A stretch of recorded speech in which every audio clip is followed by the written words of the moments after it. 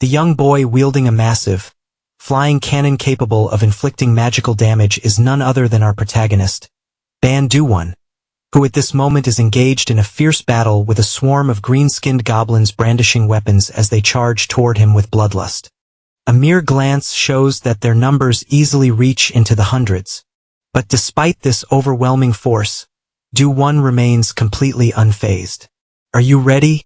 he asks in a cold voice then, without warning, something shoots forward with blinding speed. Smashing into the goblins each one struck is instantly obliterated into pieces, without even moving a single finger. Du-won watches as the entire wave of goblins charging at him is annihilated. This sudden massacre makes the remaining goblins hesitate, their courage faltering as they dare not recklessly attack again. The cause of this carnage? A flying spiked mace that hovers behind Du-won after the first assault is cleared, hovering ominously as fragments of goblin corpses rain down like a grisly shower. The remaining goblins shiver, sucking in cold breaths before retreating a few steps. As panic grips the goblin horde, a sharp arrow suddenly whistles through the air from a distance. Its aim? Directly at Du-won, yet before it can even reach him the spiked mace intercepts and shatters it effortlessly. Although the arrow fails, it draws the protagonist's attention. The goblins, too, shift their gaze toward the archer goblin with looks of utter disbelief. Surely, at this moment, they are cursing the bow-wielding fool's ancestors for 18 generations. Realizing what is about to happen, the surrounding goblins scramble aside, leaving the hapless archer exposed and alone. Relying on sheer numbers to recklessly rush forward was foolish enough. But now firing arrows blindly? If you think my power ends here, and that I ventured into the dungeon unprepared, you are gravely mistaken, Du-won declares. "Bang Manga transform," he shouts.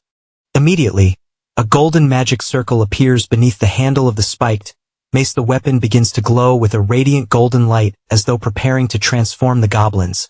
Sensing danger, seize the opportunity with the mace still mid-transformation. They unleash a collective roar to rally their courage and launch a frenzied assault. However, the transformation process didn't even take a full second. In an instant, the spiked mace had morphed into a magical cannon, its barrel glowing red as if accumulating energy. "Fire!" Du-won grinned as he spoke a single word. But to truly understand the story of this moment, we need to go back to Du-won's childhood. When he was just 4 years old, the young prodigy somehow taught himself to read holding a book with his tiny hands. He stammered through the words, "Light of my life, the fire of my soul." His attempt was clumsy, yet enough to bring immense joy to his parents. "Darling, look at this. Our boy is reading in the original language. Oh, he's a genius. I married well." The bespectacled man laughed heartily, his pride palpable as he spoke, causing his wife's cheeks to flush pink. "Oh, stop it, dear. But when did you teach him English?" she asked. "I didn't," he replied casually as soon as those words left his mouth. The atmosphere around them turned cold. How can he know languages from countries he's never even seen? He muttered nervously, while his wife's hands froze. Midnight, and it wasn't just English. Du-won began murmuring words in both Japanese and Chinese, throwing them into an even deeper confusion. Before they could make sense of the phenomenon, as if in response to their bewilderment, the door burst open. "Ha ha, our Du-won truly carries the bloodline of his ancestors. Finally, our family has birthed the one who will fulfill our clan's ancient wish. The child destined to reclaim the Tower of Babel for our bloodline," boomed a burly man as he strode into the room, holding another child effortlessly under one arm. His voice filled with triumph, looking at the old man's demeanor, which suggested he was all too familiar with this routine. The couple could only shake their heads. "Oh dear, father's at it again. Yumi. Come here," the wife said with an awkward smile. The bespectacled man sighed. "Father, since you're back, could you please wash your hands first?" "Really?" he muttered, glancing toward the old man.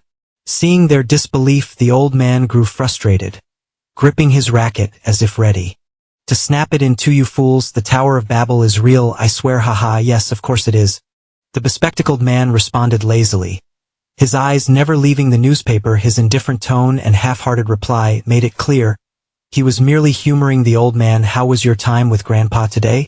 Du-won's mother asked, still determined. The old man, realizing he wouldn't sway his son and daughter-in-law, turned his attention to his grandson Do-won. "Lend me this for a moment." He took the drawing pad and box of crayons from the boy's small hands, swiftly sketching something while explaining. Long ago, in a chaotic world, the great ancestor of the Ban family possessed a unique power, the ability to help people understand each other. With this gift, he led humanity and constructed a tower that could never fall. That tower was the Tower of Babel. Hearing this, young Do-won's curiosity was piqued. "The tower our ancestor built," he asked, "is it a skyscraper?" So our ancestor owned a tower. As he spoke, his eyes sparkled like coins. Realizing that perhaps his family wasn't as poor as he had thought, he clung eagerly to his grandfather's leg. "Grandpa, where's our skyscraper?" The old man, ignoring the question, burst into laughter. "Our ancestor was a master of languages, someone who could interpret and transform any language. Never forget, we are the descendants of such a great man. I told you to wash your hands, didn't I?" The bespectacled man grumbled again. Then, hearing his grandson's question about the tower, the old man sighed and shook his head. "I don't know where it is either." This made the light in Do-won's eyes fade. "But it's supposed to be our tower," he muttered with a sense of disappointment still. The old man grasped his grandson's shoulders firmly. "There's one thing I'm sure of. Once you find it, our family will reclaim its full power and glory." When he was younger, every tale his grandfather told about their ancestors' adventures sparked his imagination. He dreamed that his unique gift for languages would one day fulfill their family's ancient wish. But as the years passed, Do-won's abilities far exceeded what anyone could have predicted. Now, Ban Do-won was preparing for his university entrance exams. He sat in his private room, staring at his computer screen as he checked his scores from yesterday. "Based on my scores, I should definitely pass," he muttered, scrolling through the results. "The Political Science and International Relations program at S University. Why are they taking so long to announce the final results?" he complained, narrowing his eyes at the monitor. Suddenly, the screen flickered and distorted. The clear display turned into a chaotic mess of static, refusing to show any coherent image. "What's going on?" Do-won wondered aloud, hammering the F5 key in hopes of refreshing the. Before the computer could recover, a strange virtual window popped up before his eyes. It appeared out of nowhere, halting his movements instantly. What is this? A blue screen. Here and these weird, squiggly letters I've never seen before," he whispered, leaning in closer, his heart pounding as curiosity mingled with unease. As Do-won read the strange text on the. His eyes narrowed in confusion. "The best academy of all dimensions. Congratulations, you have passed the document review stage." His face went pale in shock as he stood up from his chair. What is this? Why can I understand this?" He panicked, while notifications continued to pop up rapidly. "Ban Do-won, you have been summoned to the practical evaluation location. If approved, you will become a reserve student. Please prepare yourself. Countdown begins 1098. Seeing this, Do-won began to feel a sense of caution and looked around. "Who's messing with me? Ban Yumi, if you're out there, speak up," he shouted loudly. Just at that moment, his computer screen finished fixing itself and displayed a piece of good news: an admission letter. University Department. Major in Political Science and International Relations. Candidate number blah blah full. Name Ban Do-won. Date of birth XX day XX month 2001. We are pleased to inform you that the above candidate has been accepted to our university. Academic year 202X February 4th 202X. Rector of S University looking at the screen. Do-won sighed in relief. I guess I was just too nervous," he thought to himself. "It must have been my eyes playing tricks on me," he chuckled, unaware that the countdown on the green screen was still ticking down, moving to evaluation. Location in 4321. Beginning summoning evaluation. Ban Do-won, please proceed to evaluation location. As soon as the announcement ended, Do-won's figure suddenly flickered and disappeared from the room in an instant. At that moment, Yumi, Do-won's younger sister, opened the door and walked into his room, calling out, "Hey, Ban Do-won, did you pass?" "Hey, Ban Do-won," she called, but when she didn't see her brother, she was puzzled. She had clearly heard his voice just a moment ago. The scene shifted to a limestone cave, where suddenly strange magical formations appeared in the air. A flash of light burst forth, and Do-won plummeted straight down to the ground. Unable to stop himself, he let out a painful cry. Ignoring his condition, the system screen continued displaying instructions. The special practical evaluation for candidates from the secondary dimension has begun. Defeat the blind goblins and destroy the dungeon core. Back to the main character, Do-won. At this point, even though he didn't want to believe it, he had no choice but to accept his situation. This is insane. This isn't a game, so I really got summoned? With this headache? Can't be an illusion. What kind of evaluation test is this? Take me back, I didn't sign up for any exam. He yelled, holding his head however, before Do-won could lament any further. A sound of footsteps came from behind him, causing him to quickly shut his mouth in alarm. It's really coming, he thought, terrified, because in front of him were two goblins with vicious expressions, gripping wooden staffs tightly in their hands. Human, I hear the sound of a human and prey is here, they said, scanning the area with narrowed eyes. Do-won quickly covered his mouth and cautiously stepped back. Prey? Are they talking about me? Oh my god. I can even understand their language now. The words, blind goblins and dungeon core, kept echoing in his mind. What in the world is going on? Do I have to defeat them to get out of here? This feels like a game or a novel, he thought to himself, scanning the surroundings with increasing anxiety. Despite not knowing exactly what was happening, the pounding headache and the realistic sensations made it seem undeniable that this was real. The blind goblins. They're right there. I need to defeat them to escape. But how? A modern-day person like me can't beat a Hua. Do-won's inner thoughts raced, his frustration building as he struck the ground with both hands. The careless action immediately gave away his position to the blind goblins. In an instant, a wooden club swung straight at his crotch, making Do-won almost want to apologize to his ancestors. What the heck? Why are they attacking me? But then, realizing they couldn't see him, Do-won took a deep breath to calm himself, muttering, Don't panic, don't panic. At that moment, the rubber slippers Do-won was wearing betrayed him. With just a slight movement they squeaked loudly, drawing the attention of one of the goblins. It charged at him. Swinging its club, Do-won quickly dodged to the side, narrowly escaping the attack. The strike was so forceful that it left a small crater in the ground. If the blow had connected, Do-won would have been done for. Once he got to the ground, Do-won immediately pressed his hands over his mouth, lying still to hide from the goblins. Hearing the strange noise, one of the goblins asked, What was that sound? The goblin with the hat replied, Are you sure? The other goblin, referred to as the head, asked, Are you sure it came from here? Definitely, said the goblin with the hat, moving toward Do-won's position. Do-won held his breath, trying to stay as still as possible. Calm down, they're blind. But they're sensitive to sound and movement. They hunt by cornering prey using their communication skills. If I don't do something soon, it'll be trapped, with no time to lose. Do-won quickly assessed the goblin's behavior. I can use their weakness to my advantage. He grabbed a nearby rock and tossed it ahead, causing a noise as it hit the ground. Instantly, both blind goblins turned their attention toward the sound. Do-won's clever trick had successfully deceived the goblins. Hearing the noise from the rocks he had thrown, they immediately rushed toward the sound, shouting and pointing at the ground. The goblin with the shaved head, feeling around on the ground, found the two stones Do-won had thrown earlier. While it was confused by the find, it still didn't realize it had fallen into a trap behind. Do-won noticed the goblins revealing an opening, so he seized the opportunity.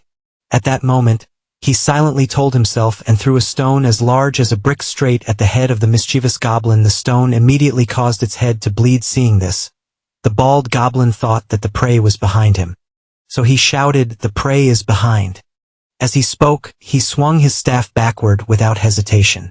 The result was that the goblin with the hat, who had just arrived, was struck directly in the face, leaving it dazed. However, before the goblin with the hat could explain, Do-won imitated its voice, warning, The prey is resisting, take it down.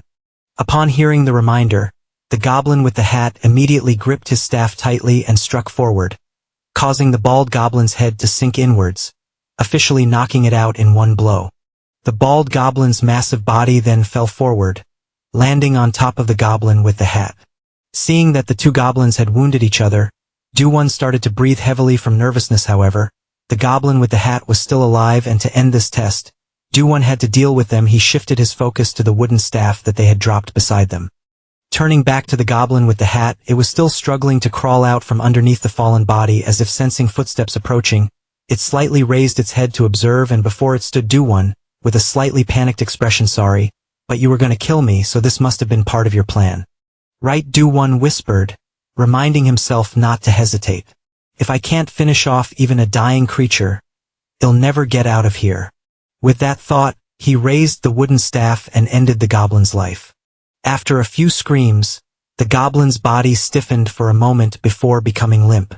Looking at the two corpses in front of him, Do-won sighed in relief. "For now, I've survived," he said, feeling lighter suddenly.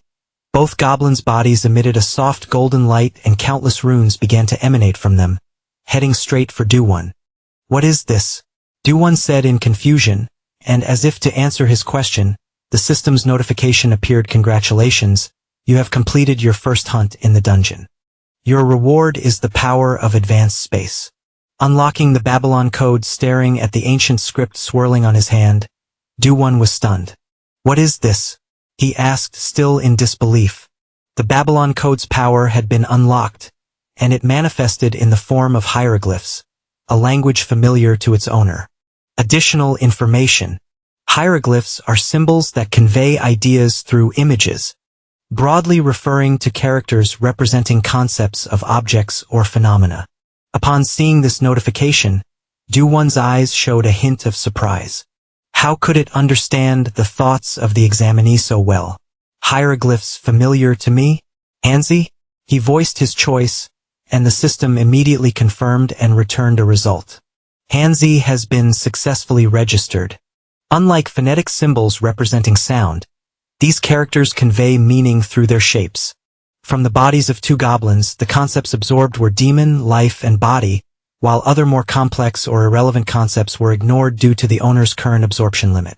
As Do-won listened to the notification, he remained puzzled. "Wait, possession and absorption?"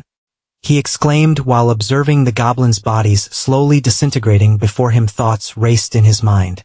"So my ability doesn't stop at language. I can even acquire concepts from objects?" As the creatures vanished, another system explanation followed. "Absorb 0.2 units of demon. Demon is an abstract concept humans cannot possess.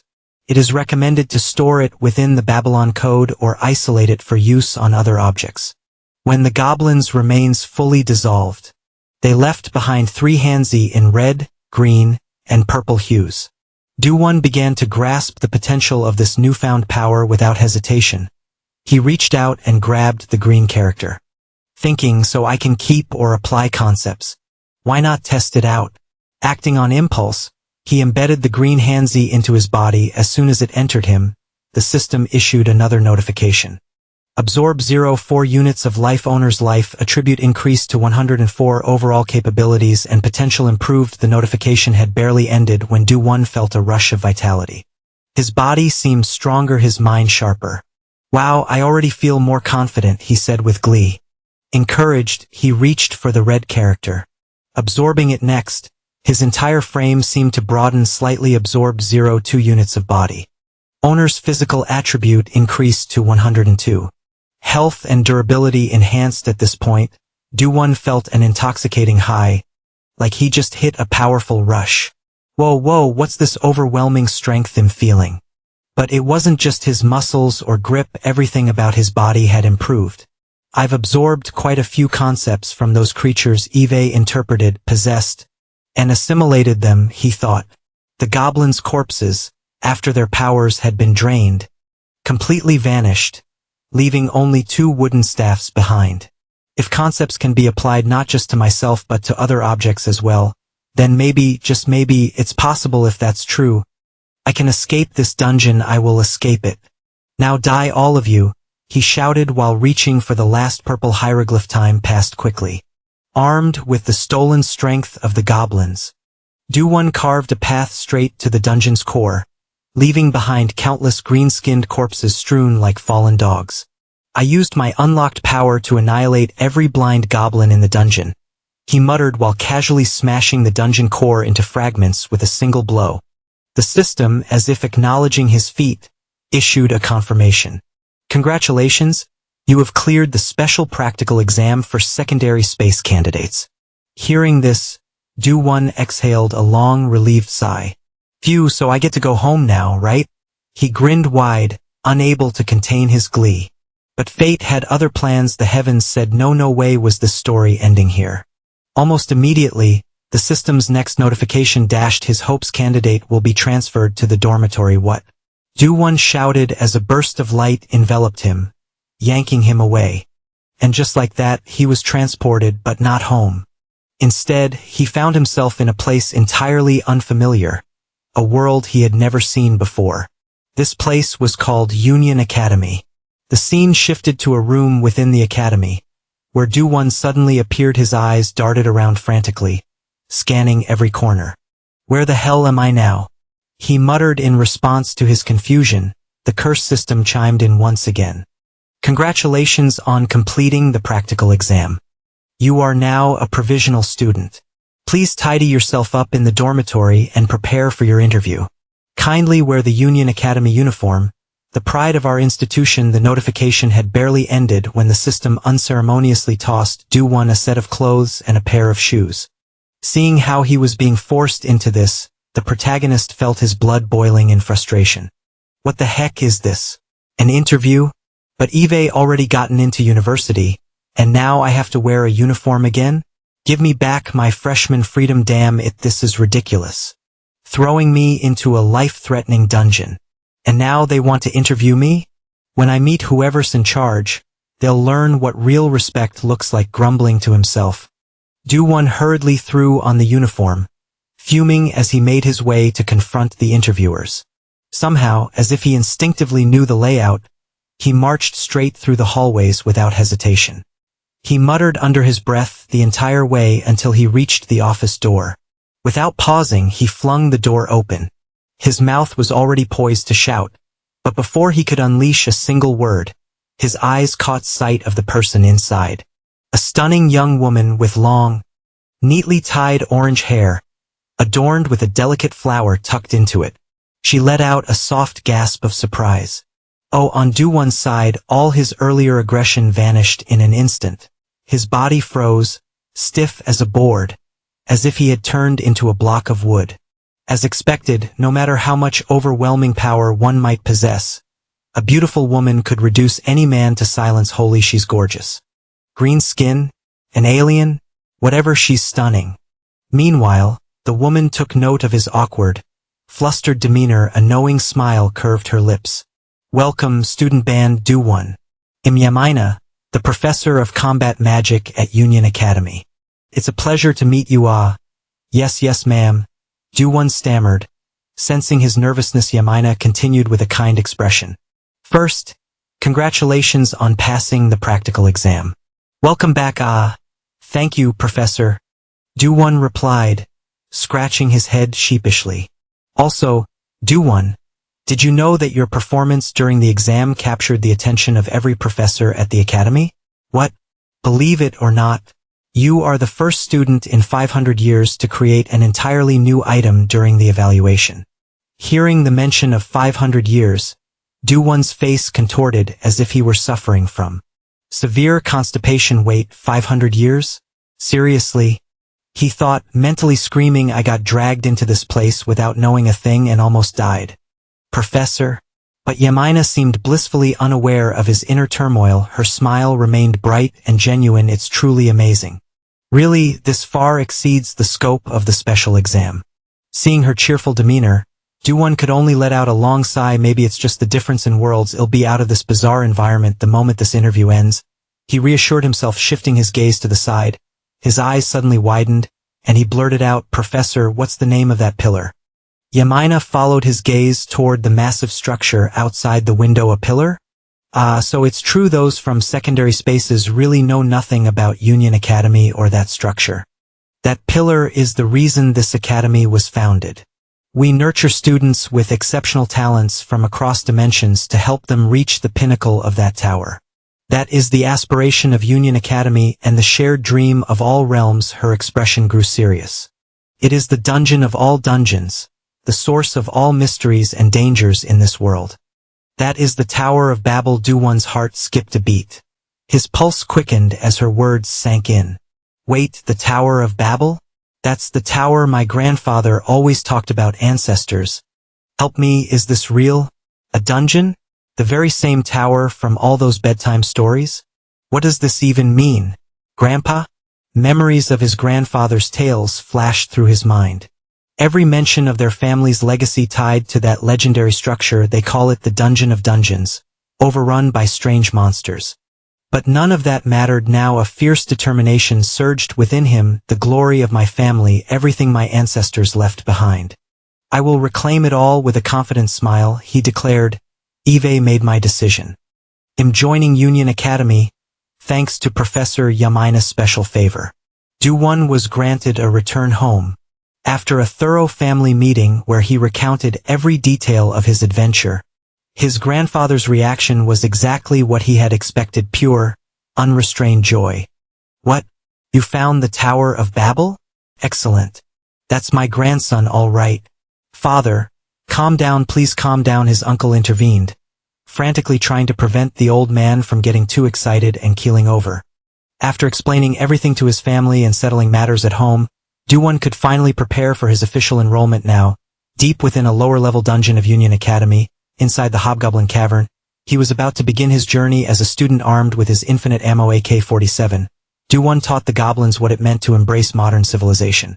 Before the creatures could even lunge at him, they were torn apart by a relentless hail of bullets, obliterated in a manner befitting the term, ripped to shreds. Calm and composed, he walked forward, sweeping through his enemies without hesitation. Here we go, he smirked, reflecting on how far he'd come in the past. My powers were limited to mere language, but now, Eve sees so much more. Demons 34, life 68, flesh 34, murder 0, 34, firearms 0, 57. A spark of excitement flickered in his eyes. Everything is different now. With his Babylon code, he could linguistically absorb and manipulate the concepts of anything he defeated. The more he harvested, the stronger he became. The very first concept he'd captured, back in that blind goblin dungeon, had been infused into a mere wooden staff. That weapon had since evolved into a formidable artifact. And this guy here? He cast a proud glance at the spiked mace currently pummeling a sneaky goblin that had dared to attack him. The mace delivered a devastating blow to its jaw, making it impossible to distinguish between teeth and gums. Is proof of my mastery? Meet the Goblin Crusher. My first creation. I imbued this thing with demonic energy, turning a simple staff into a weapon of legend. It responds to my will, shifts its form, and even fights on its own. Grinning, he caressed his deadly masterpiece with fondness.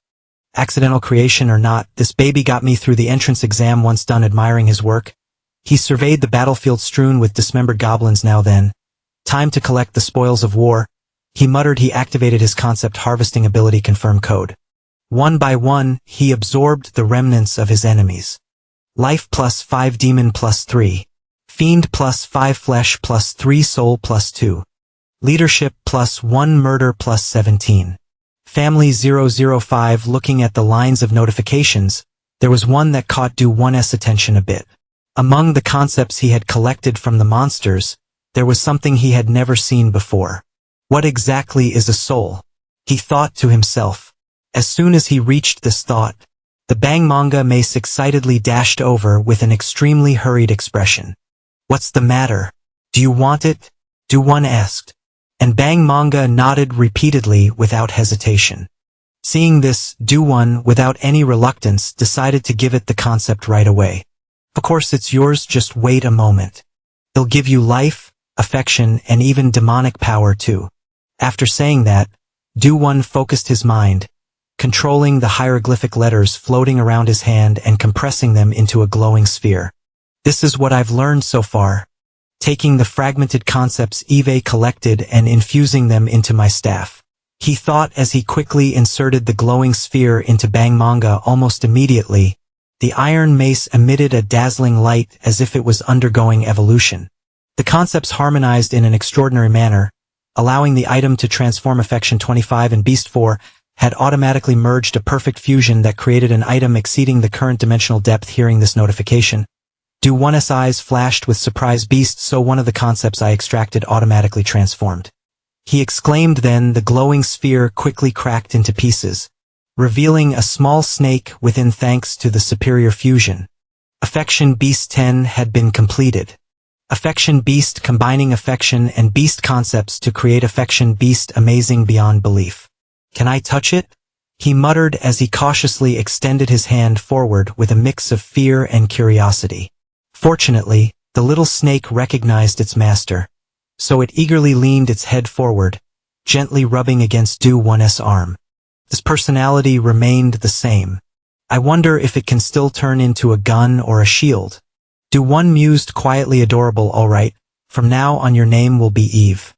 Before heading back, let's check the growth stats based on my experience, he said while focusing his eyes on the personal information panel. Do 1 life 451, physical body 32, soul 3245. Magic power 387, swordsmanship 142, leadership. Skill 1, all-seeing eye 105, all-hearing ear 100. Divine language lips 100. Let's see. Life is similar to a level in a game. Physical body represents the state of my body. But why is my soul stat so high? Things like the all-seeing eye or all-hearing ear must be related to my language-based skills. Whatever I don't understand, I'll just ignore for now. At this point, Do 1 turned to look at the little snake and asked, So, what do you think? Eve, ready to blend in with your fellow classmates now? Hearing this, Eve quickly shook its head repeatedly in embarrassment. Don't worry, the most important thing is growth stats, right? Do 1 encouraged. While at the same time, since Do 1 had completed this dungeon, the system presented a prompt. The dungeon core has been destroyed. You can now leave this dungeon. Would you like to leave? Alright, let's get out of here. It's time to attend the Union Academy entrance ceremony, he said while pressing the confirmation button on the screen. And in a flash, his body was enveloped by teleportation. Magic scene changed to the Union Academy auditorium, prepared exclusively for the entrance ceremony. The atmosphere here was lively and brimming with excitement. All kinds of races gathered, and somehow, I even noticed a knockoff Adidas brand on a signboard next to a smiling face logo simultaneously. Inside the grand hall, newcomers quickly searched for seats. And amusingly, Do 1 was teleported right into the center of the auditorium, startling a few nearby individuals while he surveyed those around him. He couldn't help but be amazed. Wow, so many people, but he muttered as he activated his all-seeing eye. The all-seeing eye, depending on its proficiency, allowed the user to read and understand the aura and mental state of targets. In Do 1's view, the attributes of other people quickly became visible, like that stone man youth whose stats read BBC, while another handsome blonde guy flaunted some intimidating stats labeled SAA. Looking at these stats, a chill ran down Do 1's spine. Indeed, it was clear that students admitted through standard procedures were leagues above someone like him, who came from a secondary space and passed a special test. They were at least 10 times stronger. But where is my seat? He wondered internally, before a voice called out behind him. Hey, if you're from the secondary space, don't wander around here, get lost over there. The speaker was a massive guy who looked like the elite boss from a dungeon raid game. But he wasn't someone Do 1 could take on just yet, so he merely waved his hand and replied, Oh, got it, thanks.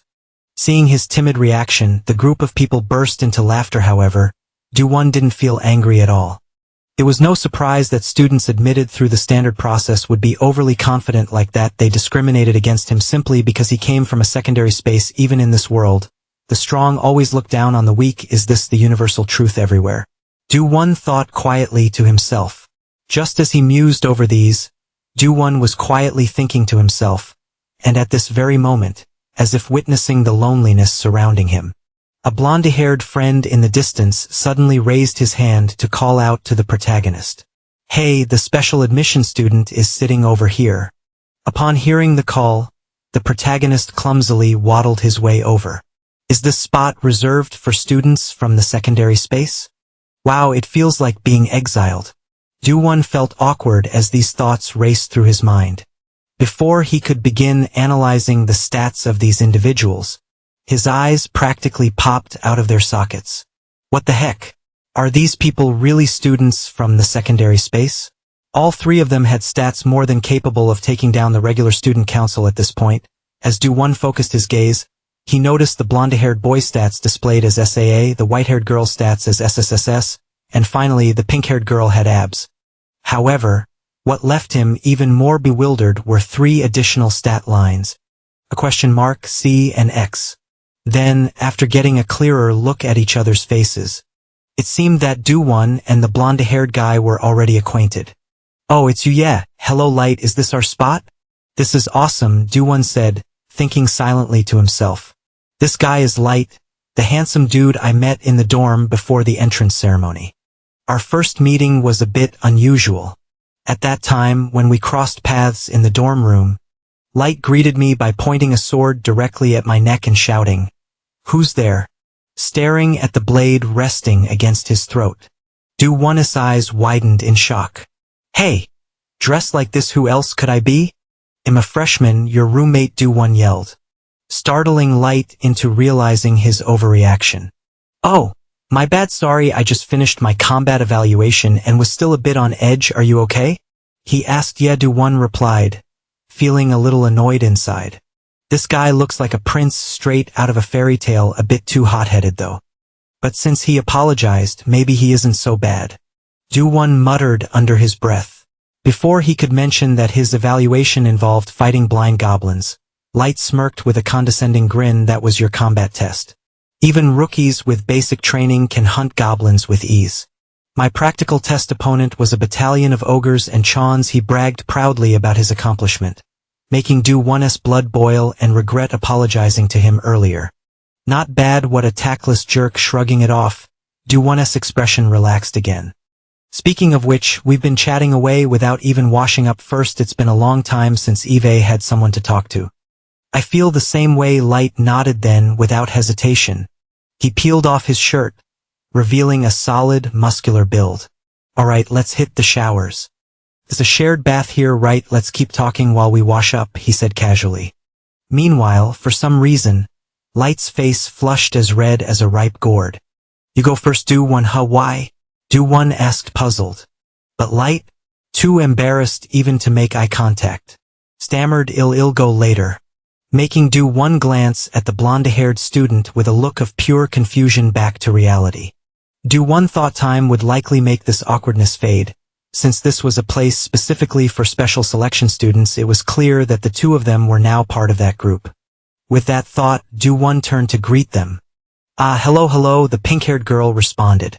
Upon seeing her innocent and cute expression, Do-won nearly had a blood pressure drop and almost passed out from how cute she was. So cute, he muttered. Nice to meet you, Do-won repeated, before turning to the white-haired girl. Ah, right, you too. Hello. The white-haired girl with distinctive black eyes stared at Do-won, making him feel slightly uncomfortable. What's wrong? Do-won asked. That thing wrapped around your arm is interesting, she calmly remarked.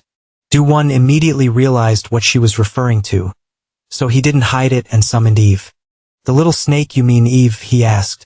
You all can see it too?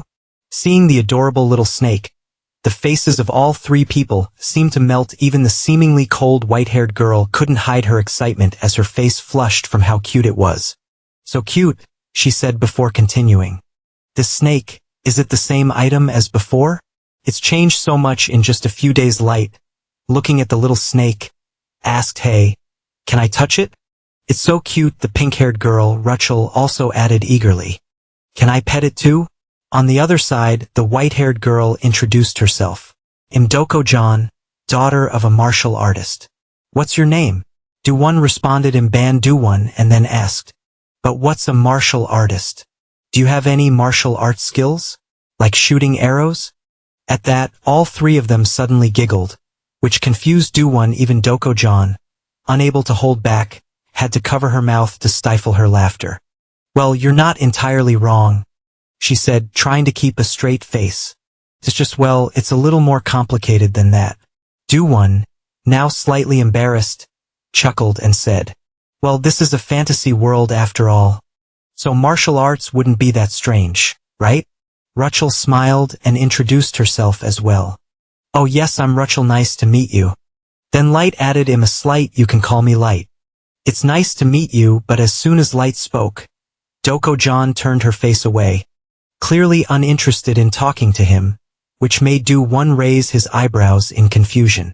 Seeing this, Do-Won could only smile awkwardly and said, "Looks like the ceremony is about to start." Just then, Do-Won noticed the beautiful Professor Yemina sitting on the stage. "Oh, it's Professor Yemina," Do-Won exclaimed excitedly. Light, curious, asked Professor Yemina, "Was she the one who advised you?" Do-Won, "Yeah, she was," Do-Won replied before they could continue talking. The lights in the hall suddenly changed, and the roof of the auditorium slowly opened, revealing the sky above the ceiling of the hall was being opened, signaling the beginning of the ceremony. "What's going on?" the group of students murmured. Looking around in confusion suddenly, a cold voice rang out. "Everyone, focus here," as the voice echoed. A terrifying pressure descended on all of them, making them feel as though an enormous weight was pressing down on their shoulders, causing fear to spread throughout the group. Do-Won, feeling the weight of the pressure, couldn't help but think, "What is this? Why does it feel so suffocating?" But he gritted his teeth and forced himself to look up toward the source of the voice. Up above, a massive, ethereal eye appeared, its voice continuing to echo throughout the hall. Now the entrance ceremony for the 557th batch of students at Union Academy officially begins. The voice seemed to emanate from this gigantic eye, which appeared so vast and imposing that it felt like a high-level entity of some sort. As time passed, Do-Won's group found themselves under the awe-inspiring presence of the eye. Meanwhile, Professor Yemina greeted Do-Won and his friends with a smile quite impressive. "Isn't it? The speech from the headmaster," she said, trying to lighten the mood. However, none of the students seemed to respond, likely still shaken by the immense pressure of the presence above. Do-Won, though, remained calm and sipped his tea, nodding impressive indeed. "Is that eye the headmaster's?" Upon hearing this, the group gasped in shock and turned to Do-Won. "You saw the eye? You actually dared to look up?" they asked, bewildered. Because of the overwhelming presence, almost no one dares to look up. It's terrifying. Do-Won was taken aback by their reactions. He had felt some pressure, but it hadn't been as terrifying as they made it sound. Still, it seemed like the presence had left a lasting impression on them all. At the same time, Doko-John continued to stare intently at Do-Won, as if trying to understand how someone so weak could possibly look at such a terrifying entity. The entity, with its special method of concealment, had completely hidden its true form, leaving Doko-John puzzled. Do-Won, noticing her continued gaze, felt a chill crawl down his spine. He quickly attempted to explain. "It's just a feeling. It felt like there was a huge eye staring down at us." Meanwhile, ignoring the fact that Do-Won had been able to look at the headmaster, Professor Yemina moved on to the main topic. "That was indeed the headmaster. You'll probably never have a chance to meet him again, unless you achieve something extraordinary or cause trouble. But it seems that Do-Won will get to meet him in person." As she said this, Yemina glanced at Do-Won with a teasing look. However, hearing that he would meet such a powerful figure made Do-Won uncomfortable. "Why does it sound like you're cursing me?" he muttered at this. Yemina covered her mouth and laughed lightly. "Haha. As your supervisor, your achievements will reflect on me as well. So, from now on, do your best." Light, hearing this, looked surprised and asked, "So, Professor Yemina will be in charge of us?" "Exactly," she confirmed, taking a sip of tea. This news left Light in shock. One of the 9 main professors will be the one in charge of us, he thought. Overwhelmed, after setting her cup down, Yemina introduced herself properly. "I'm Professor Yemina, and I teach combat magic. I've been assigned as the homeroom teacher for Class 11. Let's all strive together for the next 5 years." Light, still processing the information, raised an eyebrow. "I thought only teaching assistants were assigned as secondary students?" Yemina nodded and explained that's normally the case. "However, this year you are an exceptionally special group of students, which is why I've been assigned this role." She paused for a moment, almost lost in thought, then added with a touch of sentiment honestly, "It's so special that I wonder how only students like you ended up being chosen." As she recalled something, Professor Yemina's expression turned serious, and she turned to address the group. "While everyone is here, let me offer you a piece of advice," she said. "Be cautious of the obstacles and malice from regular students." Upon hearing this, Duan was initially surprised, but quickly grasped the underlying meaning. The obstacles and malice Professor Yemina referred to were not just about academic competition, but also included physical violence and disputes among students. If such issues went beyond the internal competition protected by the school's rules, even the professors wouldn't be able to intervene. To succeed amidst this competition, one had to be strong enough to ignore the hindrances and malice. Otherwise, from now on, you four should operate as a team, Yemina continued. You are the only special students here, and you will be teammates climbing to the top of the tower together until graduation. She then paused and smiled. That's all for the chat. The students have prepared a small gift for you. The rules and details will be explained once you receive it. With a snap of her fingers, shiny objects suddenly appeared before the group, leaving them in awe. It was a pendant. Is this for student identification? Rachel asked, furrowing her brow. It looks like a regular pendant. Yemina nodded. You can use it for identification and to access all the school's facilities. It also allows you to teleport within the Union campus. Curious, they decided to test the teleportation feature. Let's see. The teleportation incantation is, Professor Yemina is so beautiful. As soon as they finished saying the phrase, they were suddenly thrown outside, only to immediately teleport back to their original position. Professor Yemina is so beautiful, Rachel said aloud, her voice mixed with surprise. The others were speechless, unsure of how to respond to the incantation. Wow, this is crazy. Light sighed. We need this identification pendant to enter the tower, so we'd better hold onto it carefully. As Light spoke, he quickly tucked the pendant into his jacket pocket. The pink-haired Rachel raised a question. But why was only Do-One held back? Who knows? Light shrugged. Maybe it's because he sensed that terrifying presence. Dokujin offered her thoughts as she recalled Yemina's phone conversation with someone. Right now? No, we're just preparing a tea party. What a pity. Out of all the students, only he could look directly at the principal. Dokujin quietly observed the scene as the story shifted back to Do-One. He was sitting sheepishly in the principal's office, still as a lamb. What's going on? I'm meeting the principal on the first day, but I didn't do anything wrong. He thought in a panicked daze. His worried expression didn't go unnoticed, prompting the principal to speak. Just look straight at me. I am not physically here. This voice you're hearing comes from a doll sitting on the table. Hearing these words, Dowan finally dared to look at the doll in front of him and asked, Principal, no chairman, just call me teacher, the man reminded him. Oh yes, teacher, Dowan quickly responded. Without further delay, the teacher got straight to the point, cutting down on unnecessary formalities. I suppose I should explain why I summoned you here. Normally, I do not interfere with the growth of students. Whether they are strong or weak does not concern me.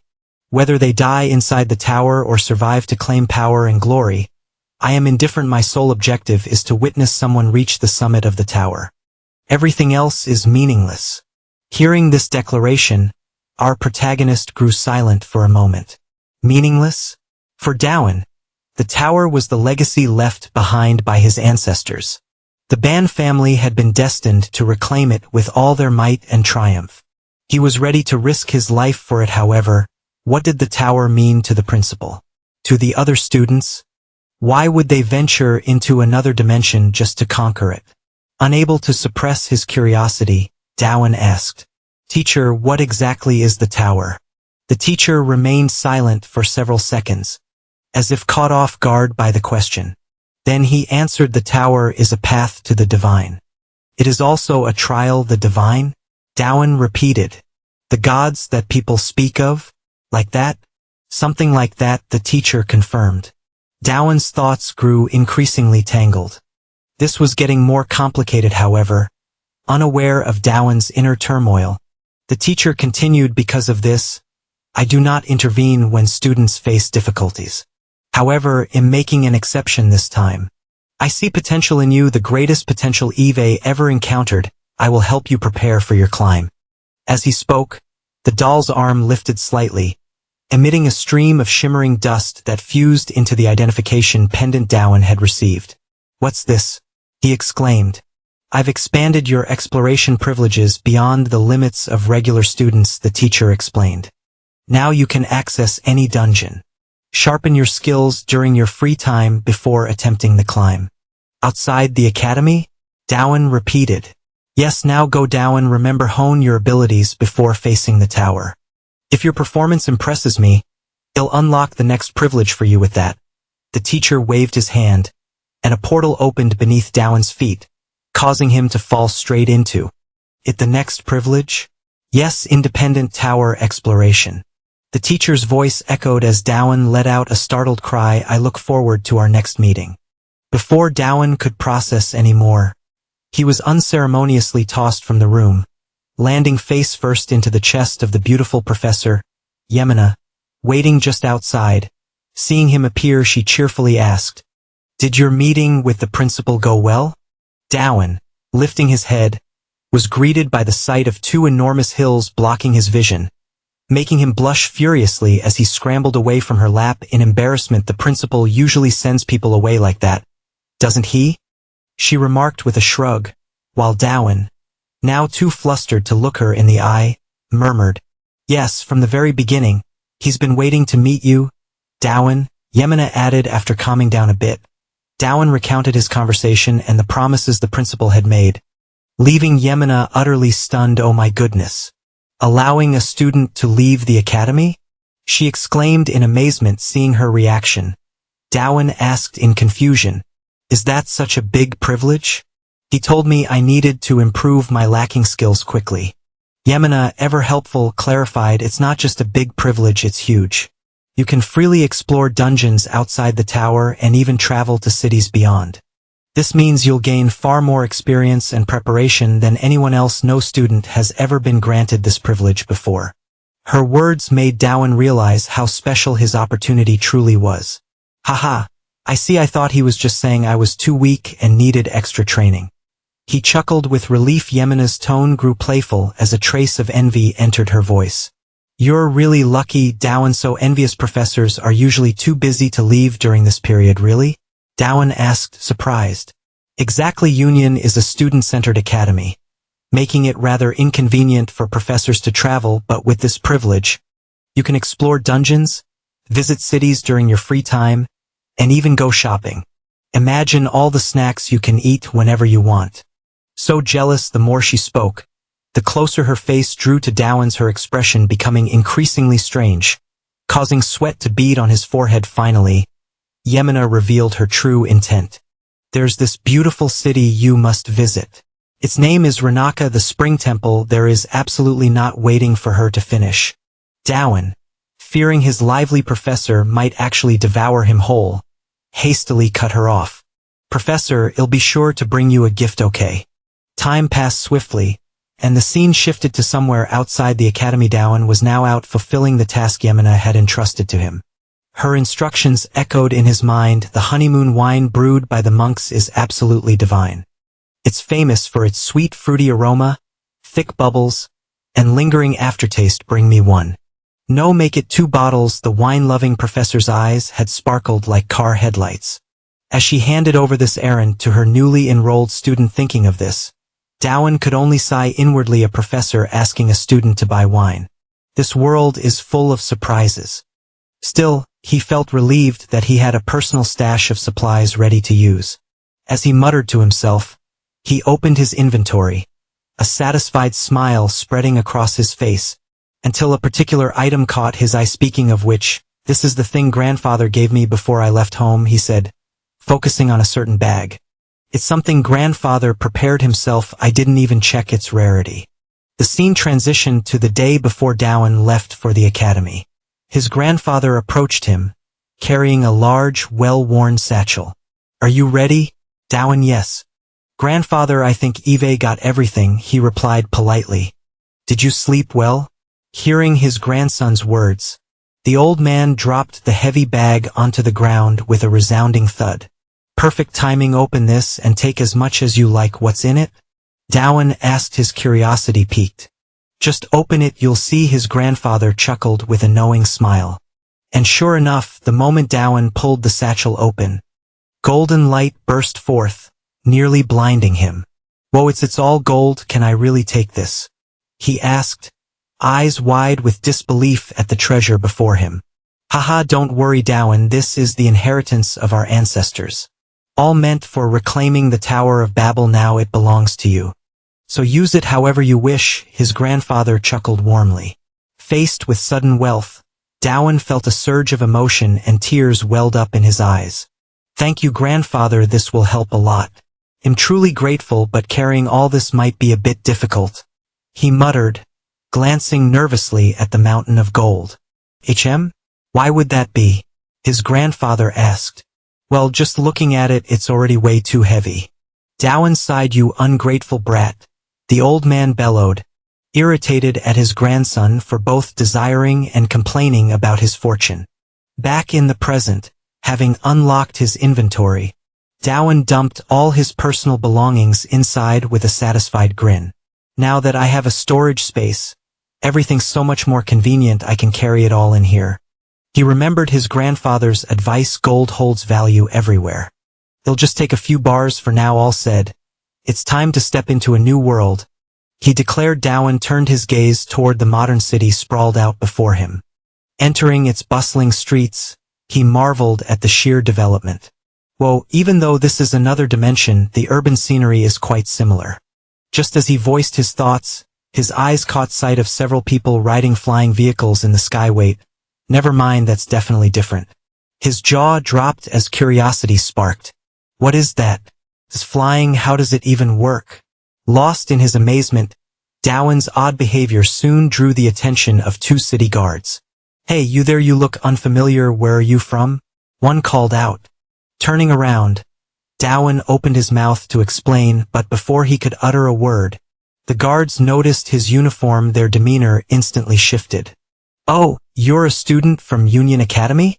Greetings, were the guards responsible for the western border of Ranaka, the academy city. Standing at attention, they gave him a formal salute. Embarrassed by their enthusiastic response, simply due to his union status, Dowan couldn't help but feel a bit self-conscious. Hello, I'm Ban Dowan, a first-year student at Union Academy. Dowan introduced himself, scratching the back of his head with a sheepish grin. The two guards exchanged curious glances before one of them asked, but how did you get here? Ban Dowan?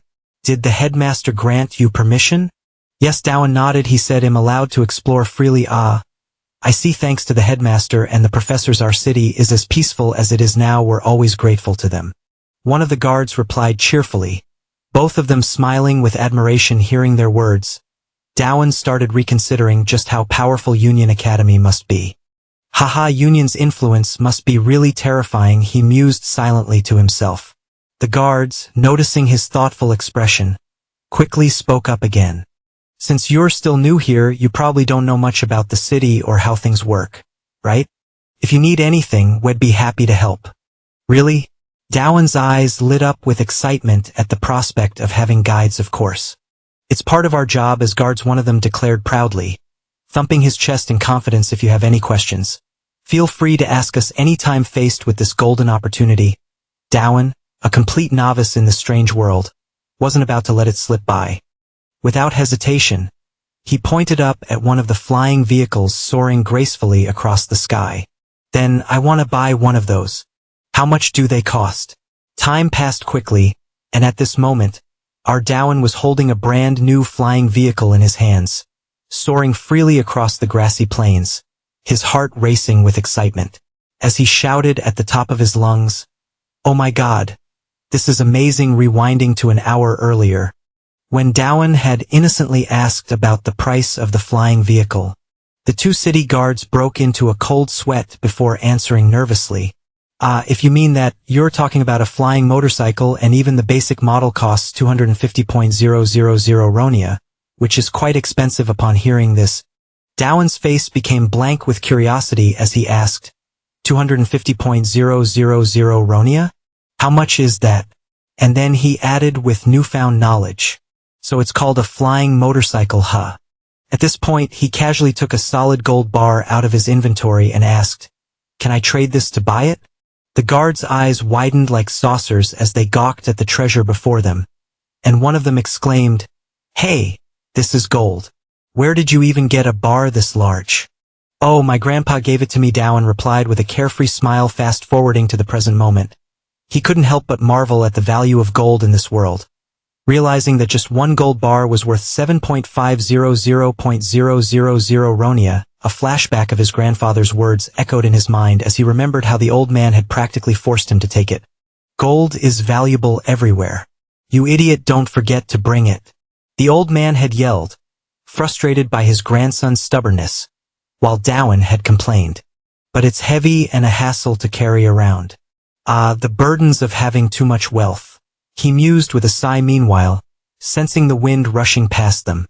His snake companion Eve materialized, slithering into view and making Dowan grin with delight. "Oh, Eve, there you are. What do you think? Just like you. This flying motorcycle is imbued with the concepts of love and demon, bringing it to life. Its name is now Lilith. So from now on, you two should get along." Declaring this proudly, Dowan admired his handiwork. As Lilith, the flying motorcycle, had been given a soul through his unique magic. He turned to Eve, whose forked tongue flicked in and out, leaving Dowan unsure if his snake was annoyed or amused, unbothered by her ambiguous reaction. He quickly refocused on his mission. "All right, Eve bought the wine for Professor Yamina, and I even created a new sibling for Eve. Everything that needed doing has been done. Time to head back," he said with a broad smile. Ready to return to Union Academy. Not long after, our troublesome main character collapsed onto the table, his head spinning as if he were suffering from a severe lack of oxygen to the brain. Groaning dramatically like a hungry puppy. "Oh no, my head," he whimpered pitifully. Just then, Light approached, clearly annoyed, as he placed a glass of water in front of Dowan with a sigh of exasperation, shaking his head in disapproval. "I'm very disappointed in you, Dowan. I can't believe you snuck out without a word right after our meeting, only to come back completely drunk." His eyes narrowed in a judgmental glare that made Dowan squirm uncomfortably, and all the poor boy could do was mutter weakly, "I'm sorry, Professor Yamina forced me. I couldn't refuse." At the mention of Yamina, memories of her iron grip on his collar flashed vividly through his mind, her determined chant echoing in his ears, "Drink up, bottoms up." Another round she wouldn't let him escape, her enthusiasm turning his cheeks as red as a sunset. "It was my first time drinking, I swear," he murmured, downing the glass of water in front of him, wiping his mouth with a sniffle. Rachel's voice chimed in from across the room. "You're practically radiating floral fragrance now. You could have told us sooner, so I didn't have to worry myself sick." Light grumbled, his frustration palpable. Meanwhile, the aloof Doko-John, who had been quietly observing from the side, finally spoke up, her gaze fixed on the floral-shaped badge pinned on Dowan's chest. "So that's the badge? You traded becoming the professor's drinking buddy for the position of class representative, didn't you?" Her question caught Dowan off guard, but he leaned back and shrugged. "Class representative? If you mean class president, then yeah, I suppose that's right. Professor Lordle oversees the four of us, so we just had to accept it." Light nodded in agreement, but just as he was about to continue, Doko-John declared, "If someone's going to represent the four of us, it should be me. After all, I'm the strongest here. You know it's true, don't you?" Her intense gaze bore into Dowan's eyes, challenging him to deny it before he could respond. Light shot back, "That's a bit much, Doko-John. We're teammates, equals, but now I really need to put this nonsense to rest. Your arrogant attitude won't do us any favors when it comes to climbing the tower. And frankly, I don't agree that you're the strongest." He jabbed a finger in her direction, his voice rising with conviction as he practically shouted in her face. However, Doko-John only responded to these questions with a sneer, shaking her head. "Haha, you just said we're equals? How ridiculous. Yesterday you were the one who asked the professor if it was possible to climb the tower alone. Where's the equality in that?" She shrugged nonchalantly, causing Light to blush in embarrassment. "That," the young man stammered, Unable to get the words out at that moment, Dowan and Rachel both stared at Light with scrutinizing eyes. "Oh right. You did say that," Dowan remarked, noticing the uncomfortable look on Light's face. Light's face flushed deeply, clearly flustered. "No, I just asked out of curiosity. It's not that I didn't want to hang out with everyone." He quickly tried to explain. Ignoring his words, Dowan leaned back in his chair, sprawled out on the table as he began to reflect. "Honestly, I thought there might be some discrimination from the start, so I was planning on suggesting we all plan together beforehand. But it seems like my team is already falling apart before we even started. I didn't really care much for being the class president at first, but now I understand why the professor chose me." "Light, you lack soft skills but have a lot of pride," Dowan thought to himself. As for Dakajian, she's super authoritarian. While she's strong, she'll definitely make others resent her. And then there's Rukil, he's very passive and his personality isn't suitable for leading or looking after others, haha. And this is the so-called special selected students. With these thoughts in mind, Dowan realized he needed to speak up before their team completely fell apart. "Wait a minute, everyone calm down and listen to me," Dowan began. "Getting everyone's attention, the class president doesn't have to be the strongest." "No, it shouldn't be the strongest," he said, presenting his opinion. Hearing Dowan's words, Dakajian squinted her eyes, asking, "Why?" "Because if the strongest person is the class president, they'll make all the decisions for the class themselves, but a class president needs to unity and can't be making decisions alone, right? After all, the class president is supposed to be the one who finds fair and reasonable solutions for everyone, so I think someone like me, who's easygoing, should be class president." "Easygoing, huh?" Dakajian said, almost laughing out loud. "Alright, well, the professor has the right to choose the class president. If that's what you say, then he'll just listen to you," she responded with a mocking smile. Seeing that the most dangerous person had agreed, Dowan breathed a sigh of relief internally. "Thanks, Light," he muttered, feeling a bit more at ease. "Phew." On the other side, Dakajian continued speaking. "From the beginning, the person I really wanted to keep here was you," she said, glancing over at Light and Rachel. "Well, even though I don't like it much, they'll have to accept these extra things if it helps me get what I want." With that, she shot a look at the two of them and said, "That's it, see you later." Without waiting for a response, the white-haired girl turned and walked away coldly, leaving Light, who was trembling in anger, behind her. "What extra things?" Light gritted his teeth. Seeing Light so worked up, Dowan quickly tried to calm him down. Calm down, Light." After briefly easing Light's tension, Dowan suddenly felt exhausted. "Oh, today's been a bit much. It feels more like a battlefield than a school." He thought to himself, "When it comes to pride, it's hard to resolve," he mused. "Take it slow, Ban Dowan," he reminded himself. But before he could rest for even a few seconds, Rachel, the Busta girl, stood up and asked, "Hey, Dowan, didn't you bring the cute little snake from before? I want to try touching it." Her eyes gleamed with excitement. "Oh no. What kind of situation is this?" Dowan sighed inwardly. Time passed quickly, and Dowan's first lesson as class president of Class 11 at the gathering of unique individuals had begun. Though its start was far from smooth, the scene switched to a fighting arena, where a guy with a rough appearance suddenly stood up and yelled, "Professor, I really want to know how strong the people who passed the special exam are." At his shout, everyone turned to look at Dowan's group with eager and evaluative eyes. The referee, dressed in prisoner's clothes, nodded and said, "For our first lesson, let's start with a battle. What do you think?" Upon hearing this, the students started getting excited, unable to hold back. "Professor, let me fight them." "No, let me step back. I'll go first." "Hey, take off that pin if you're gonna fight."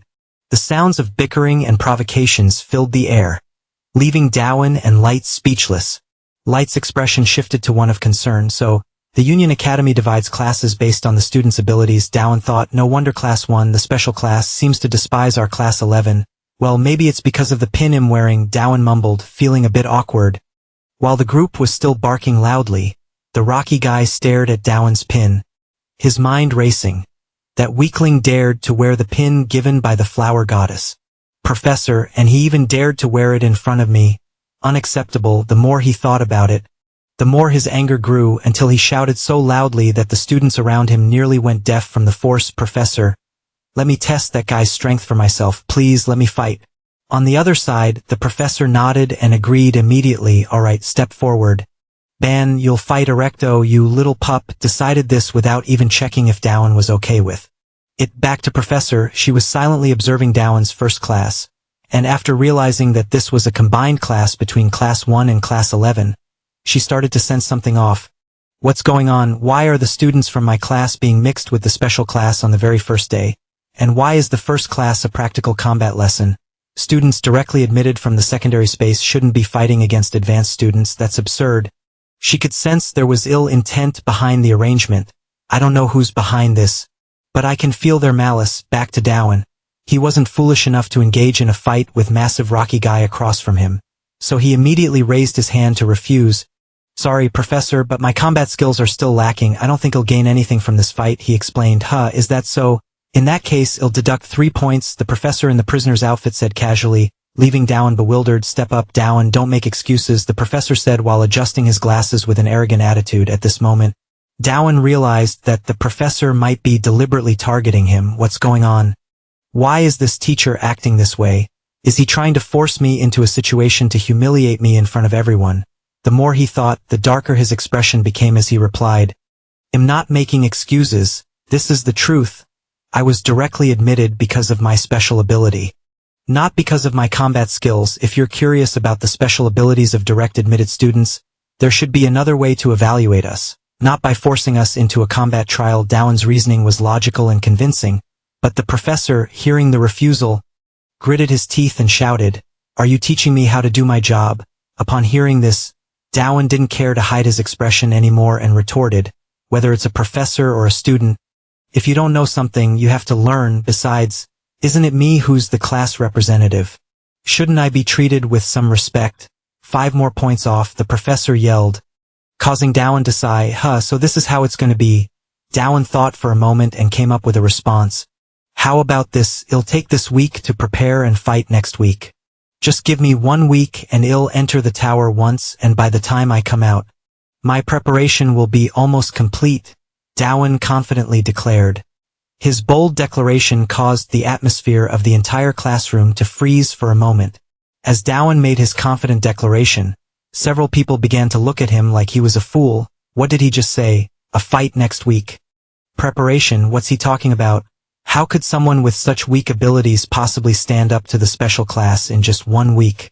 On the other side, the professor in the prisoner's outfit was grinding his teeth in anger. He just ignored what I said and set his own schedule. Fine, we'll see about that. Seeing the professor's clenched teeth, Dowan couldn't help but scoff. So what if I ignore him? He's not even a real professor, he muttered under his breath, causing light behind him to freeze in shock. The professor, trying to hold back his fury, finally spoke. All right, Dowan and Erecto. Next Tuesday, the 2 of you will officially have a public combat match. It will be broadcast live, and the entire academy will be watching.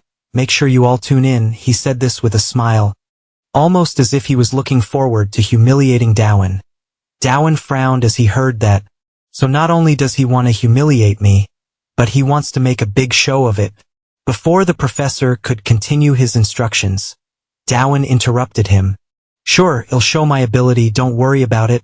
Then, turning to Erecto, Dowan smiled and said, So, Erecto, we're officially fighting next week. I'm really looking forward to it. In response, Erecto spit on the ground and sneered, You weakling, mocking Dowan and making him feel embarrassed. I don't even know why I'm putting on a happy face for this guy, Dowan thought. But he wasn't concerned with Erecto's attitude. What he was really interested in was checking Erecto's stats. When Dowan looked at the stats, they appeared before his eyes. Erecto, with stats BB, C and a life force of 250, physical strength of 300 and magic power of 120. Seeing these numbers, Dowan was reassured that postponing the match for a week was definitely the right call. Dowan could only watch as Dokujan casually took the lead in challenging anyone in the room to fight. No wonder she's from the special class, Dowan thought, impressed by her overwhelming stats. Her life force and physical strength were 5 and 10 times his, respectively, yet he couldn't shake the feeling that even with those stats, she was still not enough compared to the real powerhouses in the academy. Why do you both look so gloomy? Dowan teased, breaking the silence. Are you worried about me? But before they could respond, Dokujan had already started her own challenge, her confidence radiating from her. What's the matter? No one's stepping up? She called out, unlike the class president. Fighting is my strong suit. Aren't you curious about the special talents of the selected students? Anyone willing to challenge me? She sounded both bold and mocking, her stats even surpassing the normal framework, making the audience freeze for a moment. Even the professor in the prisoner's outfit seemed momentarily speechless. Dowan could sense the intimidating aura Dokujan gave off, a force so palpable that even he, with his relatively good ability to read power, couldn't fully decipher her full strength. Even the first-class students would have trouble reading all of her power. No wonder they're all so quiet. Dokujan, after seeing no one daring to answer, seemed to lose patience. What's wrong? If you're too unsure of yourselves, I can always pick someone, she continued, her eyes narrowing as she pointed directly at Erecto. Erecto, right? I'm sure you're not the type to only pick weaklings to fight. Come on, let's see what you've got. It'll crush you. Erecto, caught off guard by the challenge, stiffened in fear. Dowan could tell that he now realized he was no match for her. The whole room could feel the shift. If Erecto accepted the challenge for the sake of his pride, he would be severely injured, possibly unable to recover in time for the next fight. Dowan understood that, while this situation wouldn't affect him, it was a dangerous challenge for Erecto, and he couldn't help but think maybe this isn't such a good idea for him. Dowan, sensing the rising tension, felt the familiar urge to step in and calm things down. His saintly side couldn't let someone like Erecto be humiliated further, especially when he had to face the fight with Dokujan. Hold on, Dokujan, Dowan interjected, his voice steady. Sorry, but Erecto is having a match with me next week. If you want to fight him, you'll have to wait your turn. Dokujan, raising an eyebrow, turned to him and asked, Are you sure about that? Of course, Dowan replied, his tone confident. Thanks for your concern, but I'll prove myself with my own strength. The words were firm, not giving room for doubt. If Erecto was going to face a tougher challenge, then Dowan had to step up. Dokujan chuckled, her gaze sharp. I thought you were all talk, but looks like you've got some backbone. Alright, I'll let you do it your way. She then turned back to the rest of the crowd. So, besides Erecto, is there anyone else willing to step up? Anyone at all? The room was still, the students too intimidated to make a move. No one, she repeated, her voice laced with disappointment.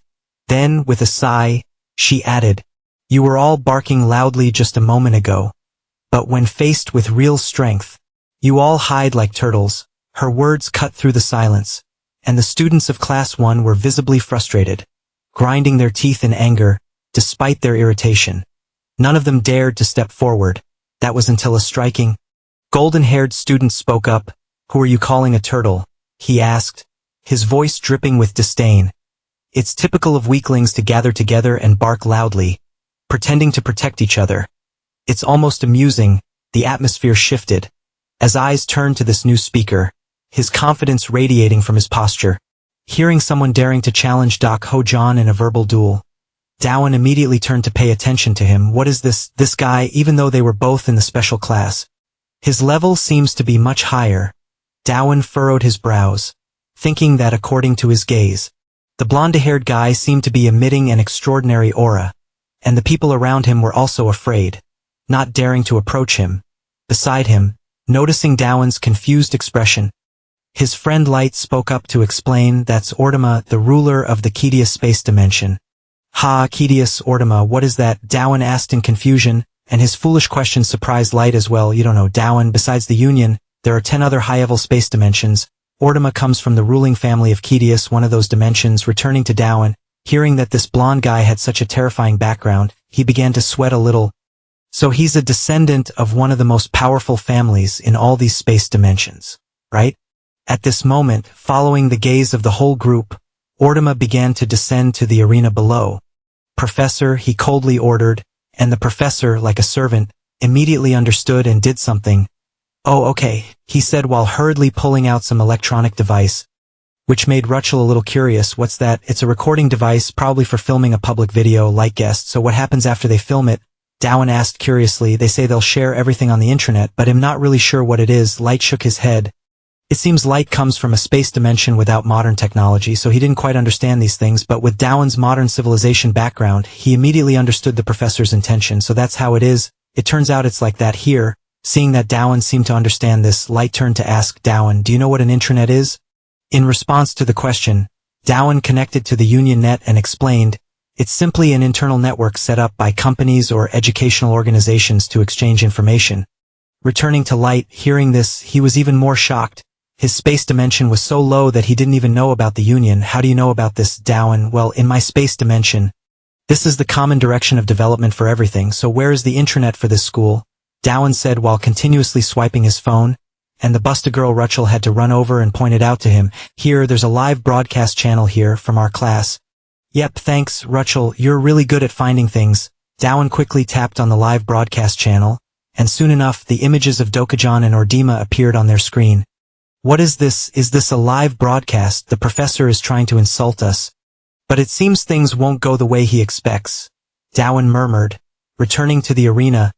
At this moment, both Dokujan and Ordima exuded a powerful aura, and after staring at each other for a while, Ordima spoke, "Make your move," in response to his words. Dokujan smiled confidently. "If you're weaker, then you go first," she said, extending her hand forward in a provoking manner. "Weaker? Let's see how long you can act tough, Neil," he said, extending his hand forward, simultaneously unleashing some sort of power directed straight at Dokujan. From the group's perspective, they could see Ordima's palm emitting a wave of some kind, and as it reached Dowan's group, Dowan immediately felt a heavy pressure weighing down on his body. "What is this? It's different from the language power I have. It's like water flowing from high to low, like how we can't live without air. It's like a natural law. Everything in this space is forcing me to kneel before him, as if it were a matter of course. Could it be distorting the natural laws?" Dowan speculated, and Light, hearing this, turned to Dowan. "Have you figured out the principle behind that ability?" "Yeah," Dowan replied, but before he could explain, Rukul, trembling, clung tightly to him, her eyes filled with fear as she looked ahead.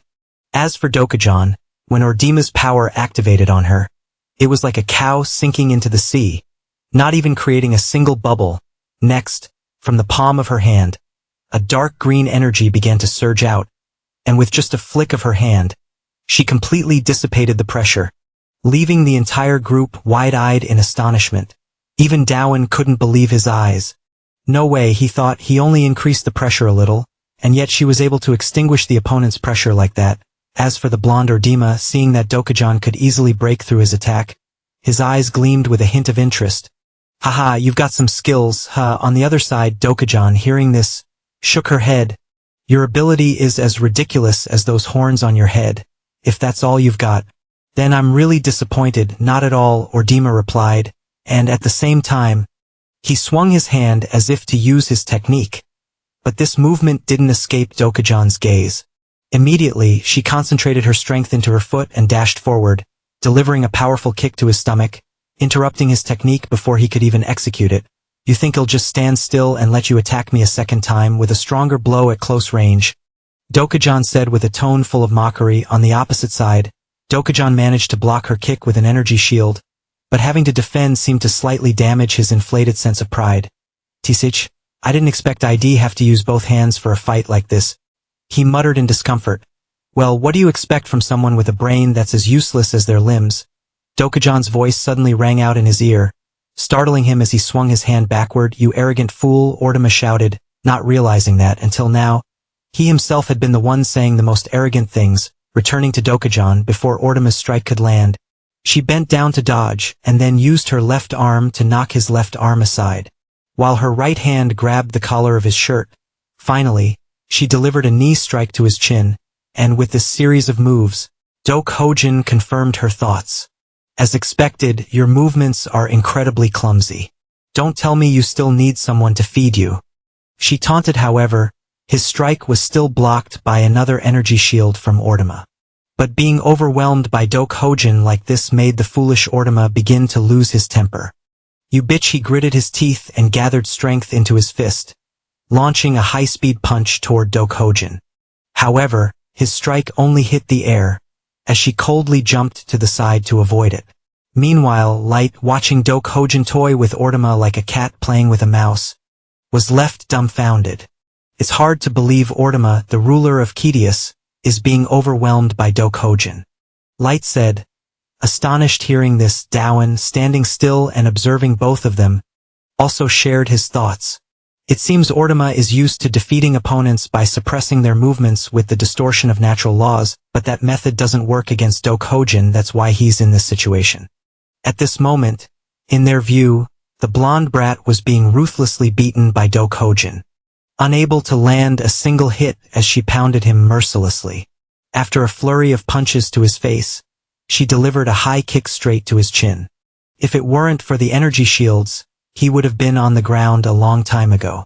Returning to Dowan, our commentator continued to provide his analysis that Guy, although he has superior power and physique, clearly doesn't exercise regularly. The man sneered, which left Light somewhat amazed at his observational skills. He could even spot that Dokujin can fight Ortama in hand-to-hand combat, and Dowan can see through the abilities of both of them.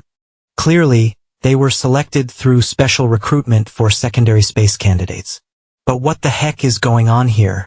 Back to the fight. At this point, Ortama didn't even have the chance to fight back anymore, as Dokujin's punches came at him with godly speed. How dare you disrespect me? The fool shouted, completely unaware of the situation he was in, and the answer for him came immediately when Dokujin's fist landed squarely on his face, and the energy shield couldn't stop the punch. You came here just to flap your gums, or is your tongue too long and you want me to cut it off for you? Dokujin said in a heavy tone back to Ortama, completely infuriated by being continuously suppressed. The little dog had finally lost it, as a symbol of overlapping rhombuses appeared on his head and his entire body began to radiate intense power. Slamming both hands down on the ground, he cracked the arena floor into many pieces. You damned bastard. How dare you insult me like that? I will never forgive you if you want to die so badly. I will fulfill your wish, Ortama shouted, howling like a mad dog.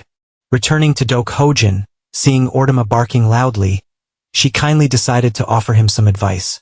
Death isn't a concept that a child like you can easily speak of, she said, while beginning to gather magical power, wrapping it around her arm. Then she charged forward to teach the blonde guy a lesson.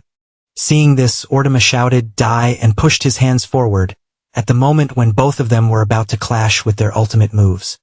Suddenly, the voice of Professor Yamina rang out. "Enough, that's enough," she said, clapping her hands, which caused both of the newcomers to freeze in place at that moment. The entire arena was filled with the sight of flowers. As both Intranet and Ortama gazed at the magical scene before them, they were momentarily stunned. When Yamina saw that both had stopped, she continued speaking, "Our academy does not encourage students to fight to the death. It would be better if you reserved that attitude for tower climbing. Do you both understand?" After advising them, she snapped her fingers, dispelling her magic, causing the flower garden to gradually fade away. Meanwhile, on the stands, Duin began using his mind to think, what's going on here? Is this an illusion? But in the illusion, I can still smell the strong fragrance of flowers. Turning back to Ortama, upon seeing Yamina's appearance, he realized that he couldn't continue the fight, so the foolish guy could only click his tongue in frustration and turn to leave. However, what he didn't know was that the professor's intervention had saved his life. If it weren't for that, Dokujin would have shown him what it meant to smell the dirt. Early on, returning to Dokujin, not paying attention to the weakling's attitude, she turned to speak to Yamina. "You're really strong." In response, the female professor gave a bright smile, and Dokujin sighed before returning to her position. "Welcome back," Duin said. Hearing him say that, the white-haired girl turned to ask the godlike figure, "What do you think?" "Pretty great, huh? Just watching is useful too," Duin smiled, "especially since a rookie like you is witnessing such a fiery battle for the first time." However, she didn't wait for our main character to finish his sentence before suddenly Rachel rushed forward and clung to his back from behind, causing the group to be a bit puzzled. "Rachel, what's going on? Do you still fear Dokujin?" Duin furrowed his brows as he observed her uncontrollably trembling posture. "Haha. How cute, don't worry. Come on out." "Haha," Duin said with a smile, while Rachel stubbornly clung to his back and refused to move. On the other side, Professor Yamina's annoyed voice also rang out, drawing everyone's attention. "You're going to be in trouble, Professor Farrell. The first class of the day, and you already allowed a sparring session. Not only that, but you also turned a blind eye when things went too far. You know this was a serious mistake, right?" "I'm sorry," the teacher in a robe stammered. This isn't something that can be solved with just an apology, so, Professor Farrell, you better prepare yourself, Yamina said arrogantly, before walking over to Duin. By the way, as class president, the most important thing is character. Duin, why are you wearing your pin upside down? She added, gently adjusting the pin on the chest of our protagonist in a very intimate manner, causing the students behind them to go wild with admiration. However, as if unaware of the gaze, after fixing the pin, Yamina left with a smile. Well then, Imhoff, have a nice day, she said as she walked away, watching her retreat. Duin could only chuckle awkwardly. Haha. Our professor came here to stop the fight, but ended up fueling even more discontent. He muttered, and even without turning around, he could feel the malicious stares of the first-year students directed at him. Just that weakling, I won't let him off. One of them gritted their teeth. Time passed quickly, and news about the battle between Dokojan and Ortama spread among the new students. Hey, have you heard? The new girl from the secondary dimension actually dominated Ortama. Not just even, but totally overpowered him. Secondary dimension? Are you kidding? What's going on? Wow, why are all these freshmen so stunning? That pink-haired girl is so cute. I agree, but don't talk nonsense. Ortama is the top pick for the freshmen. Who dares to touch him? Yeah, agreed. Let's go check out the video that Professor Farrell posted on the intranet.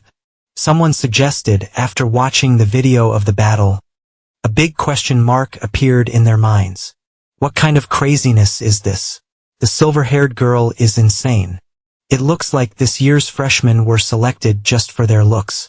That silver-haired girl is incredible. I love silver-haired sis from today on. I'm her fan. The dog-like fans kept commenting, before they began to turn their attention to Duwon. They wondered why this guy was negotiating with Professor Farrell, a master of negotiation and a sharp talker. Oh my god, it's Professor Yamina, the goddess descending to earth. Wait a minute, what is this? Please don't. What is going on? Who is this guy? Can someone provide information about him? Haha, all the guys were mentally crushed. What is happening? Who is he? Curious comments started appearing, and of course, our main character Dune could also see these comments. But he didn't feel any joy about becoming famous. It seems like the whole world is talking about us, Dune said with worry. On the other side, Light's head had begun to steam as he couldn't understand all these high-tech devices. Haha, I don't understand internet language at all. Turning towards Dokojan, after reading the comments, her special eyes slightly narrowed. This is strange. How can this guy be the #1 expectation? No way. There is at least one person in that class who is much stronger than him. Dokojan said while recalling the scene of a girl dressed like a mage sitting in a corner. Before she turned to ask the main character, I thought you noticed too, to which Dune just shrugged. Haha, I was too focused on your match. Returning to Light at this point, he had collapsed onto the table. But Dune, they're mentioning your name all over the community. Right, master of negotiation. What does provocative mean? Since they can't touch the person daring to challenge the #1 expectation, they've started criticizing me instead. Dune sighed and said, that's not the only topic of discussion, is it? Dokojan added. On this side, Light glanced sideways and then said, come to think of it, don't we usually sit far apart like this? He exclaimed in surprise, not understanding why, but the large-breasted girl Rachel purposely sat at another table. And now, her whole body was still trembling non-stop, which made the atmosphere of the meal feel tense. It seems like Rachel sensed something from Dokojan. Or maybe she was too scared to approach. I wonder what it's like when they share a room. Maybe she's still tense from last time. Or maybe he'll use this to help her feel more comfortable. People always need a bit of sweetness. Thinking this, Dune immediately took out a jar of jam from his bag. This is fairy jam created from Dune's combined abilities. Extracted from tens of thousands of fruits condensed, with a special effect. Although light, it helps boost the overall development of stats. Look at this, the Dune spoke up, drawing everyone's attention to the jar. Here it is. Seeing the curious expressions from both of them, the gun system player didn't make them wait long. Haha, surprised, right? Hey, race your bread, Dune said, as he twisted the jar's lid. And as soon as the lid was opened, a soft, sweet fragrance spread throughout the air. The moment this scent reached Rachel's nose, Her eyes widened, and she immediately turned to look at the group. At that point, Dune had already spread the jam onto some slices of bread. "Here, try it," he said as he pushed the plate of bread towards Light and Dokhojian.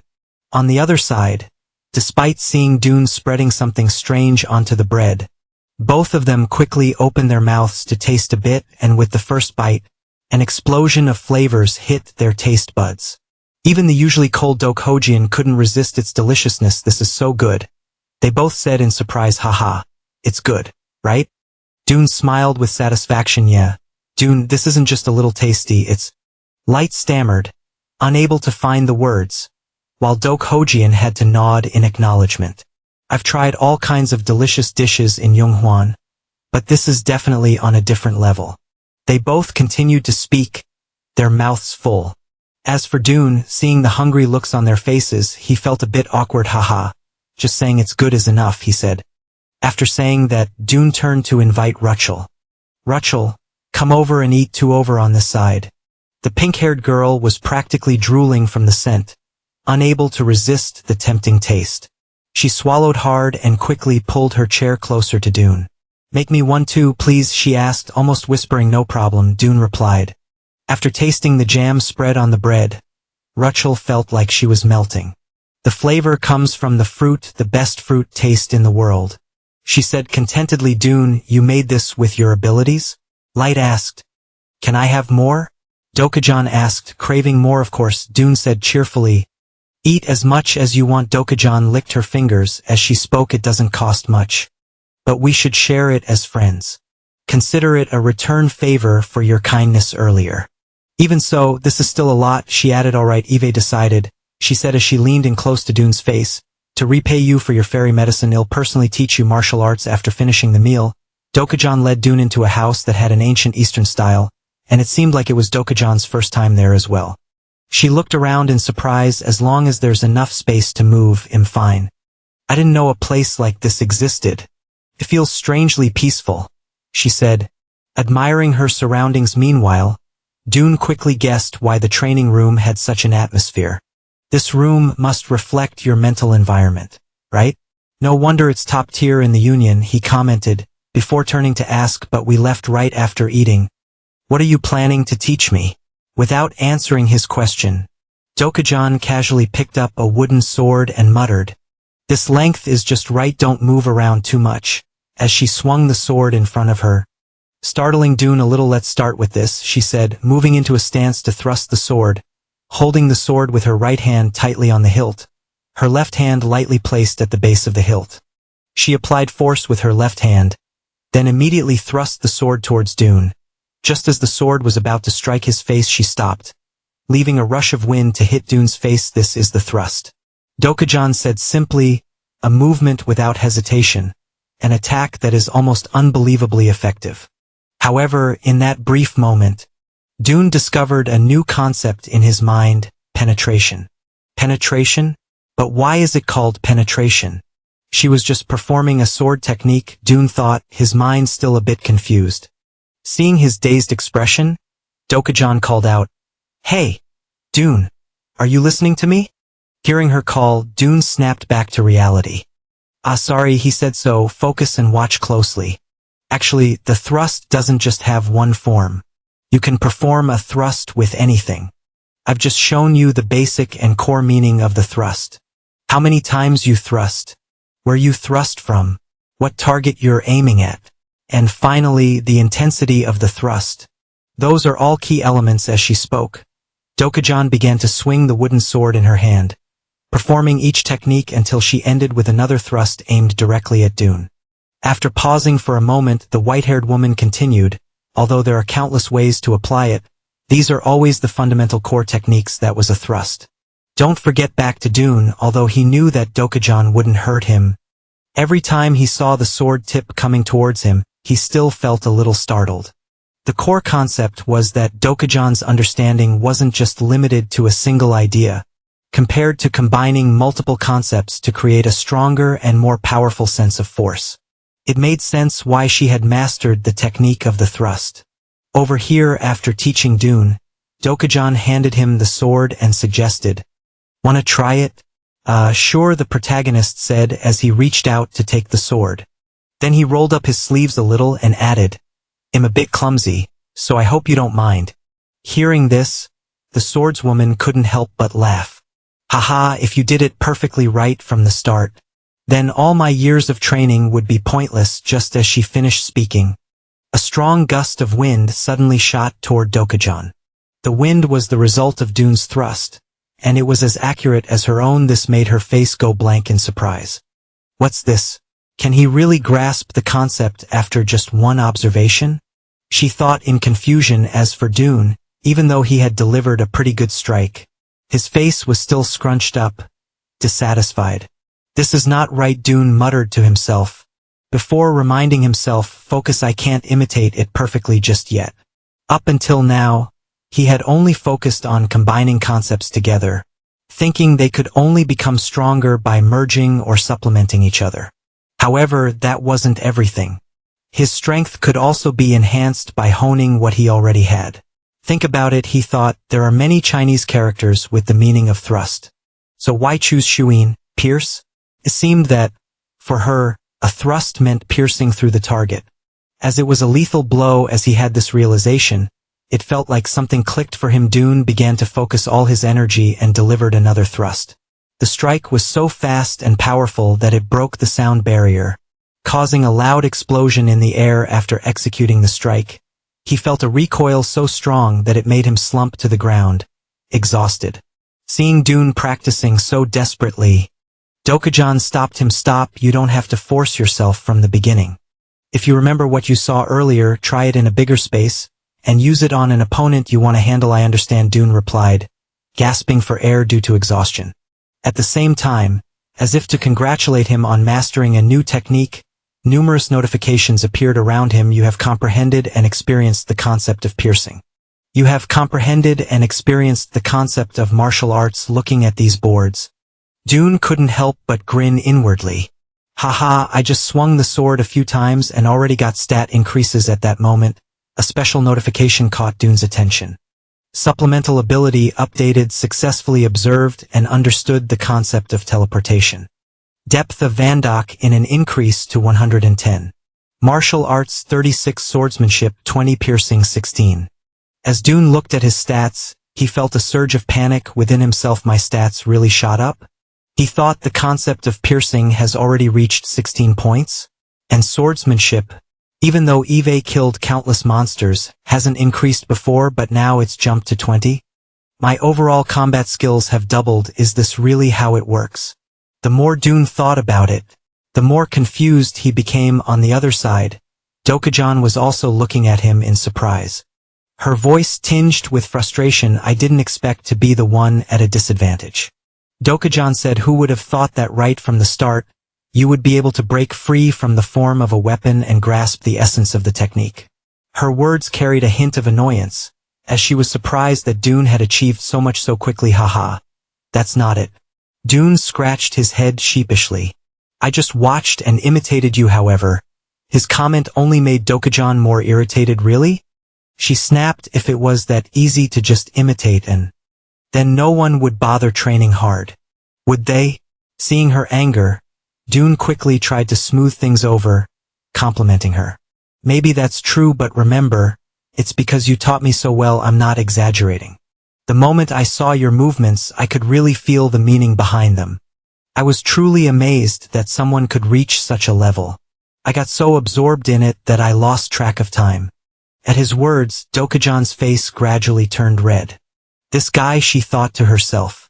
"We haven't known each other for long, and yet he's able to say things like that so easily."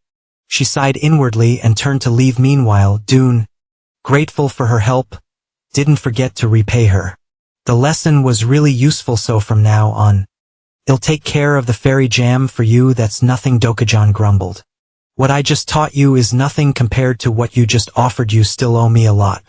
"What? Really?" Dune was flustered. "What should I do now?"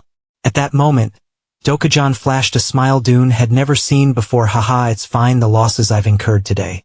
I'll make sure to get back tenfold later. Just wait for it. Right, it's class time. We should head out," she said, changing the topic. "Ah yeah, that's right," Dune said, A little clueless after waiting for Dokkajan to teleport away, Dune muttered to himself, I didn't expect her to have that kind of expression. Switching scenes to a hallway inside Union Academy, Light and Rachel were casually walking along when a few students from a nearby class seemed to recognize Rachel and stepped forward to block her path. Hey, little sister, where are you from? One of them asked, the sudden question causing Rachel's face to freeze in surprise. In the back, Light noticed that these guys were trying to cause trouble for Rachel. So he immediately rushed forward, positioning himself protectively in front of the pink-haired girl. The green-haired guy raised an eyebrow and glanced at him. What's this? He asked irritably. Light responded right away, she's my classmate. What do you want? His voice was cold. For some reason, the green-haired guy felt a surge of anger rise inside him. Huh? What's a lowly insect like you doing interfering here? Get lost, he bellowed. At the same moment, Dune and Dokkajan arrived on the scene. Phew, hope we're not too late, Dune said, drawing the attention of everyone. Perfect timing, Dokkajan added. Dune noticed his friends standing in front and asked in surprise, huh? What are you two doing? Why aren't you in class? Across from them, the green-haired guy clicked his tongue in annoyance. Realizing the group knew each other, he muttered familiar threats. TSK, watch yourself, punk. Then turned around and left with his two lackeys. Dune, who had just arrived, was left clueless while Rachel stammered. Thank you, her voice trembling. What's up with them? What happened? Dune asked, confused as he watched their retreating figures. Time passed, transitioning to inside the lecture hall. A bald, gray-haired professor was explaining the Academy's history. So, the history of the Union didn't begin when the president founded the Academy, but dates back to the appearance of the tower in the primordial space. Meanwhile, in a corner, the three lackeys from before were filming Rachel, making obscene comments. Wow, another one for the collection. The bald one muttered with a sleazy grin. The red dog seated between them shot her a contemptuous look. What's the point of trash like her climbing the tower?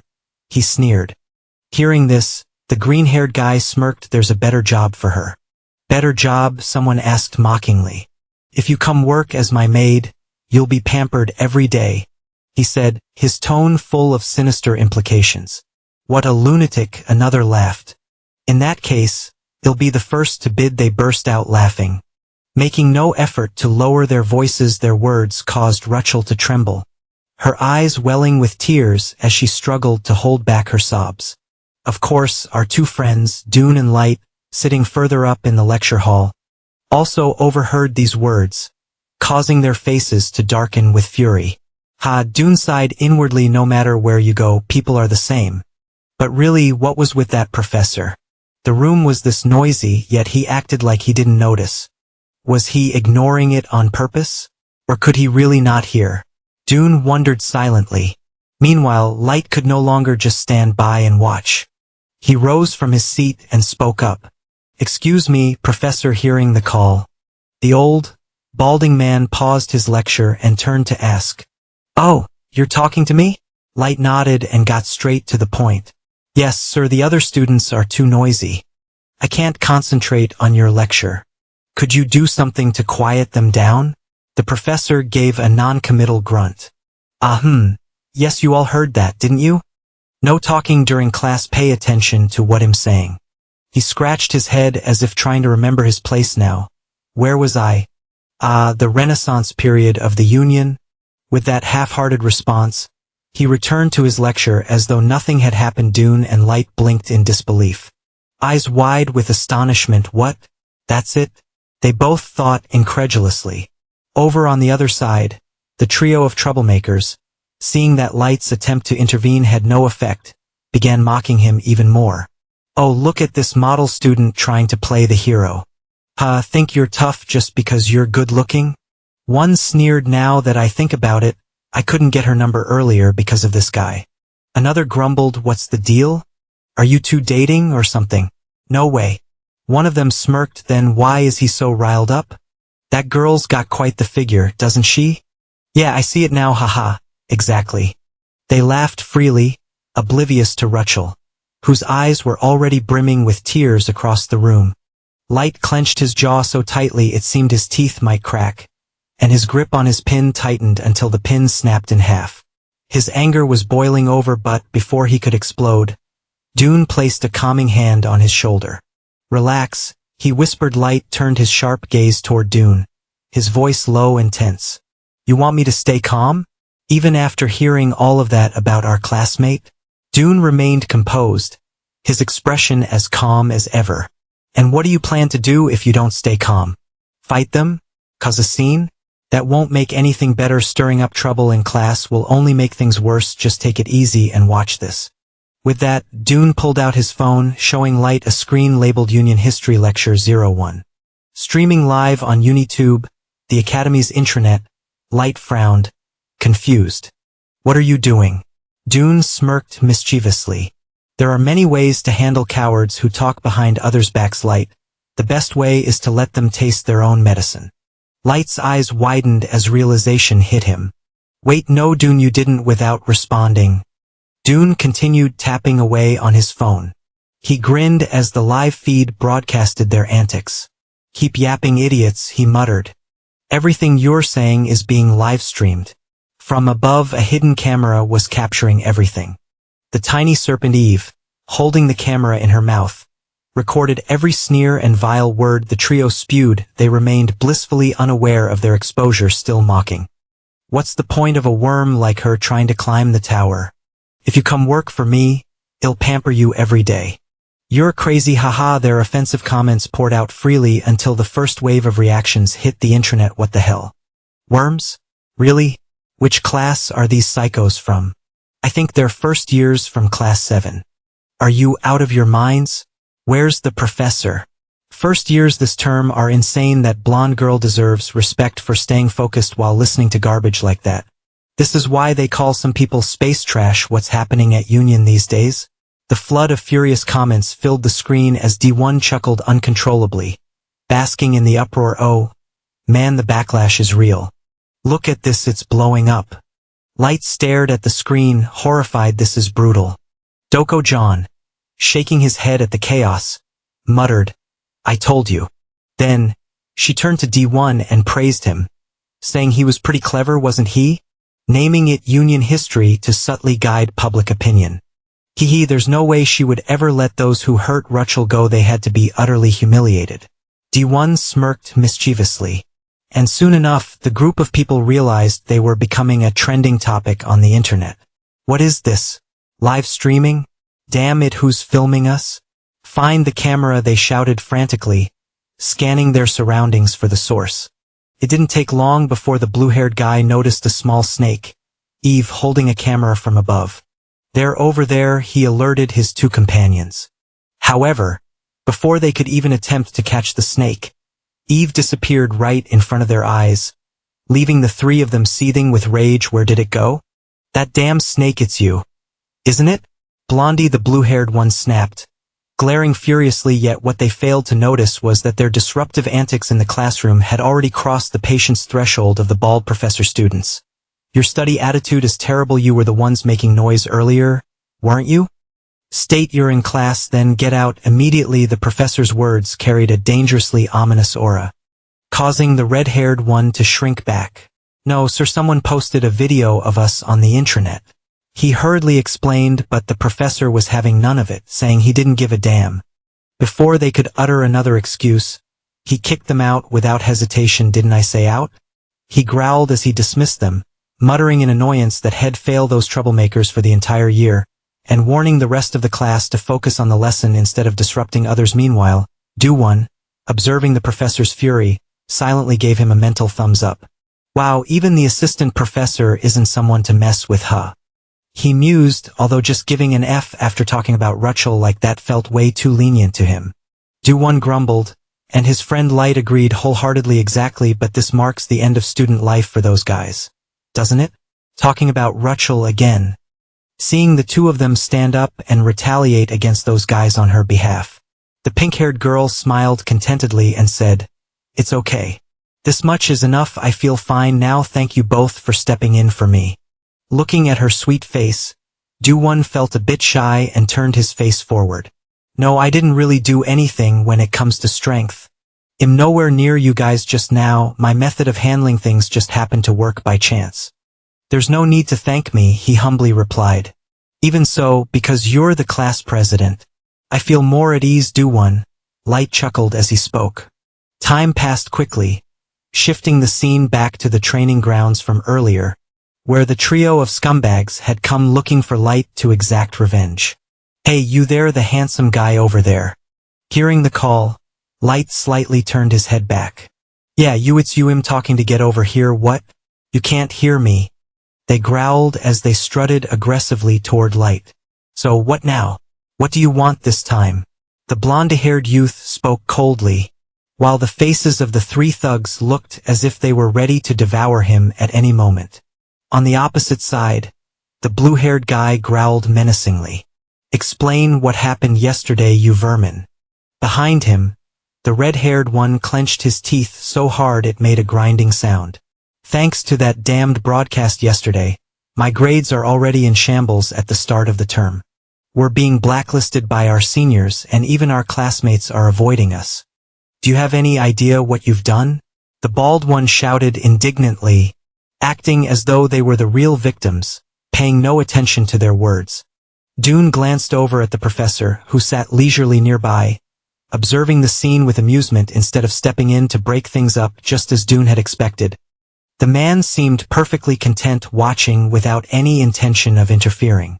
Look at this, 3 students armed with sharp weapons against us, and the professor doesn't even bother to intervene. It looks like neither the professors nor the students here have any regard for people from the secondary dimension.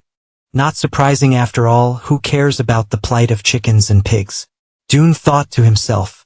Meanwhile, Rachel quickly moved to hide behind him for safety back at the confrontation. Both the blue-haired and red-haired guys tightened their grips on their weapons and spat at Light's face. What did you just say? You bastard, say it again. The blue-haired one yelled at the top of his lungs, as if afraid anyone had missed his outrage. Seeing how deaf they seemed, Light felt obliged to remind them. It appears you didn't quite get it, so let me repeat it clearly. If you want an explanation, ask politely and stop acting like savages. He spoke in a voice as sharp as ice, and being insulted by someone from the secondary dimension made the trio of imbeciles tremble with rage, as if having a seizure. What did you say?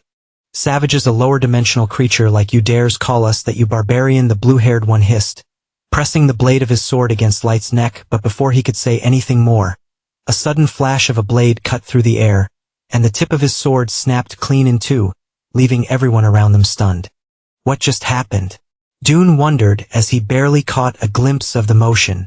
An entirely new concept seemed to dawn on him. An unexpected discovery in the blink of an eye. Back to Light, he now held a sword radiating a dazzling brilliance. Didn't I already tell you? If you ask politely, he'll be happy to answer, he said, pressing his radiant sword against the neck of the blue-haired one, causing him to immediately collapse to his knees in sheer terror.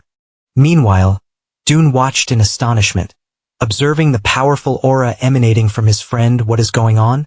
The atmosphere around him suddenly changed. How is this possible? Is it because of that sword? How can such magnificent concepts pour out so freely? He wondered, lost in thought, unaware of Light's next move. Seeing his adversary already kneeling, Light spoke again. This silence is much better. Now that we've exchanged proper greetings, it's time for you to leave. On the opposite side, the blue-haired guy was frozen in place, crushed under the weight of Light's pressure. I can't move my legs, the force is too overwhelming, he thought desperately, yet his 2 foolish companions, unshaken by fear, continued to babble. You vermin, how dare you? Ignoring their weak threats, Light turned his attention to the professor and asked, Professor, how does the academy handle a group that suddenly attacks classmates with swords during class? Hearing this, the professor smirked. Why ask me out of nowhere? Well, our academy encourages practical combat training. So, in a way, he trailed off, trying to brush the matter aside, but Light wasn't one to let things slide. I never agreed to a practice match, isn't that correct? He asked coldly. That's true, but even if there was no agreement, you still drew your weapon, didn't you? The professor gestured. I only defended myself after being provoked. Light shook his head. Still, you cannot deny that you unleashed energy first, The professor insisted. Light's eyes narrowed as he calmly rebutted using energy was the only way to prevent serious harm unless, of course, you're suggesting I should have stood still and let myself get hit. What did you say? The irritated professor barked, seeing their friend arguing heathen with this arrogant professor. Both D1 and Rachel began to grow nervous. Hey, Light's behavior feels a bit unusual right now, doesn't it? Back to Light. His gaze was now fixed on the professor, filled with a murderous intensity. So, how exactly should I respond to their vulgar insults? He asked coldly. Well, I didn't see anything like that. The professor shrugged dismissively. Such a blatant lie pushed Light's fury to its peak. What did you just say? He growled, and the energy surging from his sword became even more terrifying, making everyone around him flinch. Thankfully, at that moment, Dokojan walked over and flicked his forehead, stopping him before he could do anything foolish. You idiot, Dokojan, you. Light began, rubbing his forehead where the painful flick had brought tears to his eyes, but before he could finish, Dokojan interrupted with a sharp retort. So noisy, acting all high and mighty. Just because a sword is controlling you, she muttered, tapping his forehead again with her two-yang finger technique, understanding her words. Light sighed and immediately put his sword away. As soon as the radiant blade vanished, Dowan felt the strange, oppressive energy dissipate, and he let out a breath of relief. Meanwhile, the professor, irritated by the scene, leaned on his cane and muttered with disdain. Inferior beings from a secondary dimension. So arrogant, tisk, he grumbled and walked away, his behavior akin to an old dog barking aimlessly, leaving Dowan and Rachel speechless. That was a bit too close, wasn't it? Dowan remarked as he glanced at his pink-haired friend beside him, his eyes full of cautious relief. Meanwhile, Dokojan continued her relentless lecture. Scolding Light, you just got your hands on a useful item, and you're already making a big fuss? Is this your true nature? Watching the scene unfold, Dowan muttered to himself, so Light really is the biggest ticking bomb. Later, as they sat together eating, Dowan, rather than eating right away, began playing with his food. Then spoke up, Eve been thinking a lot. At this rate, we're never going to get treated decently at this academy. His voice carried a tone of despair that made Light feel a bit guilty. What are you saying? Light exclaimed. Dowan rolled his eyes and snapped back. What about me? Haven't I been trying to get along with the professor? I even signed up for an official duel after being provoked. You think him anything like you? Hearing this, Light's voice softened. Well, I just thought I'd try to improve the situation after what happened last time, he stammered. But Dowan wasn't done. Oh, sure. And instead, you created an even bigger problem. I don't get it. You let the main culprits off the hook, and then decided to pick a fight with the professor. I'm sorry, Light mumbled, his eyes beginning to glisten with tears. Truthfully, Dowan was more concerned about Light's demeanor when wielding the sword. Normally, Light wasn't so reckless. It was as if someone had flipped a switch inside him. So, it's the sword, isn't it? Thinking about this, Dowan furrowed his brow to ensure no more chaos would follow.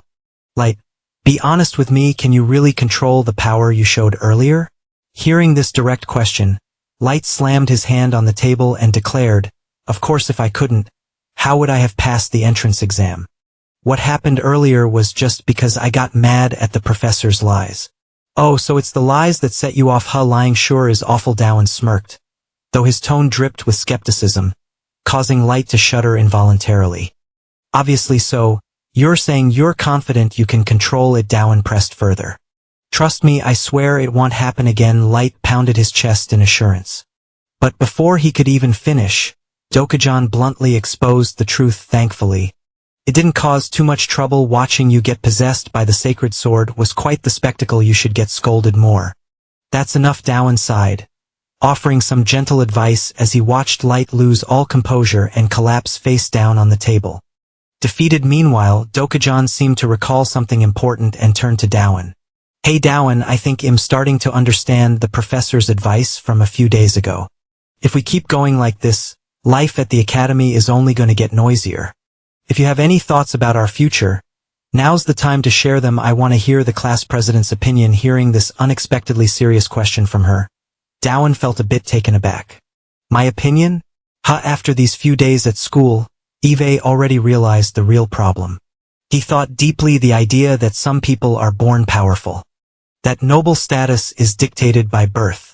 The excessive disdain for those from lower dimensions and the archaic system that takes this for granted. What can outsiders like us do in a place where such things are considered normal?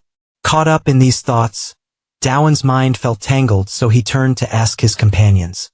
Hey, what do you think it takes to earn public sympathy? No, to gain sympathy from others. What do we need to do? Although his question confused the group, they began to offer answers. Communication, Light suggested. Power, Dokujan replied confidently. Hearing their responses, Dowan quickly stopped them. No, something you already have. Its appearance. He gestured toward his good-looking teammates. His expression sharp. Then, without wasting any more time, Dowan shared his plan, outlining it clearly for everyone to hear. Wait. So you're planning to create a channel that broadcasts our daily life? Dokujan asked in surprise. Dowan nodded firmly. Yes, on my Earth, that's one of the best ways to gain favor. Well, build a positive image and show it to the public. When people start seeing us as relatable, it naturally leads to respect, even admiration. Well, shape perception. It's all about creating a narrative. As he spoke, he adjusted the camera angles and the lighting backdrop with meticulous care. Turning toward Light after hearing the explanation, Light seemed to grasp the basic idea but still had some doubts. But Dowan, if we're aiming for respect and admiration, why would we need to fake fights? Who said anything about faking? It'll be real. Take it seriously, Light. Dowan warned with a determined tone. Just as he finished, Dokujan charged forward without warning, launching a flurry of rapid attacks. However, Light still didn't take it too seriously. But being told to fight seriously all of a sudden made him pause and think deeply. As he hesitated, he threw a right hook, but Dokujan immediately caught the punch and ducked, dodging effortlessly. Dowan, you don't need to worry, because in a real fight, getting hit a few times will make you serious, Dokujan said, grabbing the collar of Light's shirt and effortlessly performing a shoulder throw. The impact was so strong that it created a small crater in the floor, and Light's head spun from the shock seeing the result. Dokujan teased, oh, is that all you've got? I get it now. No wonder you were affected by that item last time. What's the point of drawing out your sword? Even if you did, I bet you still wouldn't be able to handle me. Her disdainful words made Light grit his teeth in frustration, his anger rising on the opposite side. Light seemed unable to tolerate the humiliation any longer. He let out a scream and charged at Dokujan, eager to engage in another fight. Meanwhile, Dowan, watching their aggressive brawl, couldn't help but cheer. That's it, Light. You're doing great. He even began to find the best camera angles to film the fight. As for Rachel, seeing Dowan so excited, she became a bit concerned and asked, Dowan, do you really think this will make our school life easier? I don't quite understand. Dowan didn't really know how to explain, so he just chuckled a few times and replied, well, things won't change immediately, but I'm sure it will have an effect. To help her understand, Dowan gave an example. Just think about it. If the people who've been picking on us recently knew how strong you all are, they definitely wouldn't dare mess with us anymore. Rachel nodded. Yeah, you're right, exactly. Haha, look at them. As if the ground is made of tofu. Dowan laughed, referring to the shattered floor where the two monsters had just clashed. Anyway, we need to post this to see the result. So don't worry too much, Rachel. Your beauty is too elegant to be worried like this. Didn't you know that people become even more beautiful when they smile? That's for you, Rachel. You have a face that's loved everywhere. It would be a shame to keep frowning, so just let go of your worries and enjoy the moment. Rachel's mood seemed to calm down after hearing his words, and without realizing it, she smiled. That's amazing. Every time I hear Dowan speak, I feel like everything will turn out just as he says. Back to the fight. Despite his fierce efforts, Light was still getting pummeled by Dokujan, who effortlessly dodged his moves. Where do you think you're going? I just got started, the swordswoman said with a smirk, cracking her knuckles. Meanwhile, Light, covered in bruises, turned to Dowan and pleaded, oh my God, Dowan, Help me, he's not even human anymore. Time quickly passed, and the scene shifted to mealtime. Rachel was sobbing over her bowl of beef noodles, which was overloaded with vegetables. I can't eat this, it tastes like soap. Rachel muttered, visibly upset however, for the greater good of building their YouTube channel. Dowan winked at her and gave some advice. It's okay. Rachel, you'll get used to it after eating it a few times, but why do we have to film this? Rachel complained. Not entirely convinced by the situation, time flew by, and following the class president's suggestion, the 11th grade students began posting videos showcasing their daily lives on their group's rebellious channel just as Dowan had predicted. They received an explosive response. The video of the fight between Light and Dokujan in particular caught a lot of attention. The level of destruction they caused alone was enough to make people's heads spin. Wow, is this real? Aren't they from the secondary dimension? They're freshmen, right? The silver-haired girl, I love her. Some viewers commented, is this real? It's hard to believe. He looks so fragile yet he fights pretty well. That's considered good? Ha ha ha, are they some kind of monster combination? The group marveled at the spectacle before moving on to another video of the four-person team playing a game. What is this? Someone asked in confusion. It's called a board game. Explained Dowan, it's a traditional game played by negotiation masters, where you move pieces on the board based on certain rules. It uses square stones and paper. Is this really a game? Someone questioned, it's from the secondary dimension, so it's really unique. See? The rules are simple, why doesn't he understand them? Haha, someone laughed when they saw Light losing so quickly. The scene shifted to Professor Yamina joining the group as soon as she appeared. The licking dog squad flooded the comments section. Wow, Yamina always looks like an angel. I wish I could be in that group, it must smell so good in that space. Haha, pervert, looks like bunch of perfect people. Which car brand is that? Must be Ronica, you can buy it at the flower temple, just looking at it makes me feel healed. That bargain hunter, I'm so jealous. The group said eagerly. The scene then moved to Rachel crying over her bowl of veggie noodles. The group started teasing her with comments like, haha, so cute, so adorable. Rachel, are you from heaven? Haha, yesterday's lunch was really bad. Does it taste like soap? Eat it like that, it's so rustic. What? Are you trying to pick a fight? Hey, stop arguing, let's watch the next video. How the next video is live streamed? Really? Awesome, wait, the broadcast is tomorrow. Right? Yes, it's tomorrow morning. Wait. Isn't tomorrow the day for climbing the tower? Someone shouted they were watching a scheduled stream. And back with Do1's group. He himself couldn't believe how well the video he posted was received. No way, I can't believe so many people watched it. Rachel said while Do1 didn't care much about this, only focusing on the results. Our channel gained 1,000 subscribers in just one day. We're getting famous, Do1 said with a smile. While Light was a bit upset, why is the video of me getting beaten up the most popular one? He grumbled. Meanwhile, the beautiful Professor Yamina noticed how excited everyone was and approached them to praise their work. This is really great. Union is a place full of fascinating things. In a place where what we see is taken for granted. No student ever thought of creating content. But the channel you all created has cleverly slipped into it. Hee. Creating entertainment content and connecting with everyone. I never thought of that. Hearing this, Do1 proudly boasted the first fight video went viral. Professor, take it down. Do1.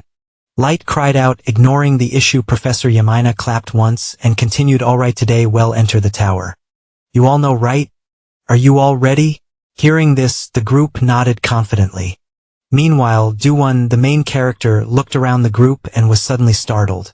Wait, now that I think about it, I'm the only one wearing a uniform. Why is everyone else so dressed up? In response to this, the group looked at Do1 with a strange expression. Since we'll be fighting continuously in the tower, we chose outfits that are comfortable for movement. One of them explained, yeah, if we're fighting, this is the outfit that feels the safest. Rachel nodded in agreement. Oh, I see. Do1 whispered. Then Light asked, are you sure your outfit is okay? Do1 pondered silently for a moment. I understand now. Eve lived in a peaceful place. So I didn't have clothes specifically for combat, but Eve chosen this life. If I have to fight for survival, he thought to himself, adjusting his tie with newfound confidence. For me, this is enough. When the group was fully prepared, Professor Yamina nodded and smiled. Great, everyone's ready then, let's go. She snapped her fingers, and a magical circle appeared beneath their feet in a flash of light. They were transported to the front of the Babel Tower. There, they saw countless other students waiting to enter as they appeared. The group quickly noticed their identity. Those guys are from the rebellion, right? One brown-haired student called out, no way, they're here too? Rachel, who had just appeared in the tower entrance, looked around confusedly, like a child who had lost their way. Wait a second, is this the entrance to the tower? The tower opens at dawn, but we have to line up by class rank. We're in the second-year group, Yamina explained. However, Duan's expression turned slightly pale upon hearing this. So we're the first-year class to enter, he asked. You could think of it as your skills being on a higher level, Yamina shrugged, responding with a smile. Meanwhile, Light, while waiting around, noticed the 3 students who had previously teased him. They were now inside the tower as well. Oh, it's those guys, Light muttered. They seem to be looking at us differently than before, he remarked, seeing that the 3 were now avoiding eye contact with him. At the sight of their awkward expressions, Duan felt a sense of satisfaction deep down. Well, they subscribed to our channel, he said with a smirk. Doc Hojin, the swordswoman, also spoke up. But there are still some glares with murderous intent. She added, glancing at Erecto, who was glaring at Duan with eyes like headlights of a car. Hey, Ban Duan, she warned, but Duan understood immediately and replied, I know, let's go. He led the group inside, deep in thought. Today is the day we enter the tower, and next Tuesday will be my fight against Erecto, so I have 4 days to reach a level where he won't be able to touch me. As for Professor Yamina, before the group officially began their ascent up the tower, she gave them one last piece of advice. Lastly, for safety, I hope you all complete your exploration soon and return by the weekend. But the decision should be up to the participants, right? How long do you think this exploration will take? She asked, hearing the question. Duan turned to his group and said, since we all think the same way, let me handle it. All right, go ahead, the others nodded. Duan then turned to Yamina and answered confidently. 3 days 2 nights, well, return on time. As he spoke, he took out a mini-robot for live streaming the entire journey. Seeing that the group had already made preparations, Yamina could only wish them luck then. Take care, she said. After bidding farewell to their teacher, Duan and his team, along with their robot, officially stepped through the portal. Ancestors, please watch over me, Duan silently vowed to himself as they entered the tower. Are you talking about filming inside the Babel Tower? Professor Yamina asked once more. Looking at Duan, he nodded in affirmation. Yes, I'm trying to document what's happening inside the tower, and this guy will be in charge of filming, Duan explained. Pointing to a small, teardrop-shaped robot flying around him, this is a self-operating item. Created in the same way I made Eve and Lilith. Professor Yamina thought for a moment before raising an eyebrow. She had assumed that the group was recording footage for strategic purposes. Did you consider what the footage might mean? After all, the structure of the tower changes every second. She cautioned. Duan felt slightly awkward, realizing that the professor was more aware of this detail than he had been. At the same time, Light, the knight, was checking information on his screen and nodded in agreement. That's right, Duan. If you check the basic manual, it mentions that the tower's internal structure changes, and that machines brought from the outside break down quickly. What does that mean? Light asked. Raising a question, Professor Yamina elaborated further. Exactly as the information states, each floor is a room. And once you defeat the monsters or overcome the traps in that room, the space itself will shift, taking you to the next floor of the tower.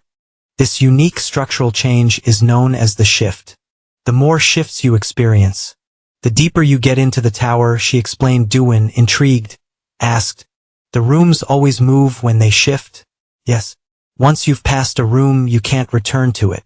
Yamina smiled, and Light, on hearing this, seemed a bit concerned and asked, do the monsters and traps change too? Yamina nodded in confirmation. Of course, whenever the room changes, the monsters will change and become stronger. The traps will also change in difficulty. She said this new information made Duan and his friends more aware of the complexities they'd face as they advanced through the tower. And they understood that their journey would be far more unpredictable and dangerous than they'd initially thought after sipping a cup of tea. Dokujin seemed to be in deep thought before posing a difficult question. "What happens if someone dies while climbing the tower?" she asked. Duwin and Light, who had been enthusiastically chatting, suddenly realized that things weren't as simple as they had assumed. "Right, I almost forgot about this important detail. What happens if we die in a battle?" Both of them were now worried, considering the potential danger they hadn't fully understood. In response to this question, Professor Yamina gave a soft laugh. "Haha, that's a key question. Contrary to your concerns, in most areas of the tower, challengers won't die even if they technically die." Relieved to hear they wouldn't actually die in the tower, both Duwin and Light sighed with relief. Yamina continued her explanation. "If you die, you'll be sent back to the tower's entrance." "Wait, does that mean we'll have to start from the first floor again?" Duwin asked in surprise. "No, not exactly." Yamina corrected. "Your student identification ring will record your teleportation history. So when you enter again, you'll start from the location where you were eliminated. That's why your student ID ring is so important when climbing the tower. Don't forget it." "Okay." She gestured to the pendant on her wrist, which displayed the words teleportation null. Upon hearing this, Duwin felt as if he were in a game. "Haha, this is like a roguelike game where you have save points, right? If you die, you can respawn and keep challenging as much as you want," Light said confidently as the group listened to Yamina's serious explanation. Dokujan's sharp mind picked up on a crucial detail. "Wait a minute, earlier you said that in most areas of the tower challengers won't die, right? So, are there areas or situations where challengers can actually die? Does that mean the tower doesn't guarantee complete safety?" she asked. Her gaze fixed on Yamina. The others turned to the professor, waiting for her response. "Is that true?" they asked. "Indeed, you're very perceptive, Dokujan," Yamina replied, her expression becoming more serious. "Now, I'll explain a few special situations where even you might die." Her words were filled with gravity, signaling the importance of what was to come. However, before Yamina could continue, the scene transitioned to the group, who were now engaged in a fierce battle against a group of toxic green slime monsters within the tower. These monsters, known as Clawscythers, were infamous for tearing apart explorers' gear and stealing their weapons. However, for Do-1's team, they were no more dangerous than a puddle of slime. With a single swing of his sword, Light easily sliced through 3 of the slime creatures.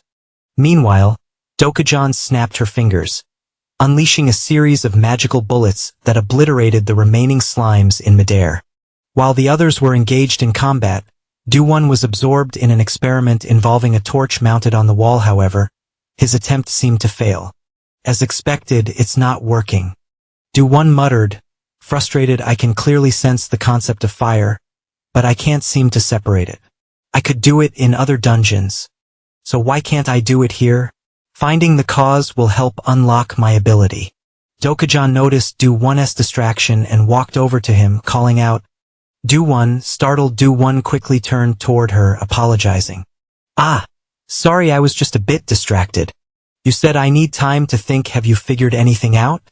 Do-1 shook his head. "I tried seeing if I could separate the fire, but it seems like I can't." Dokujan looked disappointed. "I see, what a shame. If you could do that, we'd be able to use the tower's terrain to our advantage." Do-1, slightly embarrassed, replied, "Could you stop jumping to terrifying conclusions about my abilities?" Just then, a green slime slowly crept up behind them, and before they knew it, the creature lunged, expanding in midair as if trying to engulf Dokujan. However, before it could reach her, a chain shot forward at lightning speed, shattering the slime's body into liquid fragments. Do-1's attack came from Eve, his autonomous item, which amazed Dokujan. "Is that what it looks like in battle?" she asked, eyes widening. She was referring to the small, snake-like Eve.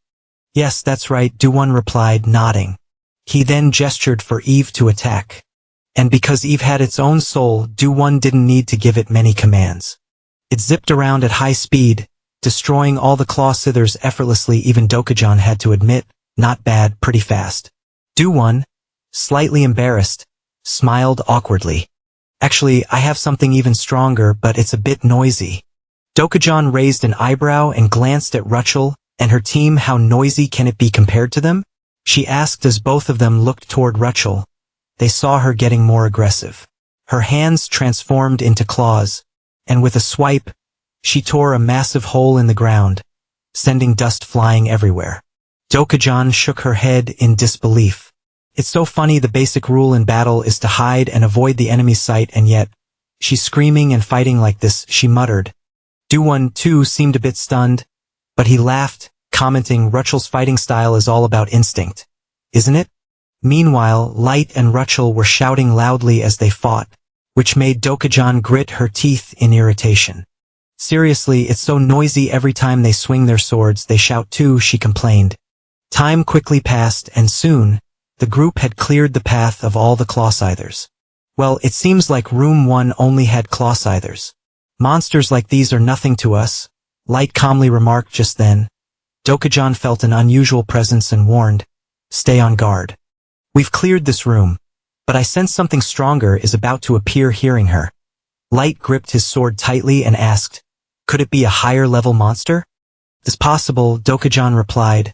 Her expression serious. Light turned to Do-won, signaling him, Do-won, do you see anything?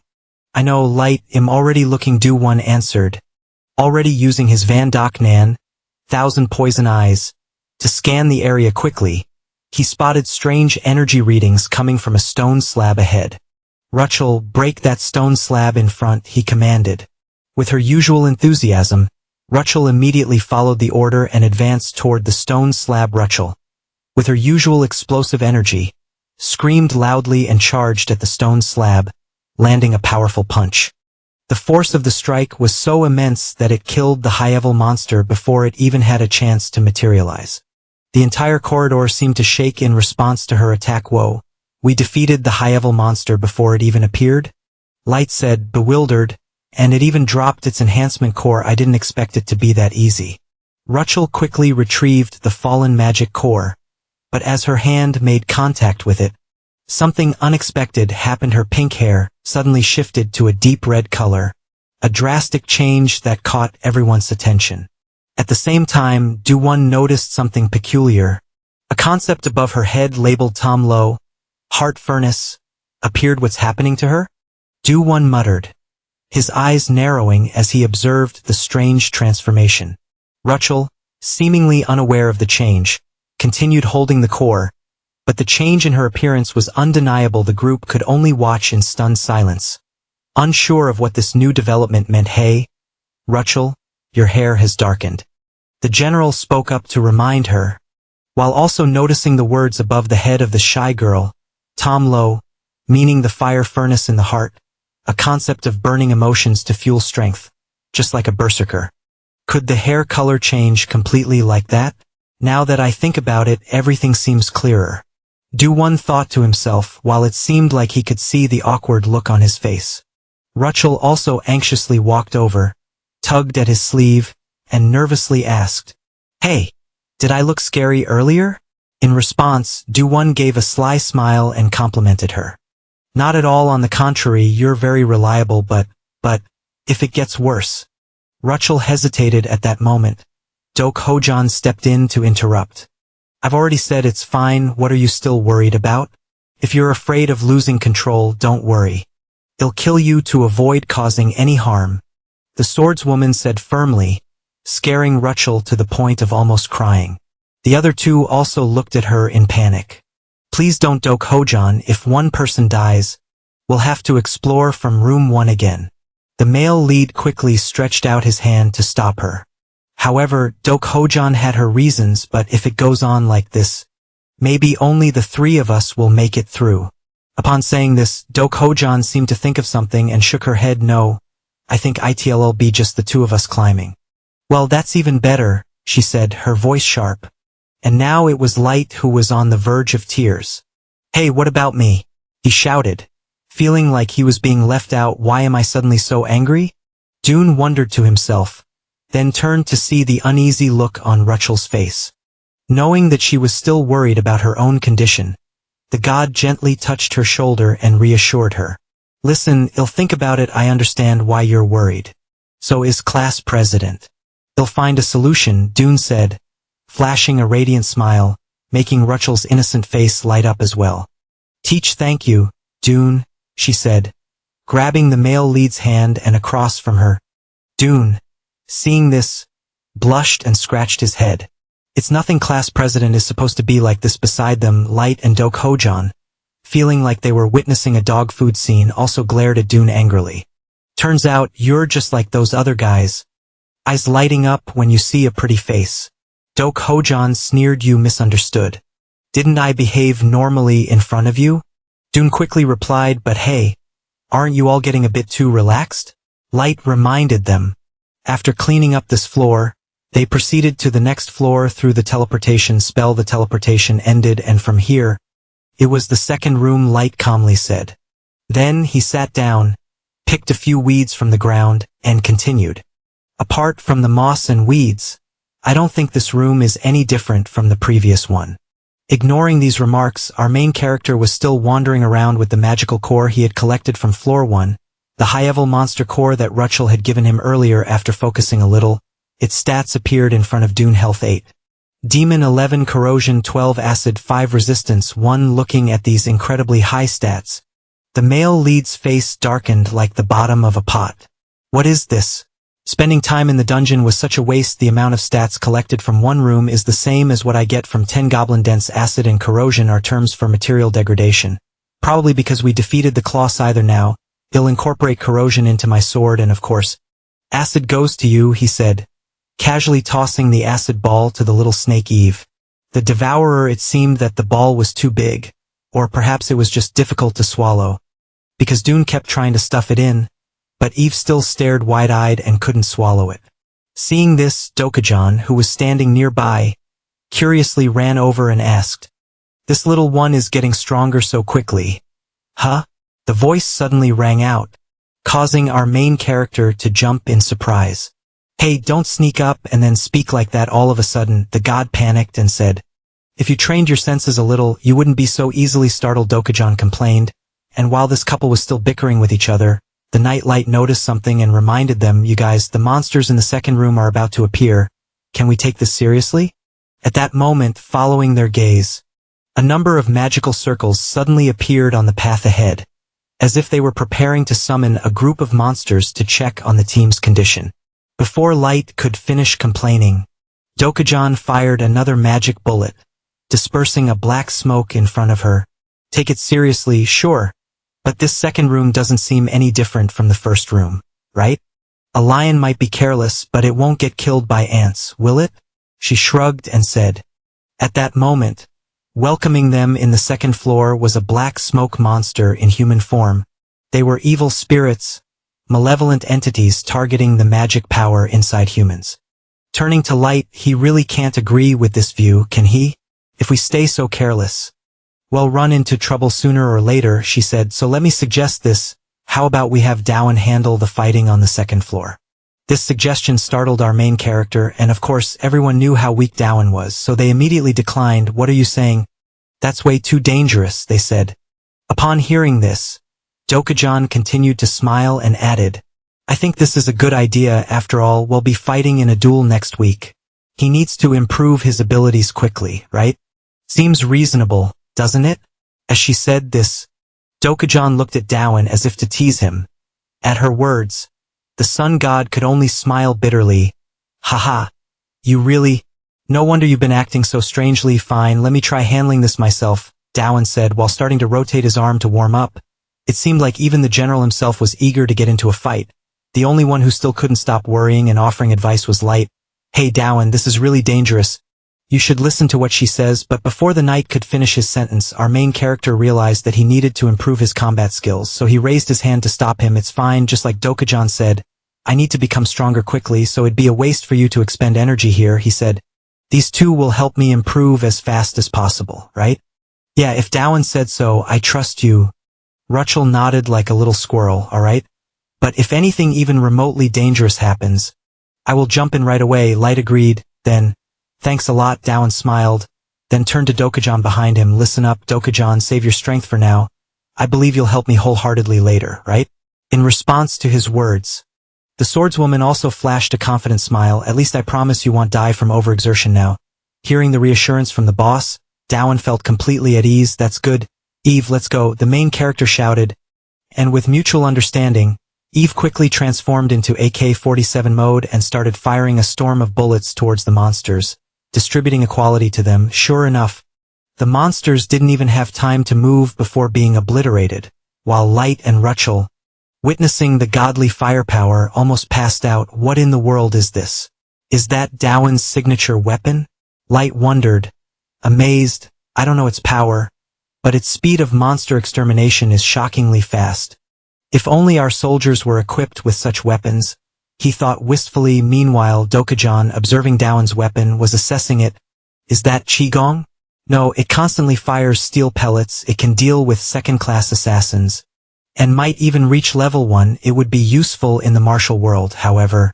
The attack method is a straight line. Long-range combat is fine, but in tight spaces like this, it will always face unpredictable incidents. For example, if an enemy attacks from a blind spot, Dokujan thought to himself, and just as he finished thinking, a vicious spirit beast hiding in a corner lunged at Dowan from behind, ready to bite him. Seeing this, Light and Rachel both panicked and called out, Dowan. Hearing their voices, Dowan calmly turned around. However, our main character reacted extremely quickly, immediately drawing a long sword from his pack, and with a single slash, he easily cleaved the evil spirit in two before it could bite him from behind. After finishing, Dowan exhaled. Ha, that scared me. The other two, seeing that the Dowan was safe, also sighed in relief. Phew, what was that? Dowan, Light asked. This is Dowan's longsword, with a magic sword stat of 12, killer stat of 19, blood poison 9, and melting 12, Dowan replied. You're really good with a sword. Ha, I didn't know that. Light and Rachel complimented him. While they were talking, a swarm of evil spirits from behind seized the opportunity and charged forward like a flood.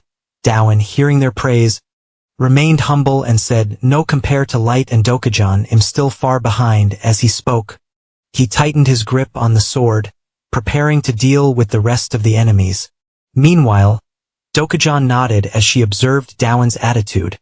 Combining guns and swords, our main character showed no concern about the evil spirits sneaking up on him anymore. It didn't take long, and the second floor was almost entirely cleared by Dowan. Only one evil spirit was left, standing embarrassed and alone. Since there are no more evil spirits, this must be the last one, right? After finishing this one, well, move on. Let's rest for a moment, Dowan said. He then ordered his small snake to transform into a chain and bind the evil spirit to prevent it from escaping. The rest of the group also took the opportunity to rest while the creature was restrained. Meanwhile, Dokujan bent down to inspect the remnants of the evil spirits. Examining them carefully, the sword had melted and decomposed them. Utilizing powers gained from the previous room, based on past events and Dowan's recent sword strike, it was clear that he had never been on a battlefield before. So, how could he progress so quickly?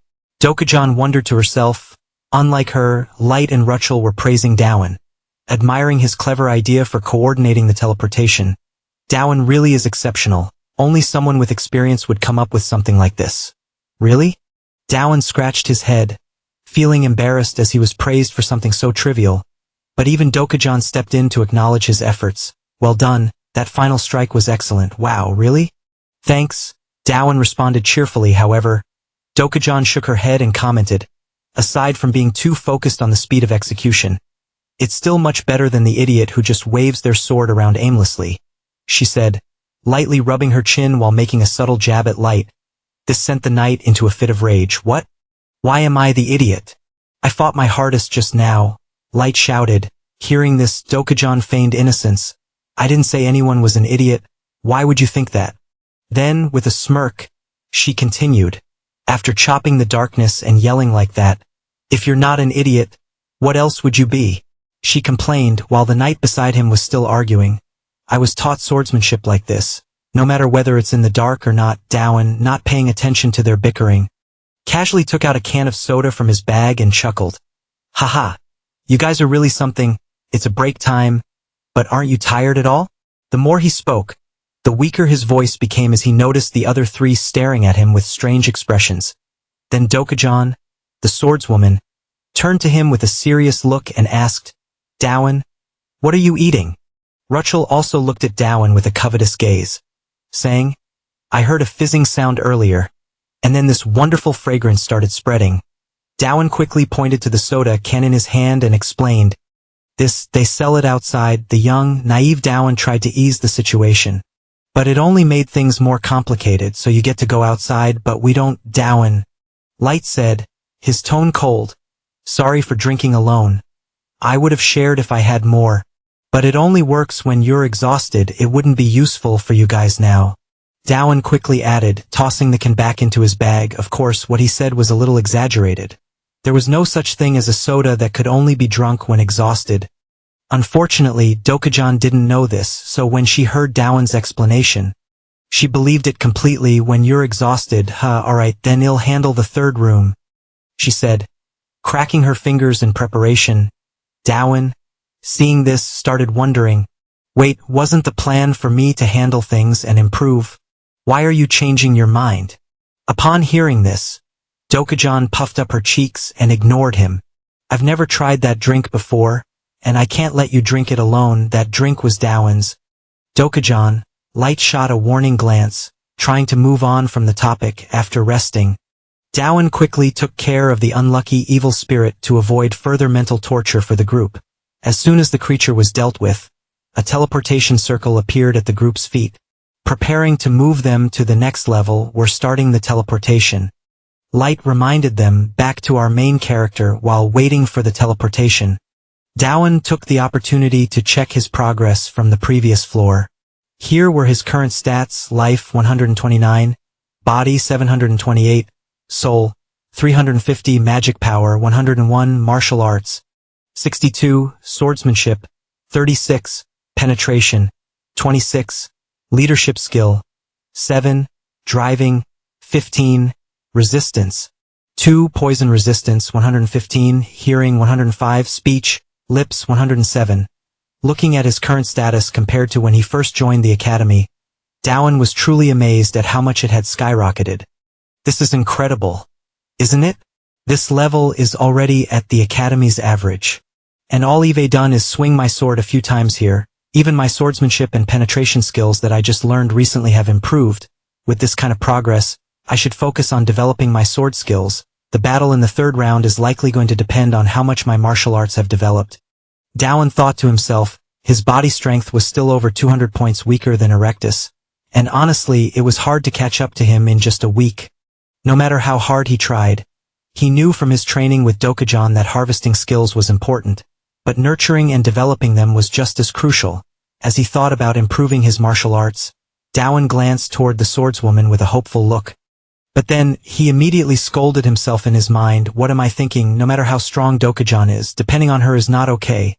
I can't let the relationship get imbalanced. Think. Dowan, you still have time."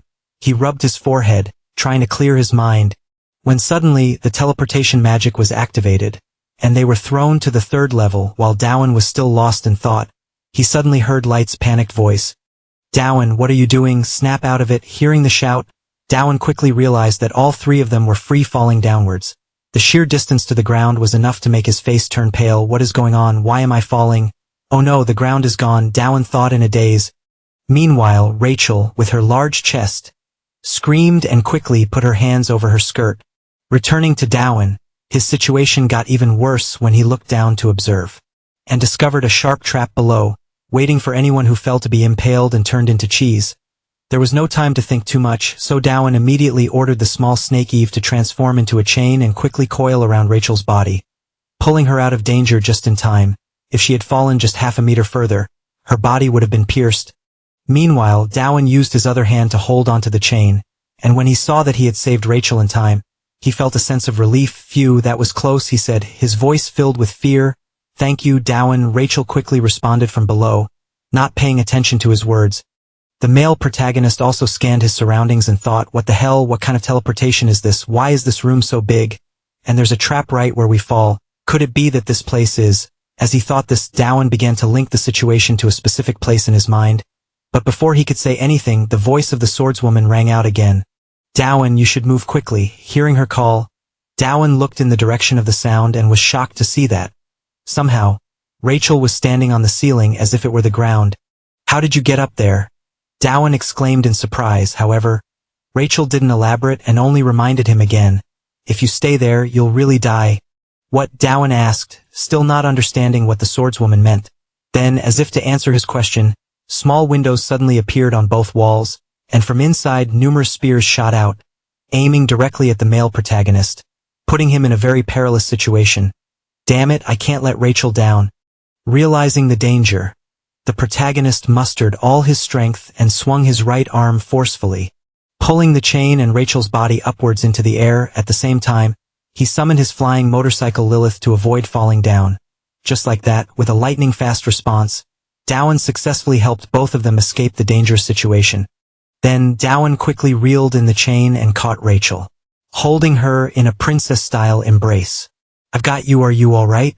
Sorry for the rough handling, but it was really dangerous just now. I had no other choice.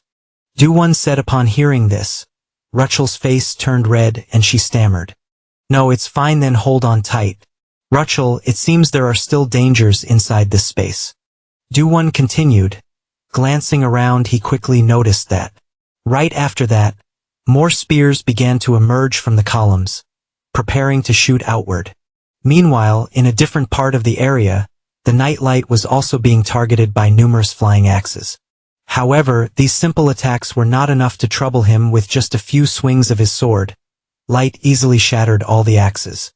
At the same time, 2 pairs of wings sprouted from his back, allowing him to float in the air. However, something puzzled the knight. What's going on here? During our meeting with Professor Yamina, she said we needed to get past the 20th floor to encounter traps. But we've only reached the 3rd floor. Isn't this difficulty level too strange? And what is Dowan pulling out this time? Light muttered as he glanced at Dowan, who was flying on a vehicle while carrying Rachel, dodging the spears aimed at him. What the hell? Traps are being activated from all directions. What kind of structure is this? Dowan thought, gritting his teeth in frustration. Behind him, unlike Dowan's panic thoughts, Rachel seemed to enjoy the ride. Perhaps she was feeling too comfortable. But she suddenly remembered Dowan's earlier instructions to hold on tight. Thinking of this, she happily reached out and wrapped her arms around Dowan's waist. At the same time, she unknowingly pressed her enormous speaker-like device against his back, causing his face to turn bright red. Hey, what are you doing? My back is getting hot. Dowan thought in surprise. At the same moment, a spear flew toward them, piercing the tail of the vehicle, making Lilith swerve violently in shape. This is dangerous, Dowan yelled, just before a golden sword sliced through the air, cutting down all the spears chasing after them.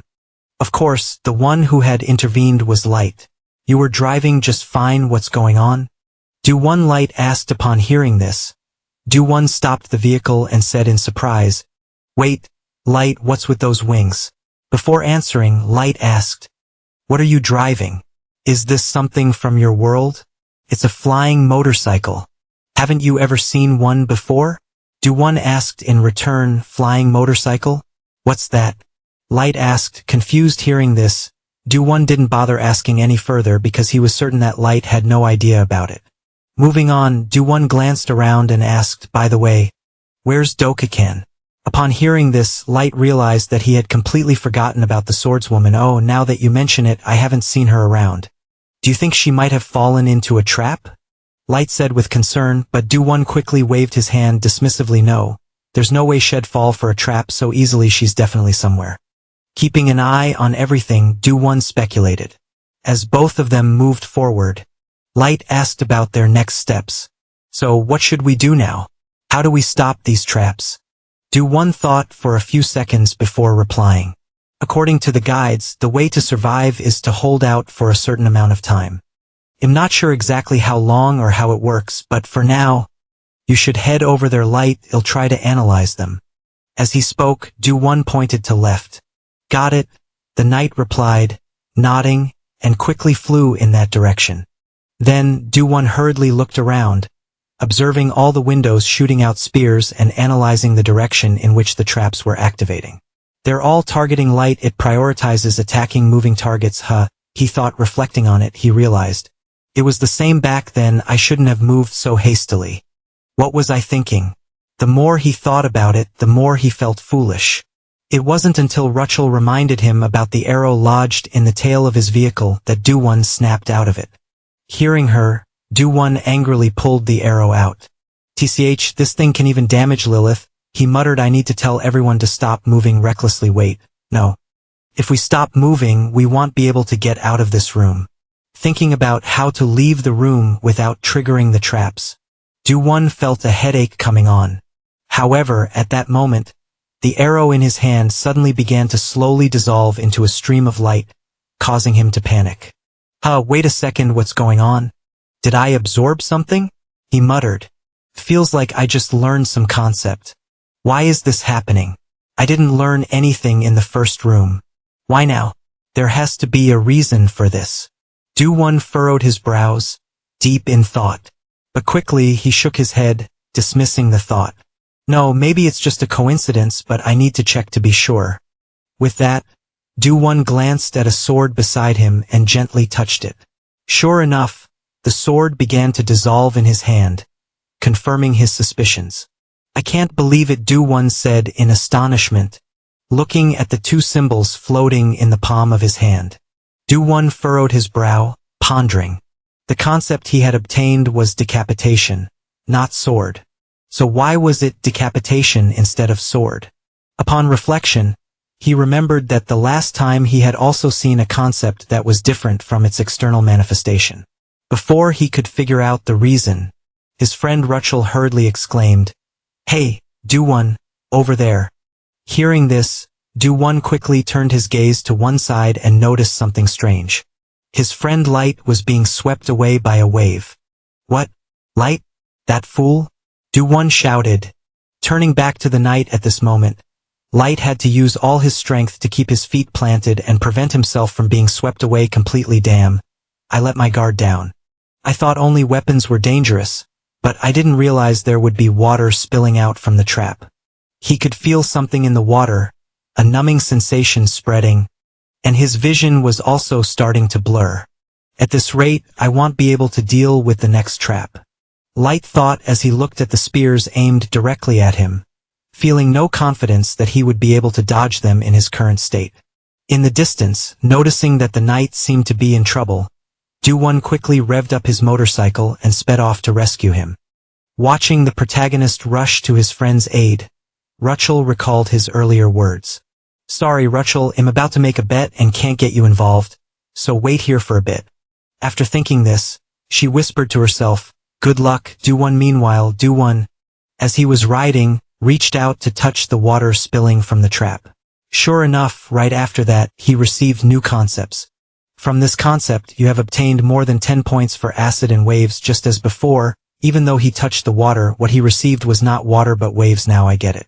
The reason I absorbed the concept decapitation earlier instead of sword is because of the context. Meanwhile, in a different corner, unlike the others struggling to avoid the traps, the swordswoman Do-ho-jon was freely moving across the columns without any difficulty. However, following her gaze, she noticed that Do-won was speeding toward Light, as if he was planning something. "Do-won, what are you doing?" she frowned and asked. Back to Do-won, as he drove, he was reviewing in his mind. The state of the material when it appears determines the concept I can absorb. Earlier, when the concealed weapon aimed at my neck, its concept was decapitation instead of sword. With this thought, it seemed Do-won had found a way to deal with the troublesome traps. He shouted to Light ahead, "Let me handle this." After that, he revved up his motorcycle and rushed toward the weapons. As he accelerated, Do-won silently prayed in his heart. "The depth of the myriad poison's eye is being expanded, allowing me to see through their essence or even more, and I will be able to read the intentions of the concealed weapons fired from the trap." As he thought this, Do-won activated his poison eye, and in his sight, all the weapons from the trap revealed their concepts below. Light, unaware of Do-won's intentions, saw his friend charging straight into the trap and couldn't believe his eyes. What? Is he really rushing into the traps? Ignoring this, Do-One, as he dove into the death trap, already had a plan in mind. I don't need to absorb all of them, I just need to mix them all up and destroy their form. That should be enough. With that, a concept sphere began to form in the palm of his hand, drawing in all the surrounding concepts, causing the shape of weapons to gradually dissolve. Seeing this, the protagonist knew he had succeeded in his gamble. Alright, he shouted on this side. As soon as Do-One stopped the motorcycle, the Night Light rushed over to check on him. Hey, Do-One, are you okay? Ah yeah, Light, luckily you're safe too. Haha, we really escaped by the skin of our teeth. Do-One laughed. So, what happened earlier? Light asked. At this point, Do-One took out the concept sphere and showed it to him, explaining. I don't know, but it seems everything combined into this mass. It looks like Eve harvested something amazing. Seeing this, Light could only admire Do-One. It seems you just awakened a new ability. Facing the trap head on, truly daring. Before they could exchange more words, from the distance, the sound of several spears slicing through the air filled the space. And in the face of this attack, without Do-One or Light needing to act, Dokujan and Rachel had already rushed in and knocked all the weapons aside. Afterward, Dokujan didn't forget to scold. You guys, if you don't stop being so careless, you'll definitely run into serious trouble sooner or later. Haha, thanks to you too. I almost got done for Do-One side in relief. Meanwhile, Dokujan glanced at Light and smirked. You almost got seriously hurt, yet you were still so careless. What did you say? Light gritted his teeth, but after they cleared the traps, a teleportation circle appeared under their feet, signaling that they had completed this troublesome floor. Oh, looks like that was the last trap. We're teleporting again, Rachel said anxiously while the two others were still bickering. What's with your attitude?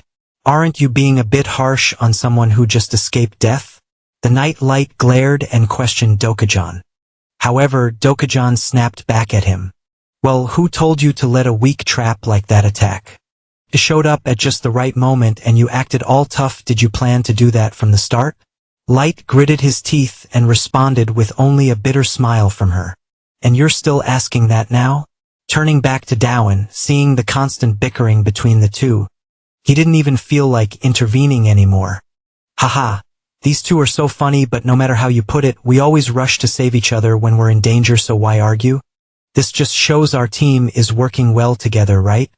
Do-One thought to himself before Dokujan shattered that illusion. Of course. Eve been waiting for the right moment, because once you owe me, I'll definitely collect both interest and principal, the swordswoman said smugly. Leaving the whole group stunned, Do-One hoped that the sense of camaraderie he felt earlier wasn't just an illusion. The scene shifts to the 4th floor, where Do-One and his group find themselves in a crumbling architectural space. After quickly scanning the surroundings, Do-One speaks up. The ceiling in here is lower. At least we won't be attacked from above like last time. Good, that's a relief, Do-One adds. Pointing behind him, Eve, in her AK-47 mode, understands the signal and immediately opens fire, targeting a spider not far away. However, when the bullets hit, the spider only let out a few panicked shrieks. The bullets merely caused sparks. Failing to do significant damage, Do-One's earlier sense of triumph quickly fades. Beside him, the Night Light immediately identifies the creature, saying, "That's a tower spider. They're a rare and formidable monster found on any level of the tower." Regardless of tier, seeing that his attack had no effect, Do-One swallows hard. They're completely intact. They even deflected Eve's attack. In response, Light steps in front of Do-One and raises his hand, preventing him from rushing forward. The tower spiders have unpredictable abilities depending on the floor. It seems your weapon isn't strong enough, Do-One. Leave this room to us, Dokujan. Sensing that this time it's her turn to step in, nods in acknowledgement. Understood. Turning back to Do-One, she sees that his weapon has been ineffective, and he clicks his tongue in frustration. I didn't expect such a strong monster to appear already. Do-One grits his teeth. Seeing his struggle, Dokujan sighs and steps in to calm the group. Everyone step back, including you. Do-One, watch carefully. This is what you've been hoping for. Spirit blast, Dokujan calls out, and immediately, a powerful blast of energy shoots from her palm, striking the tower spiders in front of her with just one move. she completely annihilates them, leaving their lifeless bodies sprawled on the ground. Seeing this, Dowan can't help but smirk. Wow, that spirit blast really is something. It's way stronger than Eve's bullets. Most of the spiders have been taken down now. Dokujan glanced around to make sure none of the tower spiders still had the strength to fight. She then smirked. Leave the finishing blow to him. Haha, where else would you find a leader as merciful as me? She said with arrogance. Given this unexpected opportunity, Dowan had no reason to refuse without hesitation. He pulled out his long sword from his inventory and turned to his teammates. Alright, Light, cover me from the rear. Rachel, watch the ceiling for any threats. Got it. Both Light and Rachel nodded in agreement with his teammates guarding him. Dowan calmly walked toward the disabled spiders to gain experience. It was strange. Even though Dokujan wasn't his leader, Dowan appreciated how thoughtful she was. But honestly, how could he not feel grateful? Dowan gripped his sword tightly, charging toward one of the immobile tower spiders. He was ready to take it down, thinking he'd finally be able to earn some experience. However, when his blade made contact, a metallic clanging sound rang out. Breaking the silence, Dowan's entire body shook from the recoil, and the sword felt like it was striking a solid block of iron rather than a monster. Not good. It's too hard. Dowan gritted his teeth, noticing that the spider, now enraged, had its eyes light up like headlights. It suddenly leapt into the air, seemingly eager for a taste of his blood. Dowan quickly stepped back. Even so, there's always a way, he muttered, preparing to attack again. He took a running leap and thrust his sword directly into the spider's head.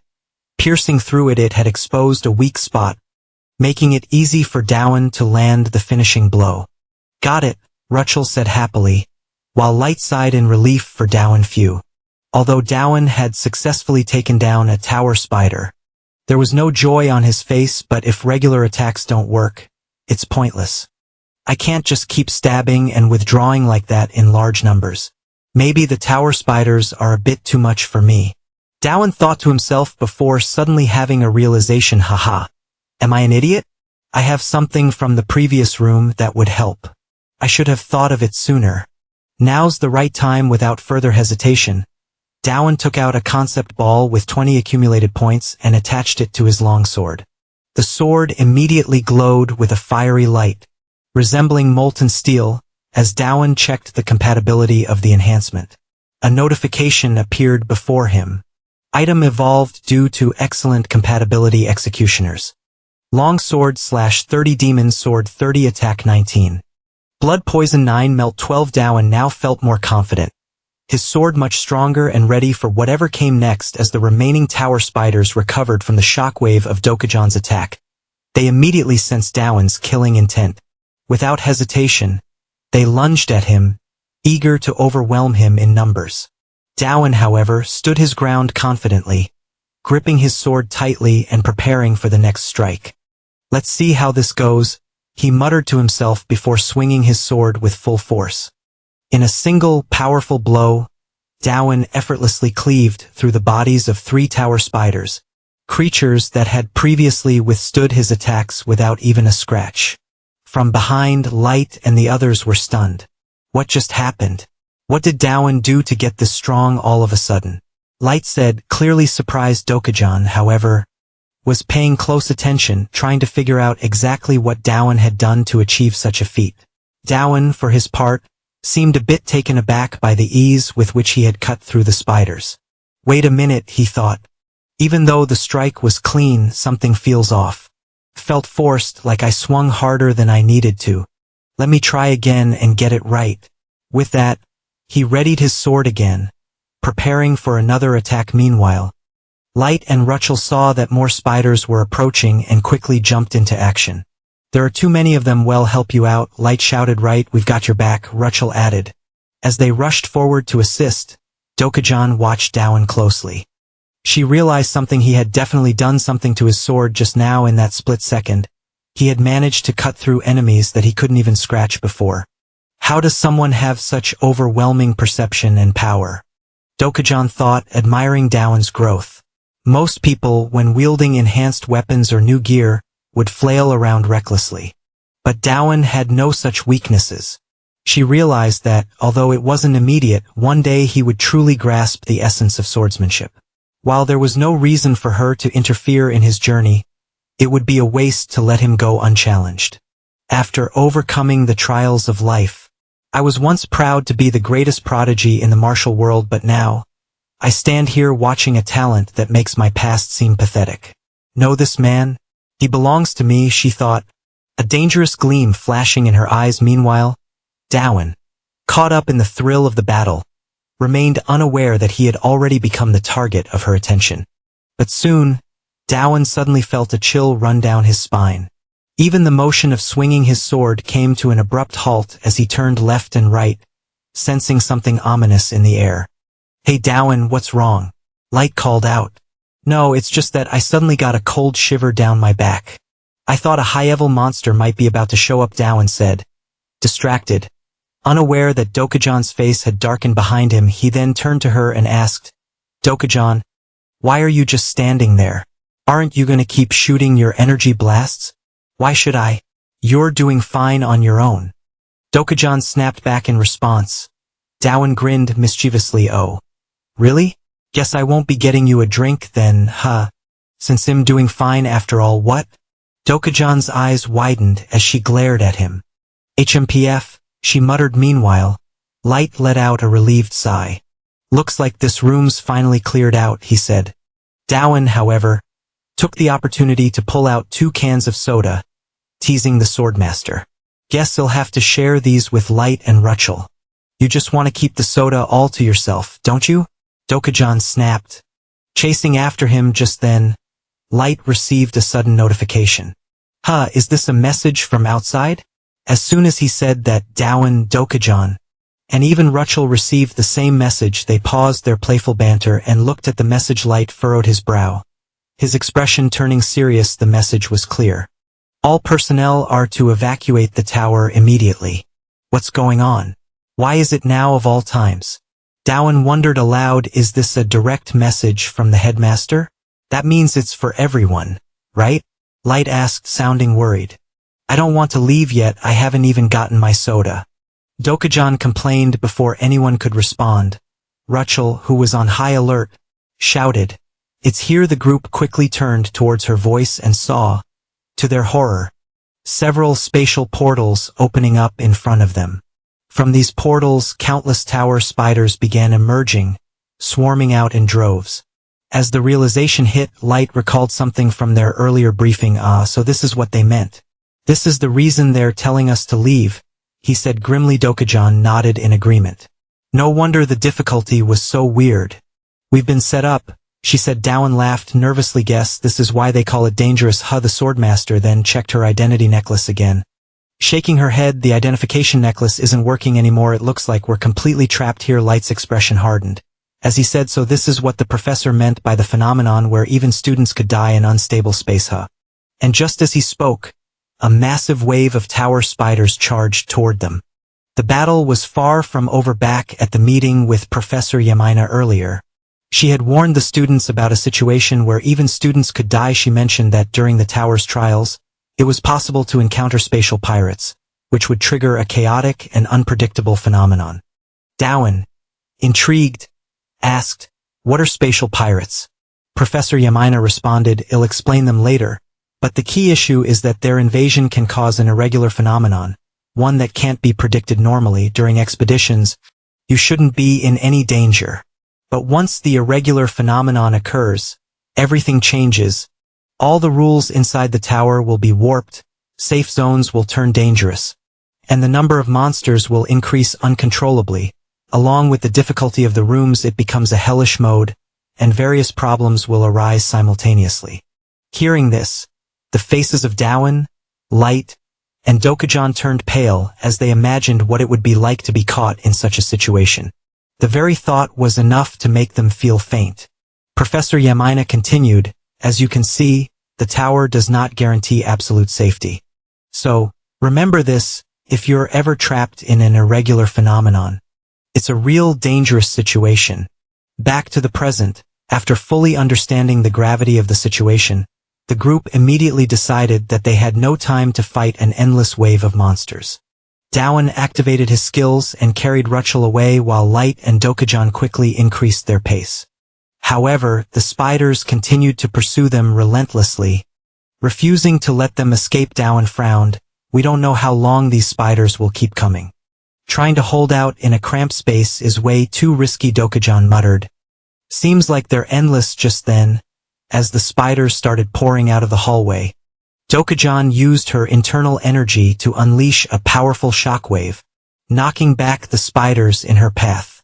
Meanwhile, Light swung his sword, sending out blades of energy that cut through the spiders. Dokujan, don't stop. Take care of yourself first. Light shouted, urging her to keep up the fight. Dokujan grumbled but pressed on. The two of them fought side by side, creating a powerful defense against the endless wave of spiders. However, Dowan began to worry about their stamina. Dokujan had already killed dozens of spiders on the way, and Light wasn't far behind. Their energy was being drained fast, and Rachel, who had been exhausted, seemed even more drained, his hair losing its color. Dowan wondered nervously, if his hair completely changes, could something terrible happen? He continued to fight, but the spiders were tough. What should I do now? He thought, feeling the pressure mounting. Dokujan, taking a brief moment to catch her breath, turned to Dowan and said, looks like your beast friend has completely lost it. Who would have thought something like this would happen? I can't keep going much longer. If we don't get a break soon, it's going to be dangerous. She flexed her wrist, wincing slightly from the soreness. After all, using her internal energy so much was starting to take its toll. Without much thought, Dowan immediately took out a can of carbonated drink from his backpack and handed it to Dokujan. Here, drink this, he said. It'll hold them off. You just take a rest and drink. Dokujan, slightly embarrassed by the gesture, looked at the can and then at Dowan. Oh my, what's this? She asked, but Dowan just nodded with determination. Just drink. He'll take care of them, Dowan reassured her, seeing his confident tone. Dokujan's face turned a bit pink as she accepted the can with a smile. Aha, can you really do this? She teased. Of course, Dowan replied with a grin. Watch carefully. Without further ado, Dowan pulled something out of nowhere. An explosive grenade. He quickly pulled the pin and tossed it directly into the center of the spider swarm in front of them. The grenade exploded with a powerful blast, sending spider remains scattering in all directions. What is this power? Light shouted in disbelief. How about that? Impressive, right? I put a lot of effort into making it. Dowan laughed as he jumped onto his flying motorcycle, heading towards the swarm to gather more experience. While riding, Dowan couldn't help but reflect on the situation. He noted that Rachel still seemed full of energy. Though his behavior was hard to read at the moment, more monsters were appearing, and time was running out. In order to give Light and Dokujan a proper rest, it's best to hold off the monsters as much as possible. I need to take down as many as I can to buy them time to recover, Dowan thought to himself as he kept fighting. At that moment, a notification screen appeared in front of him, drawing his attention. The message read, "The blood of your sword. The executioner's blade has increased by 15. You have understood and grasped a new concept of slash, and the depth of slash has reached level 2. As the notification faded, Dowan noticed that the sword in his hand was now enveloped in a sinister red glow. Wait, my sword is turning red? Dowan furrowed his brows in confusion, looking at the transforming sword in his hand. The protagonist had no time to study it further. Although he didn't know what concept blood venom was based on, trying it would tell him everything he needed. Gripping the sword tightly, Dowan swung it fiercely, instantly slicing the two spiders before him in half. After delivering the single strike, he immediately noticed a difference from before. Wait a moment. The sword's mark is expanding. Thinking back to the earlier situation, if slashing enhanced the cutting power, then blood venom increased the attack range and distance by absorbing his own blood. Let's see. But I can't use this too often. Each slash felt like donating blood, leaving him craving chocolate. This traitorous sword makes me nervous, he thought anxiously. Meanwhile, behind him, Light noticed Dowan's sword changing again and asked curiously, "Did you get something new again? What's with that sword aura?" Dowan didn't answer the question, but instead glanced around before asking in return, "Where's Rachel?" Hearing this, his knight friend shifted his gaze aside and shook his head. "She's slaughtering the spiders over there. We shouldn't approach her right now." Upon hearing these words, Dowan turned his eyes to Rachel, where she was roaring like a wild beast, smashing every spider that dared approach her into pieces. Seeing this scene, he let out a long sigh and advised, "You two, don't rush into battle just yet. Rest a bit more, no need Dowan. Am well rested thanks to you, look around." Light calmly replied, making Dowan snap to attention. "Observing that the number of monsters had significantly decreased, I wouldn't have noticed if you hadn't pointed it out." Turning to Dokujan, she also scanned the area briefly and remarked, "The atmosphere is settling down when monsters stop attacking. It usually means the battle is ending, or something stronger is about to appear." Light stroked his chin thoughtfully. And sure enough, Rachel, who had been ferociously fighting moments ago, suddenly sensed the same oddity and paused, turning her gaze toward one direction, where a spatial gate was gradually forming, from which a massive spider emerged. Staring at the monster's massive body, as large as a building, Light murmured, "It's too late." Beside him, the protagonist's eyes rolled back in confusion, completely baffled. "What's happening? Didn't they say that colossal monsters like this only appear after the 50th floor? Next to him, the swordswoman, seeing Dowan's cluelessness, sighed. "Don't you ever get tired of whining whenever strange things happen? Listening to it makes my ears bleed, as if fate hadn't been cruel enough." Light suddenly discovered something even worse, patting the protagonist's shoulder in alarm. Hey Dowan, what now?" "Light, focus on the elite monster in front of us first," Dowan snapped hurriedly. But Light responded bluntly, "Isn't there more than one elite monster in this room?" Hearing these words, Dowan's heart skipped a beat as he spun around in horror. "What are you talking about?" He didn't need an answer, for another gigantic spider filled his vision. And at that moment, both Dowan's and Light's faces turned deathly pale. Were screwed. The grim realization hit, two high-level monsters at once, front and back. Light's teeth chattered as fear gripped him.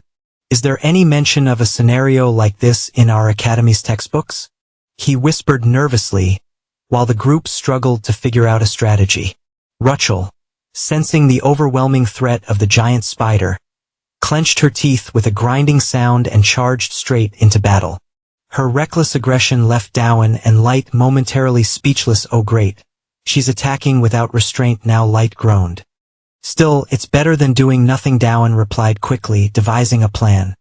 "Light, keep an eye on Rachel. Each of us will take one monster. Front and back Dokujan and I will handle the rear." "Got it," Light agreed, gripping his sword tightly before rushing forward to support the timid yet fierce Rachel. Facing the enormous spider, Dowan finally realized just how terrifying it truly was. "Wow," he thought. "I talked so confidently about splitting up earlier. But what am I supposed to do now?" The smaller spiders before could be handled with precise slashes and blood venom, but would those same techniques work against a monster of this size?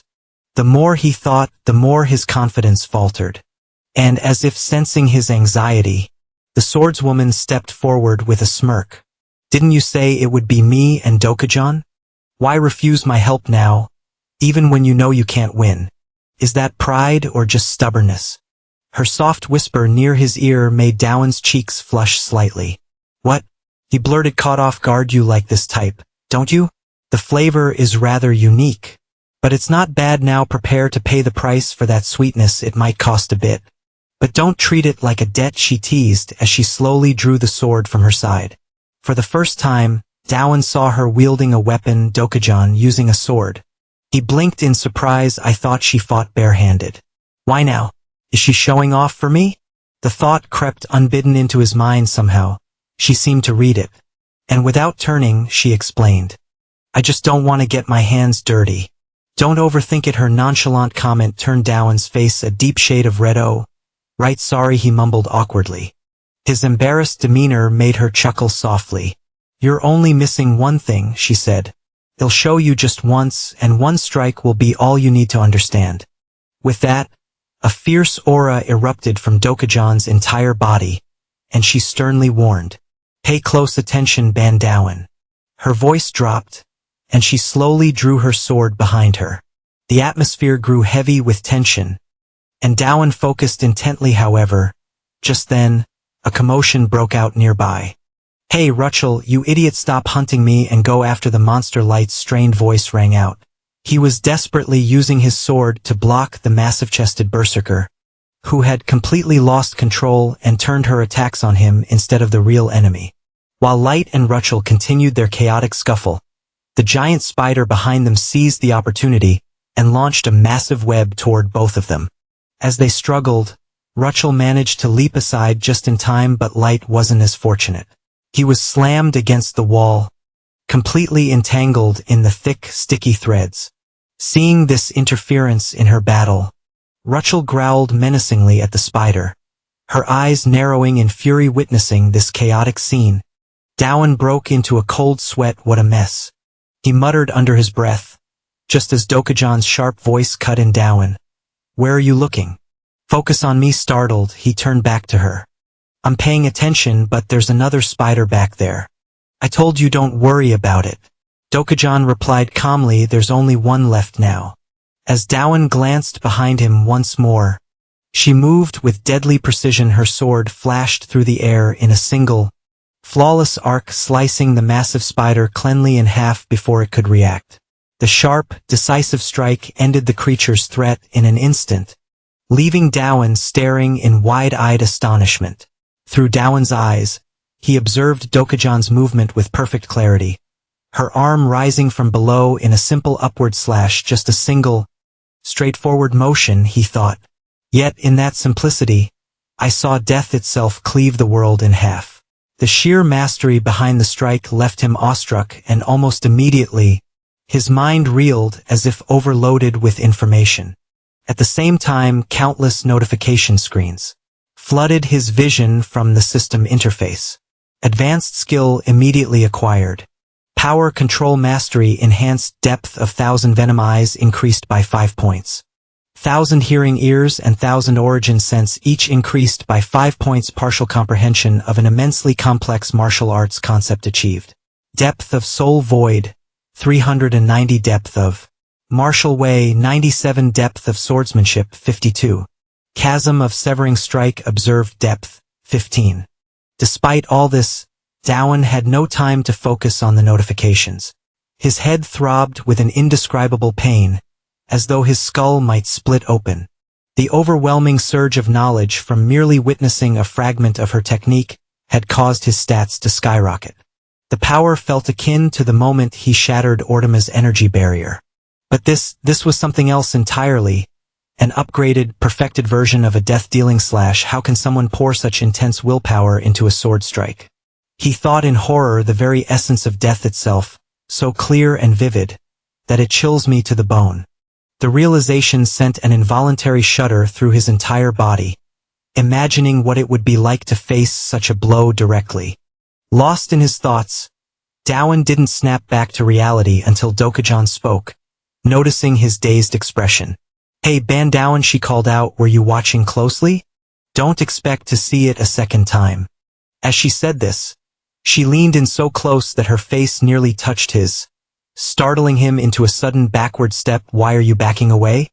she asked with a smirk. "You always stand way too close." Dowan stammered, flustered, ignoring his embarrassment. She casually tossed him the core of the elite spider she had just defeated. He gasped, catching it instinctively. This is the core of that high-level spider from earlier." His eyes widened as he examined it. The stats on the core were anything but ordinary. Life 3 body, 11 demon, 12 carapace, 15 webbing, 10 resistance, 1. The sheer potential brimming within it left him momentarily speechless. Seeing this, the protagonist felt a bit uneasy, unsure whether he should keep the core or not, since Dokujan was the one who defeated it. And taking the reward like this without asking didn't seem right. While thinking, he glanced at the female swordswoman with a complicated expression, and as if sensing his inner turmoil, she curled her lips into a teasing smile and said, "Oh, come on, it's a reward, don't hesitate, just take it." Hearing her words, he turned away silently, his face flushed with embarrassment. Meanwhile, as the two of them were caught up in their light-hearted exchange, the night light, stuck on one side and witnessing this blatant display of affection, could no longer bear it and shouted out, "Hey, you two, stop flirting already and get over here to help me. Rachel has gone crazy right now." He shouted in a panic as his eyes darted nervously toward Rachel, not too far away, who was at this moment completely pummeling the elite spider into literal pulp, whom it seems light is utterly useless now. "It'll be defeated in a second if this keeps up," he thought, realizing that in this dire situation, there was only one person capable of stopping her. Naturally, it was none other than decode John. Turning to the strongest member of their team, Dowan looked at her with desperate hope, but what he saw made cold sweat drip down his back. She was calmly standing there with her arms crossed, observing everything as if it wasn't her concern. "Don't look at me like that," she complained. "Eve already finished my part of the battle, however, since he clearly had no chance of overpowering Rachel himself." Dowan poured all his sincerity into pleading, "I know you don't like it, but this is an abnormal situation. If any of us dies, who knows what will happen?" Just as his words trailed off, the legs of the supposedly defeated elite spider twitched, proving it wasn't entirely dead after all. Of course, decode John sighed. "Fine, I'll play with that little beast for a while then," she muttered, cracking her knuckles to warm up. Seeing this, Dowan beamed with joy. "Oh, finally, that's what I'm talking about." But decode John wasn't about to act without getting something in return. "In exchange, you have to finish off what's under your feet," she added. "All right, beastie, stop clinging up there. Come down and face me." With a casual flick of her wrist, she unleashed a blast of energy directly into the face of the timid girl to draw her attention. "Wait a second, decode John." Underneath, the protagonist began to shout, but before he could finish his sentence, she cut him off with a smirk. "Let's have some real fun together." Feeling provoked, Rachel ground her teeth and let out a feral growl before launching herself directly at decode John. Her landing was so powerful that the ground immediately split into several cracks beneath her. However, decode John effortlessly dodged and, in a calm, mocking tone, taunted her further to lure her into attacking again. "Over here, beast." She chuckled. With each reckless charge, Rachel attacked blindly, her fists slamming into empty air as decode John moved nimbly out of harm's way. After Rachel missed with a particularly aggressive thrust, decode John grabbed her by the wrist with ease, swinging her entire body and slamming her into the ground with a resounding crash. "Oh my, not that way, I meant over here," she teased with a laugh, charging at the strong without thinking. "Get up already. You've got so much energy left, don't you? They'll keep playing with you until you burn it all out. Go ahead, run wild," she added with a smirk. Hearing these words only made Rachel even more furious, her rage intensifying with every taunt. Watching this spectacle unfold, Dowan felt a chill run down his spine. "Dear heavens, it really looks like she's just playing around," he thought, shivering at the sheer casualness of her dominance. Meanwhile, with Rachel subdued for the moment, decode John had the leisure to glance over at Dowan. "This isn't the time to be distracted, Ban Dowan," she called out, her voice sharp, startled. Dowan gritted his teeth, pulling out his sword and turning to face the injured but still fearsome elite spider. "I know what you're gonna say, but isn't this mission way too tough for me?" "Seriously, this is ridiculous, teacher," he muttered nervously. Even though the spider had already been damaged by Rachel's earlier assault, it remained a formidable foe. "If you've been paying attention to my techniques, you'll manage just fine," decode John said confidently, her eyes gleaming with conviction. The unwavering assurance in her gaze left Dowan flustered, and he could only respond with a sheepish grin. "Ha ha, where exactly does your confidence in me come from?" Before he could lament any further, the elite spider made its move, driving one of its massive legs straight toward him. The blow sent Dowan flying backward, his body hitting the ground hard. "Dowan, are you okay?" Light called out in concern. "What the heck is this?" Light exclaimed, wide-eyed with disbelief. "The moment those two left, you got thrown into battle right away." Seriously, it seemed that Dowan felt as though the spider was underestimating him, thinking that it could still handle him with just a little bit of life left. "Fine then, let's see how it goes," he thought before shouting, "Eve!" Immediately, magical circles appeared around the spider, and from within them, chains shot out, wrapping tightly around its legs.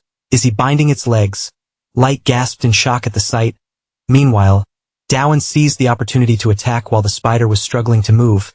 He'll use Eve to immobilize it, then add in poison blood and go for a close-range attack, he thought, swinging his sword with full force, slashing directly at the spider's face. The blade struck deeply into one of its eyes, making it scream in pain. "Take that," he said, his voice filled with satisfaction. However, Light, who was stuck watching from the side, furrowed his brows in concern. "What's going on, Dowan? This doesn't look good."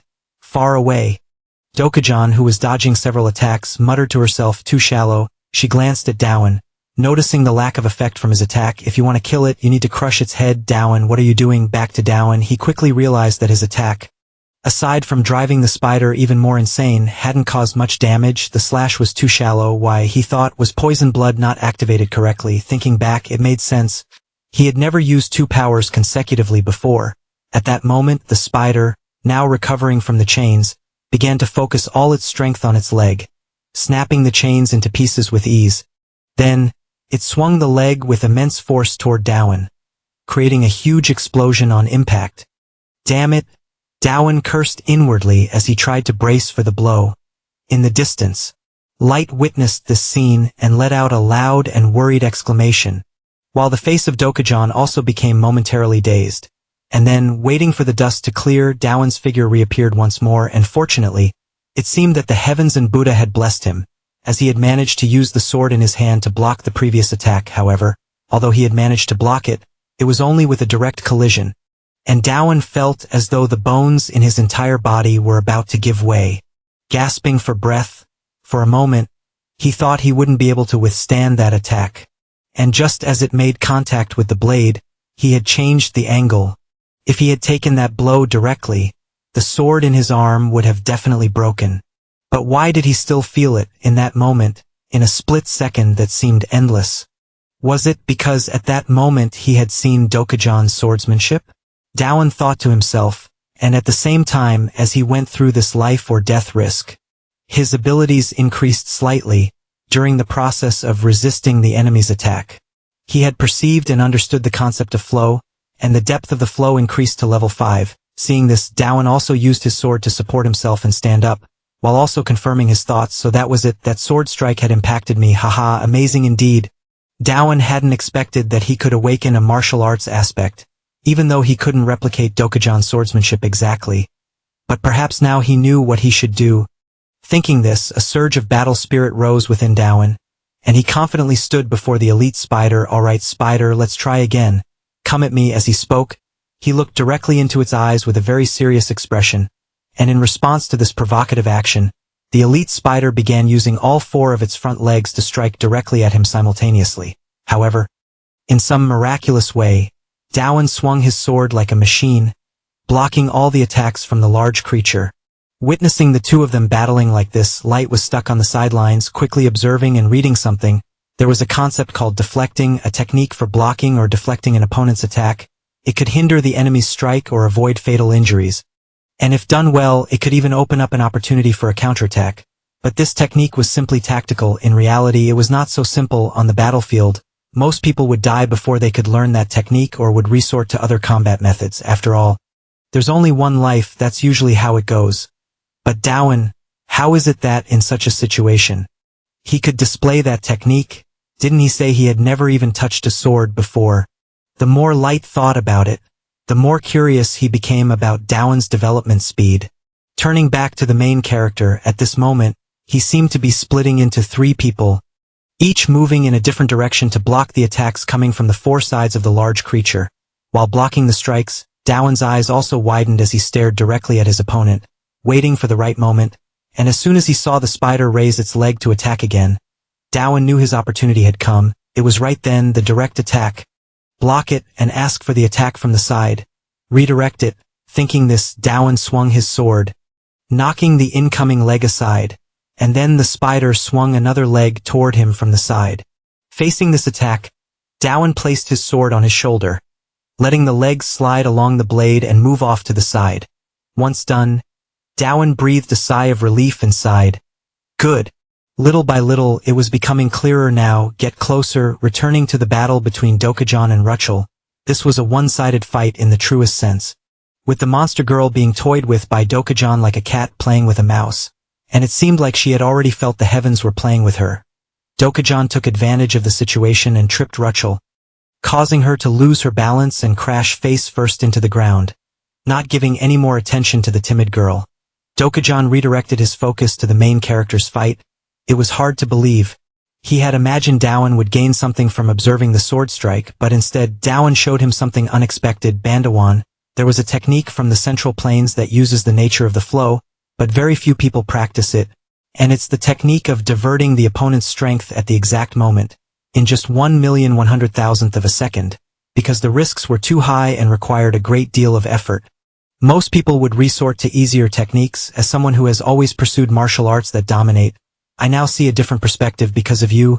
I never thought that something I once considered a trivial technique could be so profound and look so cool. Thinking about this, the swordswoman's face turned slightly pink before she was snapped out of her thoughts by Rachel's scream. "Thanks, monster, for showing me how embarrassing I look. Hey, let me go." Light spoke up to remind her, but without responding to the request, Dokujan gave Rachel a painful tap on the head and then refocused his thoughts. However, just changing the direction wasn't enough to end this fight. To win, one had to see the bigger picture. If we've come this far, then show me, Dowan, if you've mastered the flow technique to divert the opponent's strength. Then of course you should be able to use that power to counterattack. Back to Dowan, just as Dokujan had said, our protagonist understood this as well, and so he was still focused on observing, looking for the right moment. Then, just as the elite spider lunged its leg toward Dowan again, he took the initiative to charge and block the attack. Now was the time, using the enemy's thrusting power, spinning, combining two techniques, slicing and cutting. As he thought this, Dowan swung his sword to the side to deflect the spider's leg, while at the same time, he used its momentum to spin and increase the power of his strike, also adding the properties of venom and slicing into the blow. He then swung his sword directly at the spider's face, landing a deep gash across its face. The spider screamed in pain, as though its house was on fire, and behind, Dokujan, witnessing this, clenched his fists in excitement. "That's it, that's how it should be, well done," he cheered inwardly, returning to Dowan. After seeing the elite spider officially fall to the ground, he also collapsed, panting heavily from exhaustion. To reward his efforts in battle, the system quickly issued a notification, temporarily summarizing the origin of the concept. A way to create stronger concepts. The depth of the concepts related to poison, air, and language had increased by 5 points. Looking at the notifications, Dowan couldn't help but be a bit surprised. "Oh, I did it. It increased that much," he wondered to himself, however, before he could check his status. Light and Dokujan both called for help. "Hey, Dowan, could you handle this for me?" Light called out while still stuck in the spider silk. Meanwhile, Rachel was still going crazy, attacking Dokujan, and this too, Dokujan added, turning to Dowan after hearing this. Dowan could only manage a crooked smile. "Everyone's asking me for help just because I defeated an elite monster. Huh, Light, you're a genius, you can do anything," he said. In response to this, Light's eyes welled up with tears. "I'm sorry. I'm stuck and can't use magic." Even Dokujan had to nod in acknowledgement. "This monster is incredibly resilient and powerful. I wish I were stuck like that fool," the swordswoman muttered in frustration, her words causing Dowan's eyes to widen, as though an idea had just struck him. "Sounds good," he mumbled to himself. He then quickly implemented his idea, researching the concept of the spider silk trapping Light and feeding it to Eve, thinking to himself that all he needed was a monster-catching net. As he spoke, he absorbed the concept from the spider silk and fed it to the small serpent. "Eve, you have acquired the concept of spiderweb." Eve's concept depth is now 25, higher than the spiderweb of level 16. At this point, after absorbing the concept, Eve's body began to transform, turning into a cage made of chains. Dowan then threw the chain net directly at Rachel, startling her so much that she couldn't react in time. As a result, the chains tightly wrapped around her body, and the more she struggled, the tighter they became. Looking at the scene, Dowan couldn't help but let out a triumphant laugh. "Haha, struggle all you want, Rachel. It's definitely tighter now, and it can even drain your magic.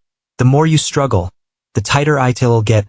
Dowan smiled as the chains started wrapping around Rachel's body in a very strange manner, making both Light and Dowan blush as they watched. At that moment, Light, the knight, raised his hands to cover Dawen's eyes and warned him, "You shouldn't be looking at this." In response, Dawen gritted his teeth in frustration. "What about you?"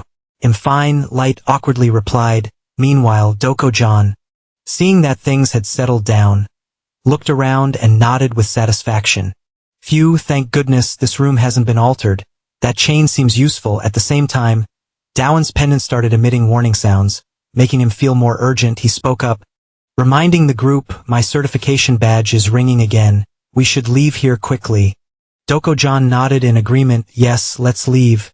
Just as the words left her mouth, before anyone could move, a red energy sphere suddenly appeared behind them. From within the sphere, an unfamiliar voice echoed, "You, the children who have passed the test." Hearing the voice, Dawen and the group jumped, immediately becoming alert. Dawen then turned his gaze toward the source of the voice and questioned, "Who's speaking?" In response, the energy sphere slowly transformed into the figure of a woman. She then extended her hand toward the group and made a proposal. "I will reward you now. I will offer you the chance to make a contract with the overseer of the Thousand Eyes." Time quickly passed and the scene shifted outside the tower. At this moment, Professor Yamina stood anxiously, waiting for her students. As they had not yet come out of the tower, however, she did not have to wait long before Dawen's group was transported outside via a teleportation spell. "Phew, is anyone injured?" Dawen asked. "Where are we?" Light asked curiously. "This is the place we entered earlier," Doko-John replied.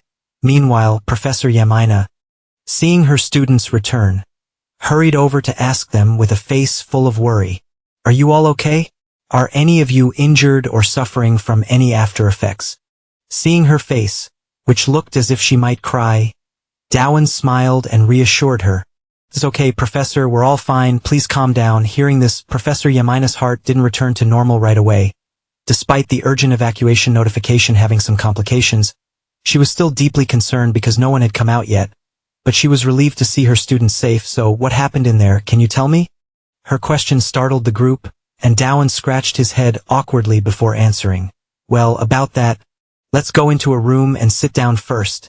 As time passed, the scene shifted to a quiet, deserted area where the group could finally sit down and discuss what happened in the tower. "So what happened here?" "We got pulled into a very strange place after the fourth room changed shortly after we entered," Dawen said.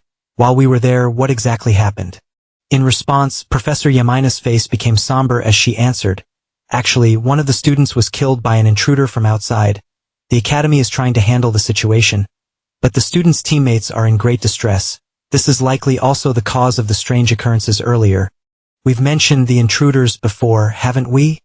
On the other side, Dawen recalled the earlier warnings from Yamina. The space raiders would target new students, kill them, and steal their certification tokens.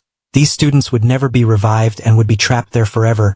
Thinking about this, Dawen couldn't help but break into a sweat and tentatively asked, "So, have we found the intruder?" In response, Yamina could only shake her head. "They escaped." The students there couldn't stop them. Hearing this, Doko-John, who had been standing off to the side, voiced her own suspicion. "It seems like this exam was set up. Even if they're not students of this academy, there are always those who are willing to climb the Babel Tower. For them, new students entering the tower are a perfect target. They kill the freshmen who pass the entrance exam to ruin the academy's reputation and infiltrate the academy with stolen certification tokens. From the academy's perspective, they could claim confronting the intruders was part of a mandatory exam, giving them a huge responsibility, isn't that right?" Doko-John spoke while glancing at Yamina with a teasing look. Her words seemed entirely accurate, and Yamina couldn't refute them. Looking at Yamina's embarrassed expression, Doko-John sighed, her tone laced with sarcasm. "Really? This place is amazing.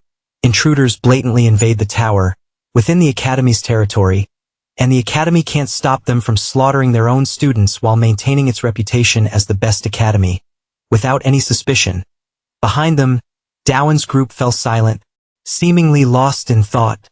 Only Yamina, the female professor, couldn't agree with this viewpoint. "You're misunderstanding something.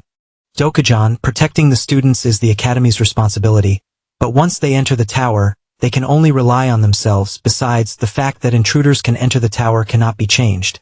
That's the will of the tower." As she spoke, Yamina lowered her head slightly. As though not daring to face her students, upon hearing the words, Dokujan gritted her teeth in frustration. The will of the tower. If that's the case, then I don't need to be here anymore. With that, she used her necklace to teleport away, leaving Yamina unable to stop her. Beside them, Dowan spoke up to explain, please understand her, Professor, some unfortunate things happened inside the tower. Turning to Yamina, Dowan noticed that she seemed to have picked up on the change in their mood since returning. She finally asked, tell me, Dowan, what exactly happened in there? Dowan hesitated for a moment, but then relayed everything. Before we came back, we encountered the Starkeeper. As soon as the words left Dowan's mouth, Yamina's face turned pale with shock. The all-powerful guardians or observers, they absorb countless dimensions, and when they find someone they find suitable, they will form a contract through that person.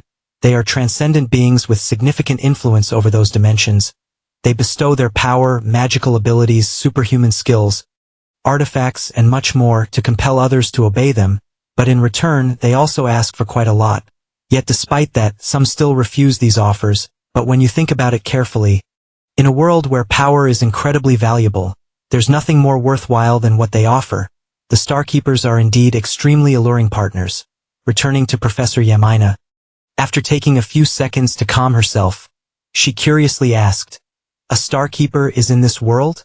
In response, Dowan nodded confidently, yes, the observer of all life told me this in a very strange tone.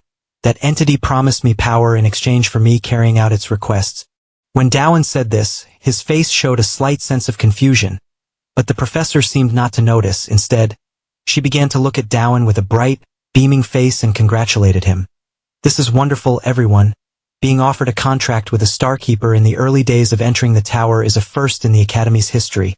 Just having a contract with a Starkeeper entity, this early means your talent has already been recognized, she said excitedly, unaware that as she spoke, Light and Rachel's faces seemed to grow darker.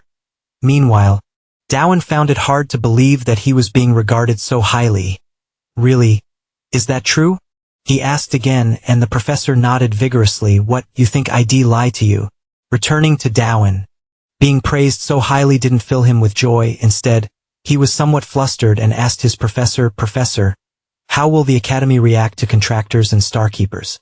Upon hearing Dowan's question, first Yamina was a bit curious, but then she immediately replied, of course, they will remain neutral, but if an opportunity like that truly arises, they will encourage you to seize it. Dowan responded, I see, so the Academy encourages them to accept the contract. To clarify further, Professor Yamina added, yes, that's correct. Among all the dimensions, the tower is where the Starkeepers focus most of their attention. No one is more suited to climbing the tower than those with a contract with the Starkeepers. As Dowan listened, the more he heard, the stronger the doubt grew in his mind. He found it hard to believe that an institution like the Academy had no defense against an intruder like that. Sure, they seem friendly and harmless, but there's too little information about them, so you can't be so sure, he thought to himself. Before being jolted by Yamina's next question, so Dowan, what exactly did the observer of all life ask of you? She asked eagerly with a curious face. In response, Dowan's expression changed, and he said something she wasn't expecting at all. Well, the entity asked me to assassinate, Dowan started, his face growing more serious. It promised to form a contract with two of us if one of us kills the other. That's what the Starkeeper requested. Flashback to the moment when the Starkeeper made the request. Only those who hunger for power, those who sing praises and chants for me, the children with amazing potential, cut the throat of your comrade and offer it to me, and I will make you my most trusted servant until you reach the top of this tower and obtain what you desire. My love will never leave you. Now do it. As she spoke, the red-clad figure extended her hand toward the group, as though inviting them to slaughter one another. Of course, Dowan thought this request was absurd. What nonsense, asking to kill a friend just for power. Who would actually do that? Do you think I would follow that, right? He thought, glancing at Dokhogen with a somewhat uncertain look. If Dokhogen really lost control, no one in the group would be able to stop him, and sure enough, not disappointing Dowan in response to this request. Dokhogen took a few steps forward and glared at the Starkeeper. Leave me alone, she coldly said, releasing her power, returning to the present. After hearing this story, Professor Yamina felt a sense of confusion for the group. She knew things would not be as simple as the protagonist had described with just a few words. So that's what happened, Yemena sighed. That girl must have exhausted all her energy. She added, and Dowan nodded, yes, I had to force the Starkeeper to back off. But to disregard our lives like toys is truly terrifying. Dowan paused for a moment before continuing, so does this mean we can't enter the tower until the end of the week? It seems too dangerous now. They'll be monitoring the tower until next week to prevent any further intrusions.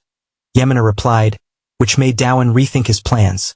He needed to increase his strength to fight the Stone Man, and the showdown with Erecto was scheduled for Tuesday.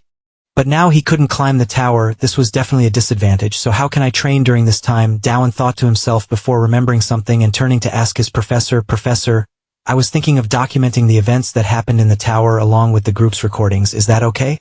Professor Yemena thought for a few seconds and nodded. That's fine, but if possible, I would prefer to hear the account during a meal with you all. But it seems that might not happen.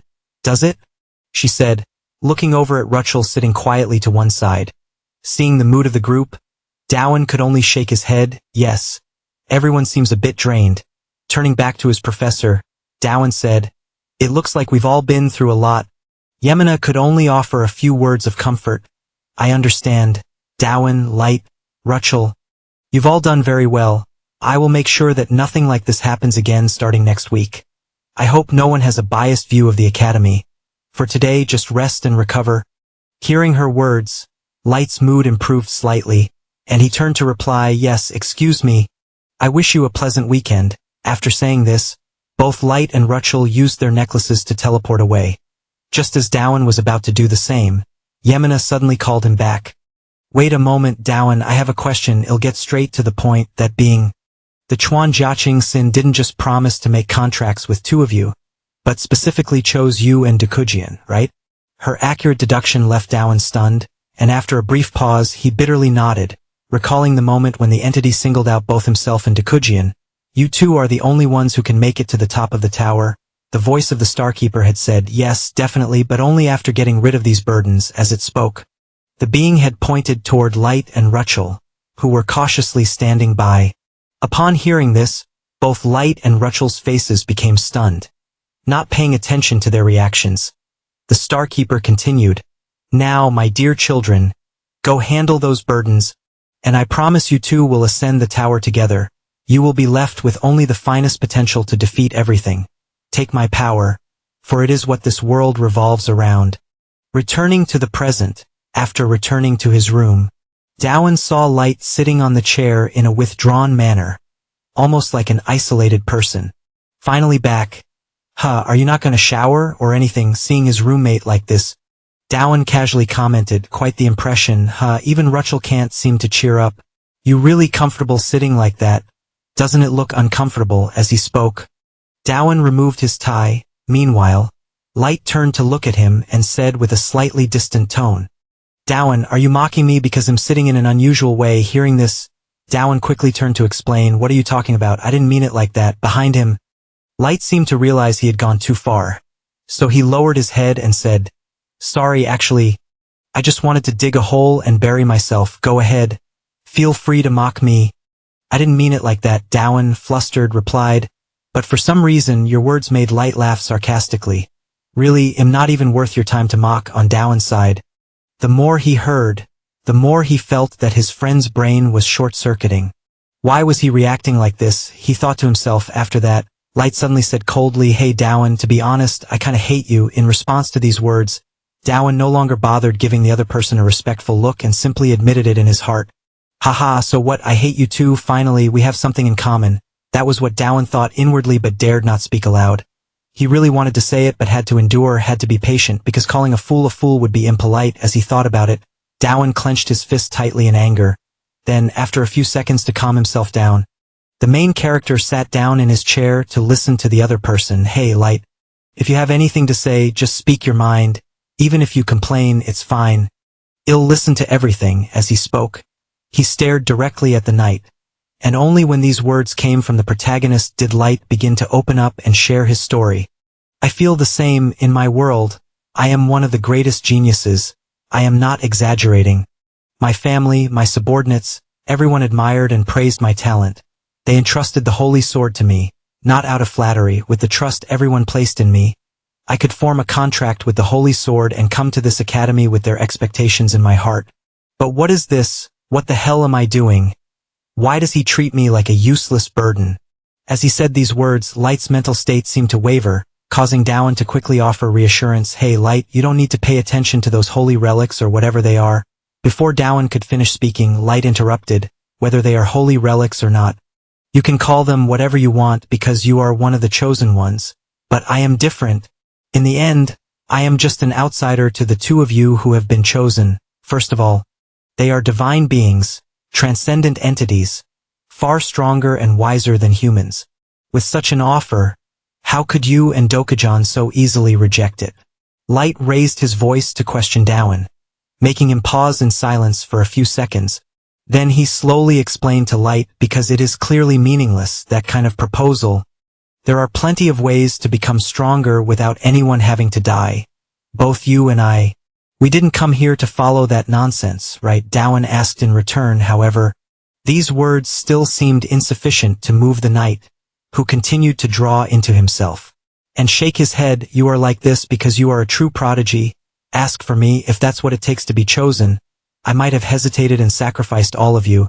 I probably wouldn't have been able to refuse as firmly as you and Dokujan. I would have chosen differently. The truth is I feel bitter, terrified, and unable to forgive myself. As he said this, Light's expression became indescribable. Time passed quickly, and somehow the conversation between the two ended. But now Dowan had finished his bath, sighed and glanced over at Light, who was lying on the bed, and as if sensing the protagonist's gaze, Light spoke up. Dowan, I'm sorry for whining earlier. It wasn't your fault, but I acted out of jealousy. I told you a story full of unpleasant thoughts. I'm really sorry. Light's voice was filled with regret. Seeing him say this made Dowan smile softly and wave off the earlier events with a forgiving smile. We're friends. I'm always here to listen whenever you need it. They'll be stepping out for a bit. Feel free to drink the hot chocolate if you want. Sweets often help melt away unpleasant feelings. Saying that, Dowan set down a cup of hot chocolate on the table. And from the bed, Light quietly replied, Thank you, shifting focus back to Dowan. After closing the door and stepping into the hallway, he reflected to himself, he's completely changed since the first time we met. He'll need to be more mindful of my words next time. Dowan reminded himself. At the same time, the swordswoman, Dohojan, appeared walking down the hallway, spotted him and cheerfully ran over. Oh, you're back. Good thing I didn't have to go inside. That's a relief. Hearing her voice made Dowan suddenly panic and shout, What are you doing here? This is the boys' dorm, man. His eyes wide with shock. Seeing his reaction, Dohojan quickly raised her hand to signal him to lower his voice. Sure, if no one sees, it doesn't count. Don't you know that? She said with a playful grin. Before Dowan could complain further, she grabbed his sleeve and dragged him away, cutting to a scene outside on a wooden bench. As they sat there, Dowan shrugged and asked, So you're here because the cafe was too crowded? Without answering Dowan's question, Dohojan turned to ask about Light's situation. I was curious, so I came. How's the burden doing? Is he still holding up? In response, the protagonist's voice held a hint of complaint. Seriously, what's with you? Why do you keep calling him a burden? Hearing this, Dohojan cleared her throat. Isn't it true though? He only knows how to use brute strength like a fool, a pitiful, talentless, and unadaptable person. Right? Light isn't talentless. He's skilled in swordsmanship and possesses many other abilities.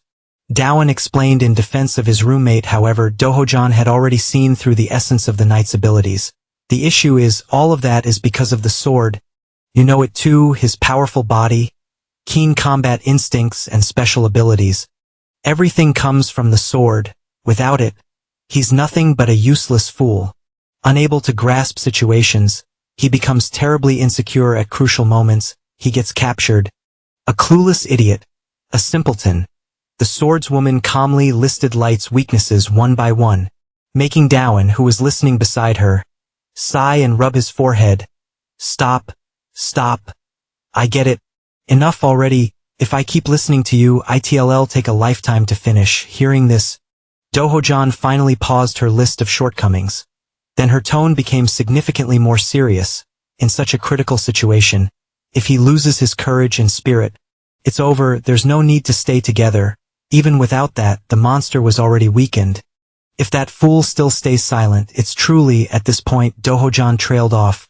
But it was enough for Dowan to grasp her meaning, yet he still felt a bit confused. Wondering if Dohojan was insulting Light or worried about him. Thinking about this, he suddenly turned to her and asked, "What about you?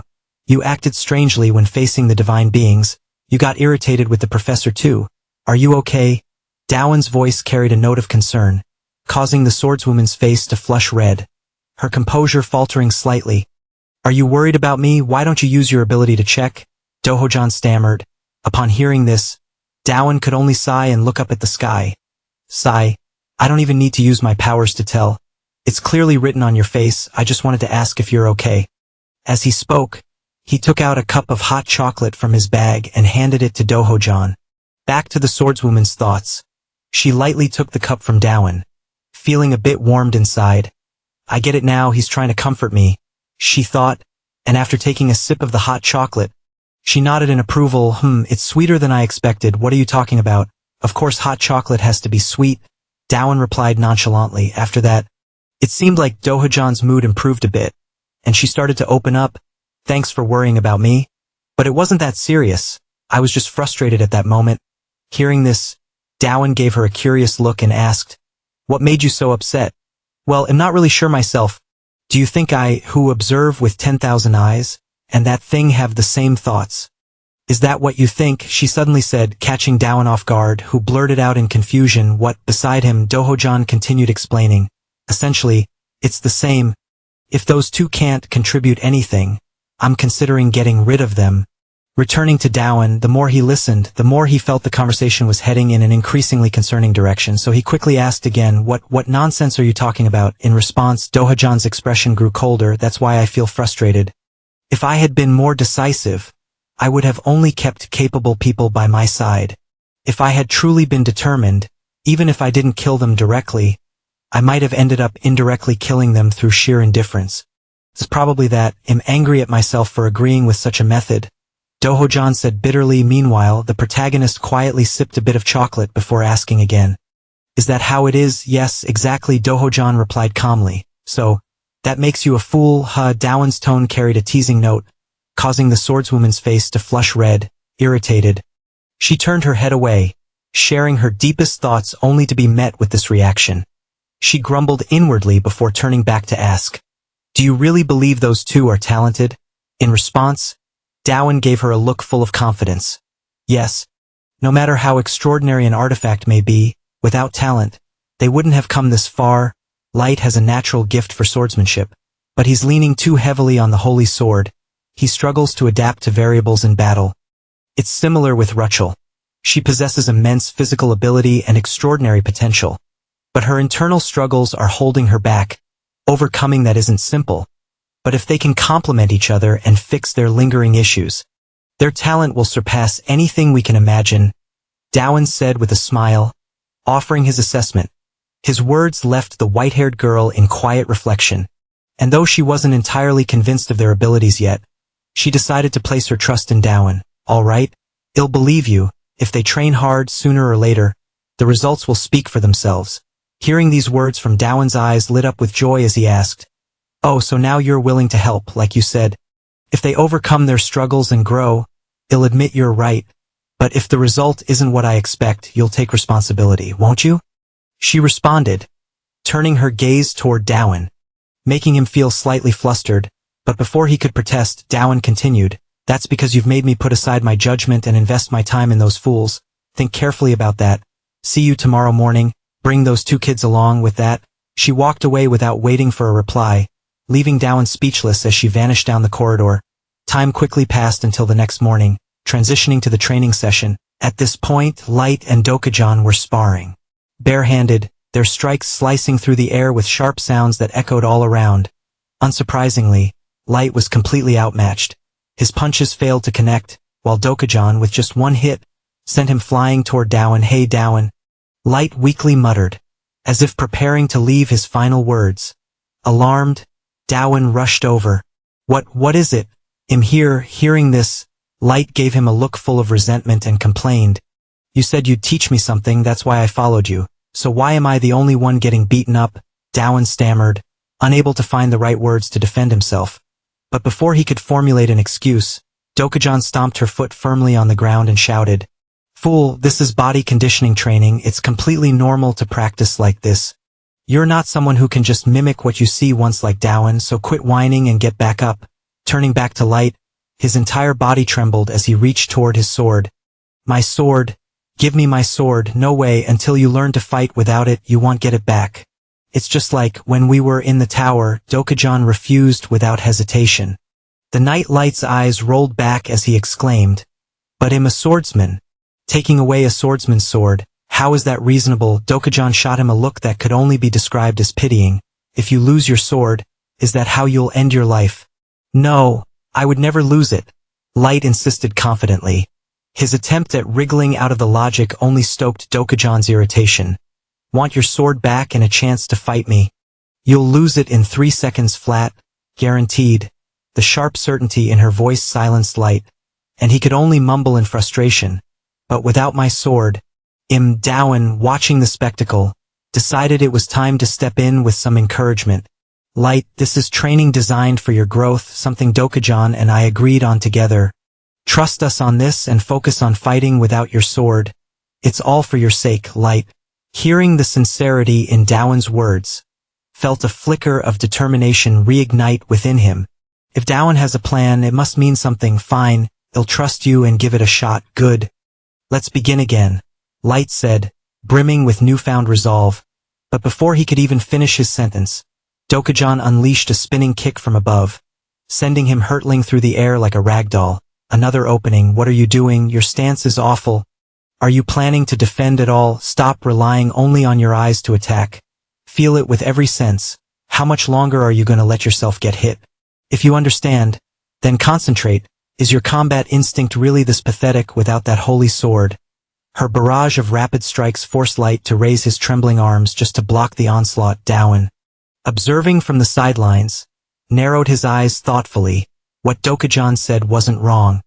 Light's performance was deteriorating rapidly. Normally, he could handle someone like Erecto without breaking a sweat. But something had fundamentally changed. Fighting without the sword revealed a stark weakness in his ability. His raw potential was extraordinary. But if this regression was caused by relying too much on the sword, then his condition was far worse than I thought. Dowan mused as his brows knitted together in concern. Meanwhile, Dokujan's barrage of scolding didn't stop for even a moment as she delivered hammer-like attacks while shouting incessantly. "You're getting weaker. Is your true self just the holy sword? Are you the sword itself?" "No," Light shouted at the top of his lungs. "What do you mean by that? Are you completely useless without the sword?" Dokujan retorted sharply. "That's not true." Light gritted his teeth and replied, "If you really don't think that, then stop reaching for a sword that's not even in your hand. Come on and face me, heathen." Dokujan widened her eyes and yelled back, her words seeming to ignite something deep within Light. Dokujan's eyes were wide open. Dokujan. Suddenly, his entire body began to emit a radiant glow without hesitation. Light let out a fierce cry and unleashed a punch with blinding speed straight ahead, causing Dokujan to instinctively tilt her head to the side to dodge. The force of the punch was so powerful that it created a gust of wind that swept everything behind her. But the most shocking thing was not the punch itself. When the light faded, Light's entire appearance had completely transformed. He now had long, flowing hair and an enormous chest, his figure unmistakably that of a woman. This stunning change left Do-won and Rachel, who had been watching from the sidelines, utterly dumbfounded. They stood frozen, their expressions blank, as if their minds had momentarily ceased to function. Meanwhile, the stern scolding from Dokujan showed no signs of ceasing. She furrowed her brow slightly as she observed Light's transformed appearance, seemingly contemplating something to say. But before she could speak, Light's body began to change once more. The radiant light enveloping him was suddenly absorbed into a cross-shaped mark on her chest, causing Light to wince in pain and collapse to his knees. Do-won, alarmed by the scene, rushed forward to check on him. But Dokujan extended a hand to stop him. "Relax," she said, her eyes narrowing slightly. He's fine, but this isn't something simple to deal with. As she spoke, Light's form reverted to his usual self without wasting time. Ho-John's tone turned serious again as she questioned him. Light, you know what the problem is, don't you? In response, Light's expression grew somber and he nodded. Yes, Do-won, you and she were right. I can't keep going on like this. Fight me again, Ho-John demanded, but first, I owe you an apology for misjudging you. Light scratched his head with a sheepish smile. No, there's no need to apologize, you're helping me. I should be the one thanking you. There was a brief moment of warmth in his voice, but it barely lasted 3 seconds before Ho-John delivered a brutal blow to his pride. I thought you were just a clueless idiot, she said flatly. But you're actually an idiot carrying a bomb on your back. I hope it doesn't go off inside the tower. Her words ended with a heavy sigh. Light, overwhelmed, could only wail in frustration. I really don't like you, he cried off to the side. Rachel watched the interaction with a spark of competitiveness tugging lightly on Do-won's sleeve. She proposed with eager energy. Do-won, let's spar too. However, Do-won was too absorbed in observing Light to notice her right away. He was focused on something peculiar. He had just witnessed. What was that just now? He wondered silently. Holy energy and demonic energy. How can two such opposing forces coexist in one body? If that's the cause of his outbursts, does Light know? They'll talk to him once we're back at the dormitory. Only then did Do-won snap out of his thoughts. Oh, sorry, Rachel, you've been calling me, haven't you? He apologized sheepishly. It's fine. She reassured him, but more importantly, can we spar? I want to practice too. Her request was filled with determination. Do-won hesitated, recalling her relentless combat style. Is that safe? He asked tentatively. No, but you can keep me in check, she countered with a pleading look. I want to learn control. And I want to be useful too. Her sincerity struck a chord with him, and he couldn't bring himself to. All right, he agreed, walking toward the weapon rack. As he reached for a practice sword, a thought crossed his mind. Rachel's unusually motivated today. Was yesterday's event really that shocking? Grabbing a wooden sword, he tossed another to Rachel and explained, let's start slow. We don't need to be noisy like those two. Gradually increase the pace, okay? Got it, Rachel nodded, her eyes bright with anticipation. Lifting his sword, Do-won took a stance. All right, let's begin. I'll do my best, she replied eagerly, but just as their sparring was about to start, Do-won was struck by an epiphany. Wait a second, he thought with sudden clarity. Isn't this exactly the school life I always dreamed of?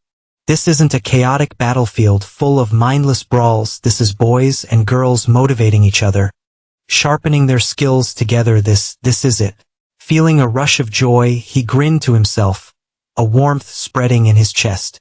Thanks to Rachel, my dream has finally come true. His excitement even caused his nose to flush a soft shade of pink opposite him. Rachel's face showed a hint of worry as she spoke softly. Shall I start now? All right, go ahead, Do-won murmured, his voice calm but tinged with slight hesitation. The moment those words left his mouth, Rachel's demeanor shifted entirely. Her pink-haired friend suddenly entered a berserk state, her eyes burning with unrestrained energy, and the terrifying transformation drained all color from Do-won's face. Barely 5 minutes into the sparring match, he frantically called for help. Eve, quick, turn into chains and bind her. Don't let go no matter what. His voice quivered with panic as he shouted commands to the little snake familiar. The living chain obeyed instantly, wrapping tightly around Rachel and siphoning the mana from her body gradually. Her consciousness began to return, and her wild energy subsided. You're back to normal now, Do-won said, his eyes welling up with unshed tears. Rachel blinked in confusion, her expression softening with growing awareness. Seeing Do-won's trembling figure, she instinctively covered her mouth, her voice filled with concern as she asked, Do-won, are you okay? You're not hurt, are you? How many times has this happened?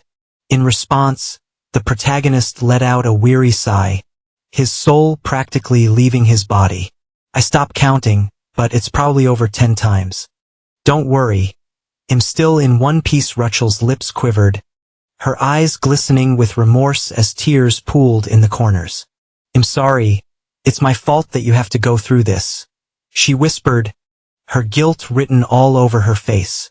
The sight of her sadness tugged at Do-won's heart. Without thinking, he reached out, gently patting her head in a comforting gesture.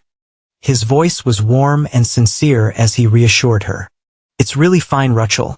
I promise to help you, and I meant it. I've already prepared for situations like this. So please don't feel bad anymore, okay? The tenderness in his words sent a soft blush blooming across Rachel's cheeks, her heart skipping a beat as warmth spread through her entire being. However, before the couple could enjoy their moment, Do-kojan's shout broke through the air, causing both Do-won and Rachel to freeze, as if they had been caught in the act. Haha, while I'm working hard training, you're over here sweet-talking with a beast? Do-kojan teased, dragging the limp form of Light toward them. Under her questioning gaze, Do-won quickly defended himself. Sweet-talking? Didn't you see I almost died just now? Do-kojan, however, didn't believe him for a second. She muttered sarcastically, whispering sweet words to an innocent beast. Her tone was filled with displeasure. That's not it. Do-won is really just worried about me. Rachel hurriedly explained. Do-kojan shot a suspicious glance at her. Sure, that's it. A beast with hidden motives. Her words struck a nerve in Rachel, causing her to flinch and her cheeks to flush bright red. Do-kojan stopped teasing and shifted into a more serious tone. When you're training, don't get distracted with silly thoughts about your opponent. Especially not about some beast. You should focus and eliminate those thoughts. Do-won, who had been quietly listening, began to reflect on the situation. Rachel's usually so active, but now she's shy. She's too soft with Do-kojan. Wait, but thinking about what's happened, isn't it great that she's motivated? If it were me, I'd be sulking all day. She probably doesn't have time to focus on her mental health, but she's really trying her best. Thinking this, Do-won felt that he should do something to boost Rachel's spirits. He then spoke up. All right, I asked the professors if I could bring one of you along when leaving the floating island, and I just got the approval. Upon hearing this, Do-kojan ran her fingers through her hair and daydreamed. That's great, it's too stuffy here anyway. Ignoring her comment, Do-won quickly turned his gaze toward Rachel. So, Rachel, from now on, come out with me. Let's go on a date. His words made both Do-kojan and Light freeze in shock. Time passed quickly as planned. Do-won and Rachel were currently on a date together. Shifting the scene to a clothing store, where the questioning voice of Do-kojan echoed through the communication screen. No, I told you before you left. Hearing this, Do-won sighed and explained once again, it's not an overnight stay. Just a short outing. I'll be back before evening. On the other end, Do-kojan's expression softened slightly after hearing those words. But she was still clearly upset. Fine. You've been living in a different world for too long and really think men and women casually go out late at night like this? On another side, Light started tearing up. Hey, Do-won, is that all? If you go with anyone other than me, your roommate. Before he could finish, Do-won cut him off immediately. Are you my mother or something? At that moment, Rachel stepped out from the fitting room, her voice shy as she apologized. I tried on the outfit you suggested. Does it look okay? This feels like I'm showing off my body, Rachel said with a bit of embarrassment, though it only enhanced her charm, making Do-won instinctively cover his mouth before giving her an enthusiastic thumbs up. You look absolutely beautiful. On the other end of the call, Light and Do-kojan, watching the scene, were almost driven to madness. Just wait until you come back. I want to go out too. Setting aside this commotion, Do-won and Rachel continued their walk together. And for Rachel, it was her first time stepping outside the school grounds. So she was thrilled. Wow, amazing. I never imagined there'd be such a big city outside the academy, she exclaimed, her eyes wide with wonder as she looked around. Do-won smiling nodded. Amazing. Right, though Eve only been to the outskirts of city twice. Let's walk a bit. There are stores and shopping districts over there. Sure. Rachel responded eagerly, quickly catching up to him. But before she realized it, the crowd grew too large. If this continues, I'll lose Do-won, she whispered to herself and hurriedly reached forward with her hand. Fortunately, at that moment, Do-won also noticed the problem. So he quickly reached out to grab Rachel's wrist firmly and spoke with a slightly apologetic tone. Oh no, are you okay? I'm sorry. I forgot this is your first time in a place like this. "It's fine, I'm okay." Rachel shook her head. Seeing this, he gently took her small hand into his and suggested, "There are so many people in the shopping district, let's hold hands from now on." After saying this, he turned his face away, seemingly trying to hide his flushed cheeks. Behind him, Rachel softly nodded, and then like that, the two of them spent the whole day together, having endless fun around the city. From trying street food to visiting a plush toy shop or strolling through the park, this wonderful day even lifted Hojan's spirits completely. Finally, the two stopped at an outdoor restaurant. Eating while Do-won nervously glanced at Rachel and asked, "Are you really okay with it? This place uses monster meat for its dishes." Or so Eve heard his concern, however, turned out to be entirely unnecessary as Rachel was happily enjoying her meal without hesitation. "That's why I like it, it's absolutely delicious," she said with a satisfied look on her face. And Do-won, seeing her enthusiasm, couldn't help but nod in agreement. "Wow, it's way better than I expected." While Rachel continued eating, even humming a tune with delight, her thoughts wandered. "I'm really surprised, I can't believe I'm eating such delicious food after coming to the city. All of this is thanks to Do-won." Thinking this, a sudden realization seemed to hit her, and her cheerful mood noticeably dropped, prompting Do-won to notice immediately and ask, "What's wrong? You don't like it?" "No, it's not that," Rachel responded, her voice tinged with sadness. "It's just, I realized how overly excited Eve been. This is the first time you've brought me to the city after so long. You even gave me this beautiful outfit as a gift and treated me to such a great meal. But I haven't done anything for you. And I wonder if it's okay for me to enjoy myself this much. I'm not even sure if what I'm doing is really helping me control my powers or not.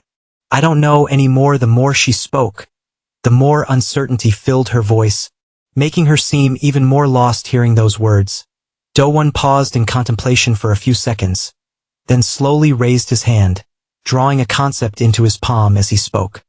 "Can you look here for a moment? The emotions you're feeling now are appearing in my hand." Seeing this, Rachel's eyes filled with confusion as she shook her head. "I don't see anything." "Well, just pretend it's there," Do-won replied awkwardly before continuing. "Until recently, my ability could only manifest anger. But now it's different. Even after spending just a short time together, I can feel these emotions.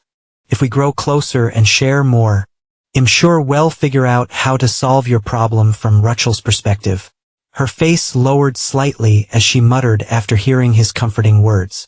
"My problem, you know what it is, right?" "Yes. But now your worries are gone," Do-won said, closing his hand firmly and crushing the imaginary orb of sadness representing her emotions. "I promise you again, I'll handle all your troubles. So please enjoy today without any worries." He smiled brightly, and something about his confident words seemed to lift her spirit significantly, and then she responded softly, her voice tinged with warmth, and inwardly, she thought, "Amazing, what Do-won says feels like magic that always works." Back to Do-won, sensing that his overly bold promise might have been too much, he scratched his head sheepishly. "Though I said it so confidently, maybe that was too much. Next time we hang out, I won't call it a date anymore." Before he could finish, Rachel hurriedly interrupted. No, it's not too much, not at all. Quite the opposite, I want to get closer to you, Do-won. I want to know more about you. Like her, I mean, Do-kojan. Yes, if I'm being honest. She's a bit intimidating for me and maybe others too. But she seems to really like you." She spoke while glancing shyly at him, her eyes filled with curiosity. Not knowing if he truly understood Rachel's intentions, Do-won quickly waved his hand in denial. "No, it's not like she likes me. It's more like she wants to possess me the way you would want a sharp sword or a powerful weapon." Across from him, Rachel couldn't help but burst out laughing at his explanation. "Ha ha ha, Do-won. A weapon, do you really think that?" Her laughter only deepened Do-won's confusion as he tilted his head. "What's so funny? Why are you laughing?" "No, I just feel a bit relieved now. I almost thought you were some kind of all-powerful mage or something like that, but it seems I was wrong. Knowing that makes me feel like I can try harder. Come on, if you've finished eating, let's go." Do-won, you bought me so many gifts and clothes. To thank you, I'll pick out an outfit for you." Saying this, She gently reached out and clasped his hand in hers. Sure, don't worry about money. Let's just enjoy ourselves. Do-won smiled and nodded, laughing at his own words. Since he was already a wealthy kid anyway, haha. Spending time with someone as amazing as you feels luxurious. Rachel added playfully. Meanwhile, the scene shifted to a meeting among the Academy's professors, where a tense atmosphere filled the room, causing the small robot perched on Professor Yamina's shoulder to fidget anxiously. Sensing its concern, she subtly gestured for it to calm down. I'm fine, just a bit uneasy. But ITLL past this won't last long. Even as she thought that, raised voices began to echo through the meeting room. How could information about the tower spread so widely? Who would accept a ranking system like a tower climbing leaderboard? How dare they do such a thing? Hearing this outburst, a female professor spoke up. The information spread far too quickly to be contained. There was no way to stop it yet because there wasn't any violence involved, another voice replied. However, another professor slammed the table and shouted furiously, from the very beginning, we should never have allowed those people from the secondary world to act so recklessly according to their whims. At that moment, a thunderous shout rang out within the meeting room, silencing everyone instantly enough. Professor Yamina, regardless of how you feel, the actions of your student have crossed the line. This is a clear violation of the Academy's rules. Isn't it? Do you realize the responsibility you bear for allowing him to act as he pleases? The purple-haired professor glared with piercing eyes as he spoke, rewinding to a point in time before the professors' meeting took place. After Yamina watched the video recorded by Dune's group, she found herself rubbing her temples with a growing headache. Oh my, he really recorded the entire process inside the tower. In the beginning, he said he would climb and document the ascent, and while there weren't any objections, I never expected it to turn out so successfully. It's common knowledge that external electronics and artifacts don't function inside the tower, as its overwhelming energy surges overload all devices. That's simply how things work in this world, and yet he somehow bypassed that limitation and produced something beyond belief. Surely, he wasn't even aware of the magnitude of what he accomplished. This isn't just about him bringing back footage from within the tower, it's about the fact that he crafted a tool capable of operating in that impossible environment. Ridiculous, she thought. And the absurdity didn't end there. Her mind drifted to her earlier conversation with Dune, when he had come to her with a proposal. What? You're planning to upload the footage publicly on your channel? She had exclaimed in disbelief, and Dune had responded with characteristic straightforwardness. Yes, I think it will attract attention. Rebellion. That's what we call it. It's a way to boost the goodwill of other students in the Academy. Yamina, considering his words, didn't intend to stop him, but she felt compelled to offer a warning. Are you certain about this? The precious information you and your team worked so hard to gather inside the tower will be spread across social media. You won't regret it, will you? Without hesitation, Dune answered confidently, not at all. The success is thanks to everyone's efforts too. And besides, right now only Techie can record footage. There's no other way to capture what happens inside the tower. That means I hold a monopoly on the information. Naturally, certain presences like the Star Guardians will be edited out before the video goes live. But sharing information like this will benefit everyone. If that's the case, Yamina nodded in agreement, a sense of admiration rising within her for Dune's thought process. Incredible, she thought. I once warned him about the injustices happening within the Academy, but I never expected him to handle it this way. Considering the inevitable backlash, she felt compelled to add, just remember, there will be consequences. Predictably, Dune nodded calmly, as if already prepared. Yes, like you said, this event will have its repercussions, big or small. But isn't it also a chance for us to reaffirm our stance? And wouldn't the ability to oversee our actions give the professors some peace of mind? He smiled. Yamina's admiration deepened further. The most remarkable thing, she mused, is how unexpectedly precious and endearing this entire situation feels. There's an inexplicable sense of anticipation surrounding him, as if something nurtured within him could create miracles, breaking down barriers between dimensions. Returning to the meeting, the purple-haired professor, noticing Yamina lost in thought, interrupted rudely. What are you thinking? How do you plan to take responsibility for letting him run wild like this? At his provocation, Yamina reminded herself of her belief. I have a gut feeling I should trust and support him. She stood, facing him directly. Responsibility, filming and posting content about the tower? Aren't those basic human rights? What exactly is wrong with that? And what responsibility are you referring to? Professor, her words drew a mocking smile from Cantoni. Ha, you really are a beautiful liar. Am I the only one here who sees that this is just a show of pretending to care about students?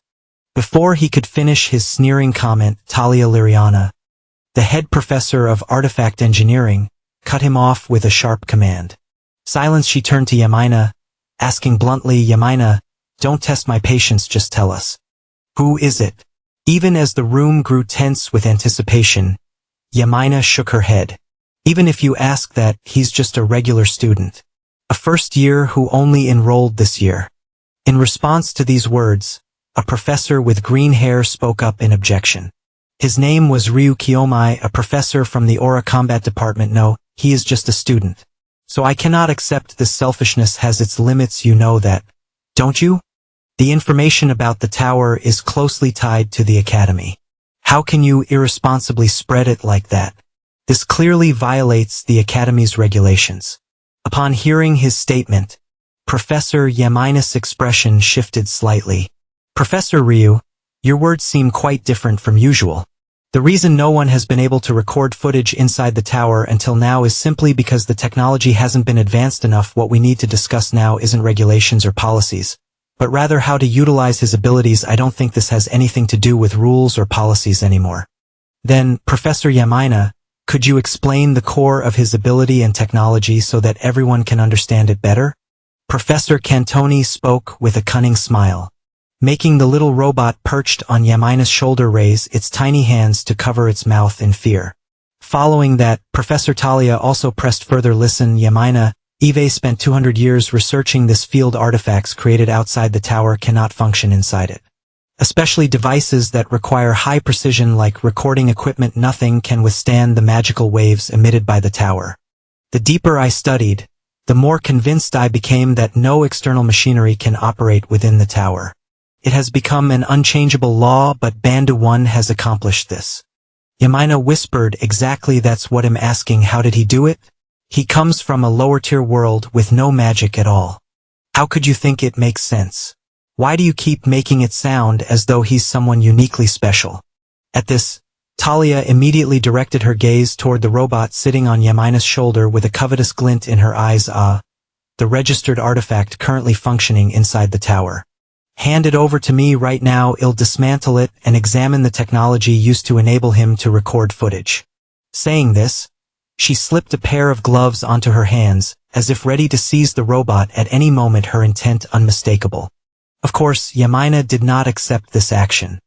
I refuse, Talia. I was entrusted with this artifact, but it represents a significant achievement for my student. I cannot allow anyone to ruin it, she said firmly with her determined expression. The other professors began to bristle and turned to reprimand her. Hey, Professor Yamina, are you refusing to cooperate? The atmosphere in the meeting grew increasingly tense. Then, suddenly, a voice rang out, dispelling the heavy atmosphere. All right, this debate seems to be getting a bit too heated. Now is the time for everyone to cool down a bit and pause the discussion. A well-dressed man with bright blue hair said. Smiling, his name was Xenon Union, the head of the Babylon Constellation Department and the vice president of the Academy. Upon hearing his words, everyone around immediately fell silent in fear and nodded in agreement. Understood, Mr. President. Seeing this, Professor Xenon smiled in satisfaction and turned to speak with Professor Talia. Professor Talia, I thank you for the 25 years of research and hard work you've put into this field. After all, for a professor with as much authority in this area as you, it seems that Bandu 1's artifact is truly exceptional, right? Yes, I don't know exactly why, but it really is, Talia replied, blushing. Meanwhile, Xenon leaned back in his chair, nodding. I see, this must be difficult to accept for a professor, to put it simply. Bandu 1 has been acknowledged by the tower. The only one in the world, he said excitedly. Inside the meeting, after everyone heard this, they did not agree with Xenon and instead, they started shouting and criticizing him, regardless of the status Xenon held. What kind of conclusion is this? Professor Xenon? That student only entered the tower for the first time yesterday. How could someone like him be recognized by the tower? One of them shouted, "Isn't he from a lower-tier world? Even if you were the vice president." I still think this conclusion is absurd. Frustrated voices echoed around the room. However, Xenon remained unperturbed by their words. He kept a cheerful attitude and shrugged. Everyone has the right to believe or not believe me, but the reason he is special is certainly due to something else, he responded. Then, he turned to Professor Yamana and said, "Tell me, Professor Yamana, shouldn't you be sharing something else from the video with other professors to help them understand better?" Upon hearing this, everyone turned their attention to the female professor with curiosity. Is there something else? Professor Yamana? Is there more information not in the video? The sudden shift in focus left Yamana flustered. Unable to speak. What are you talking about? She stammered. Seeing her confused and dazed expression, Xenon was slightly surprised and explained, "Oh, perhaps Professor Yamana doesn't know about this. Let me tell you, Bandu 1 and his classmates were the only ones among the tower climbers chosen by the Stargate guards." Upon hearing this, the professors in the room could no longer remain calm. Even Professor Talia stood up from her chair, asking, "Oh, the climber who entered the tower for the first time yesterday was chosen, you say?" Before Xenon could answer, Professor Yamana immediately interjected, "Vice President, the connection with the Stargate is also an achievement of the student. If you make careless statements here," not giving her the chance to finish, Xenon immediately cut her off and countered, "Then answer me honestly. This is a question for me as Vice President. Did Bandu 1 and the other students form a pact with the Stargate?" On the opposite side, since this was a question from a superior to a subordinate, Yamana had no choice but to respond. "No, neither Bandu 1 nor the other students formed a pact with the Stargate." Hearing this answer, Xenon's face grew thoughtful, as though he was considering something.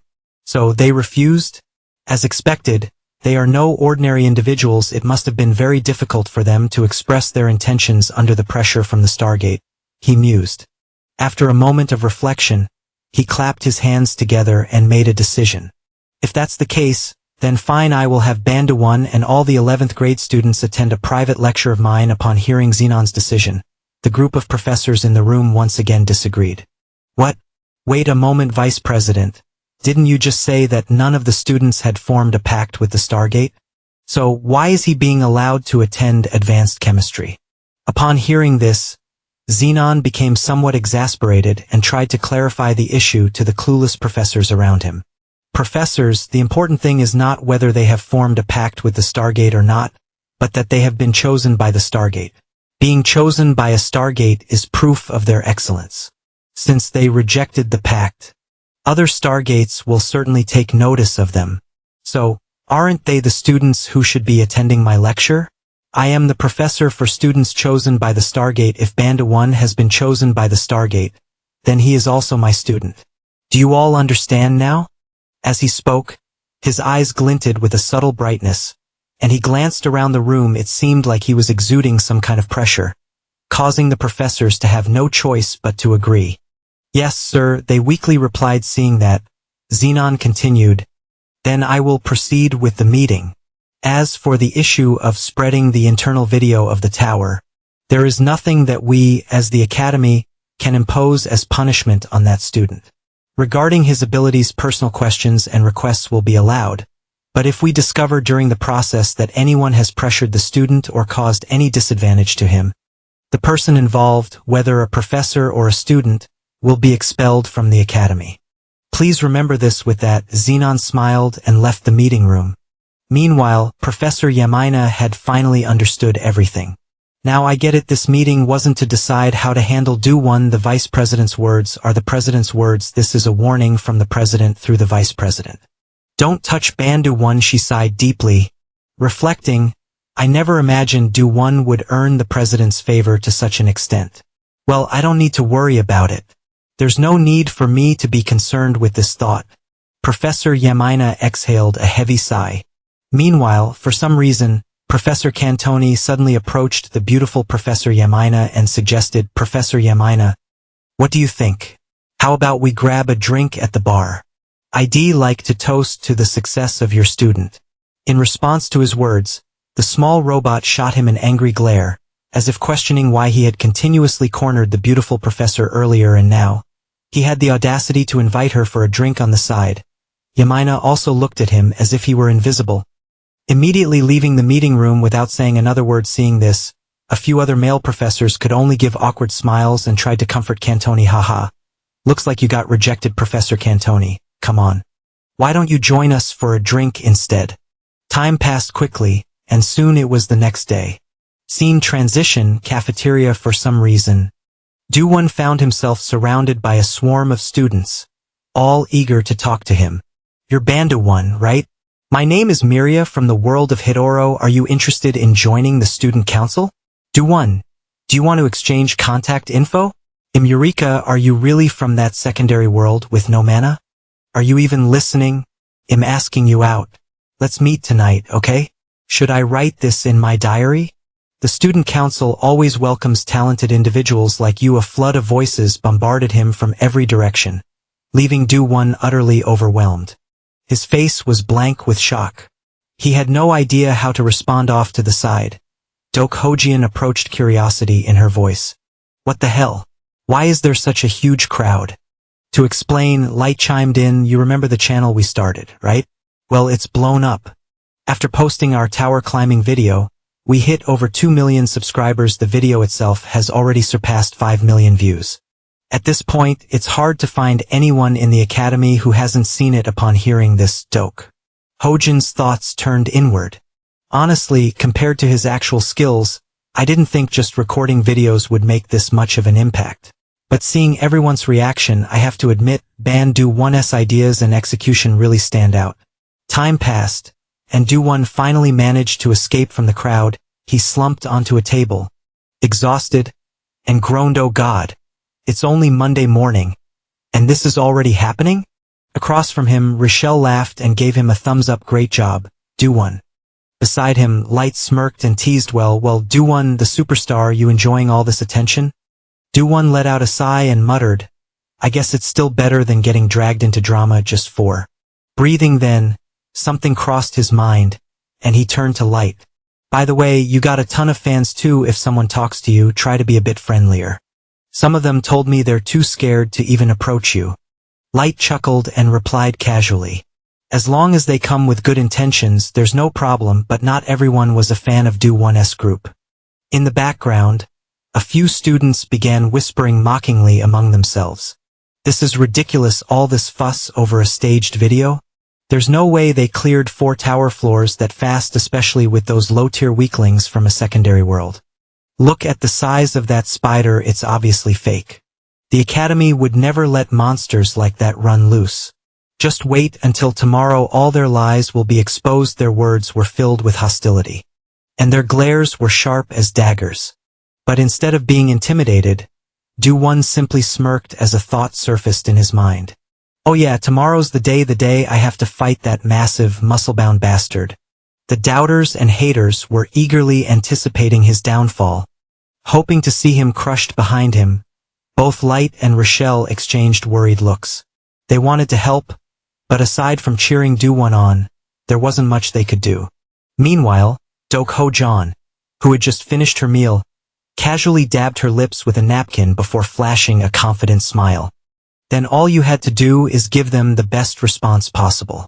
For both the people who support you and the ones who don't, right?" Do-won grinned. "Haha, you're right."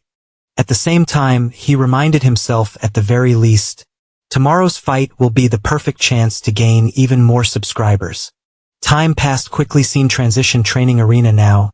Do-won and his opponent, Erecto, the stonehead brute, stood face-to-face, ready for battle. Meanwhile, the shady referee announced, "This match will be broadcasted live on the Academy's official channel. Do you both agree? If so, just sign the waiver." The moment he finished speaking, a system screen appeared in front of both fighters. As Do-won skimmed through the terms, his eyes widened in shock. "What the hell? What are these ridiculous match conditions? Rules and warnings for the match.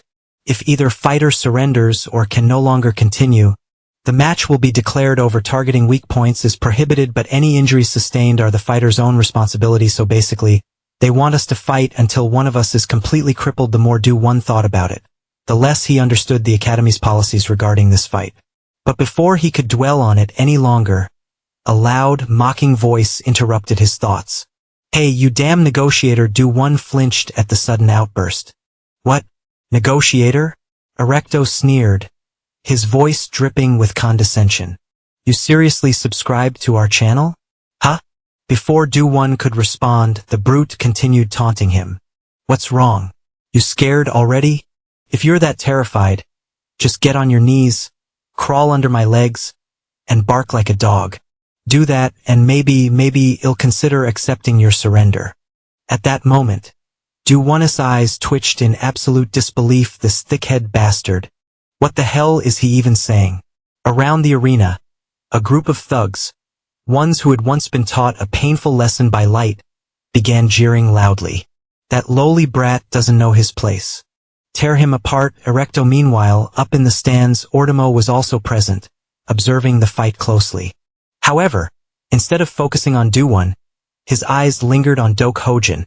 As if something was weighing on his mind. Unaware of this, Hojin casually turned to Light, who was live streaming the match on his channel. "How's the audience reacting?" she asked. Light hesitated for a moment before replying, his face slightly stiff. "We've got over 10,000 live viewers now, but most of them are insulting Do-won." Hearing this, Rochelle's face twisted in frustration. "Everyone's ganging up on Do-won. This is so unfair."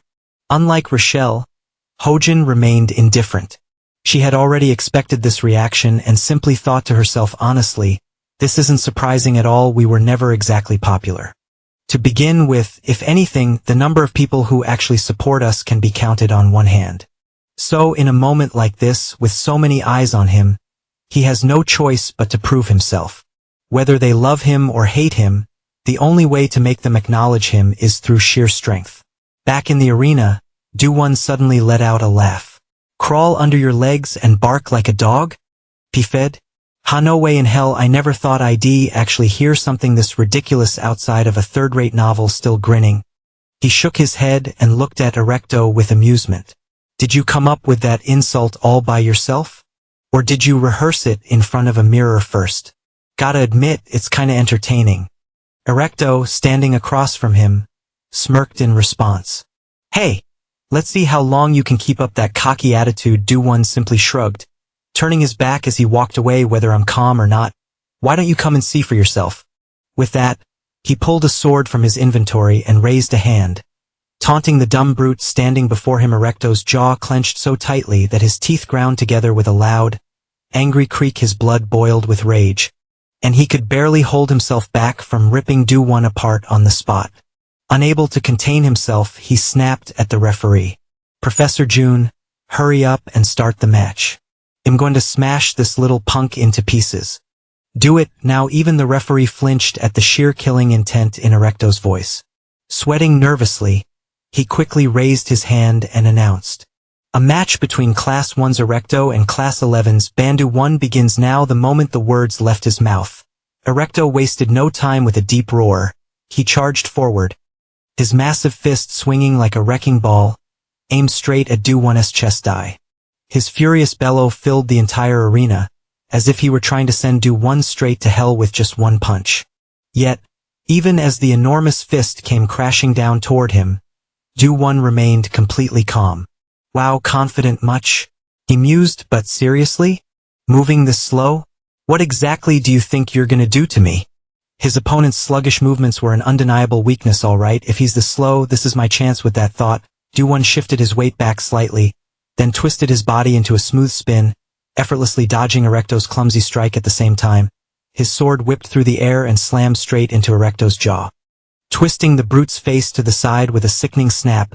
The sheer force sent Erecto's enormous body toppling to the ground, crashing down like a fallen tower against a boulder like him. Do-won thought the best strategy is using the movement techniques Eve trained in. At that moment, Do-won's mind drifted back to a memory.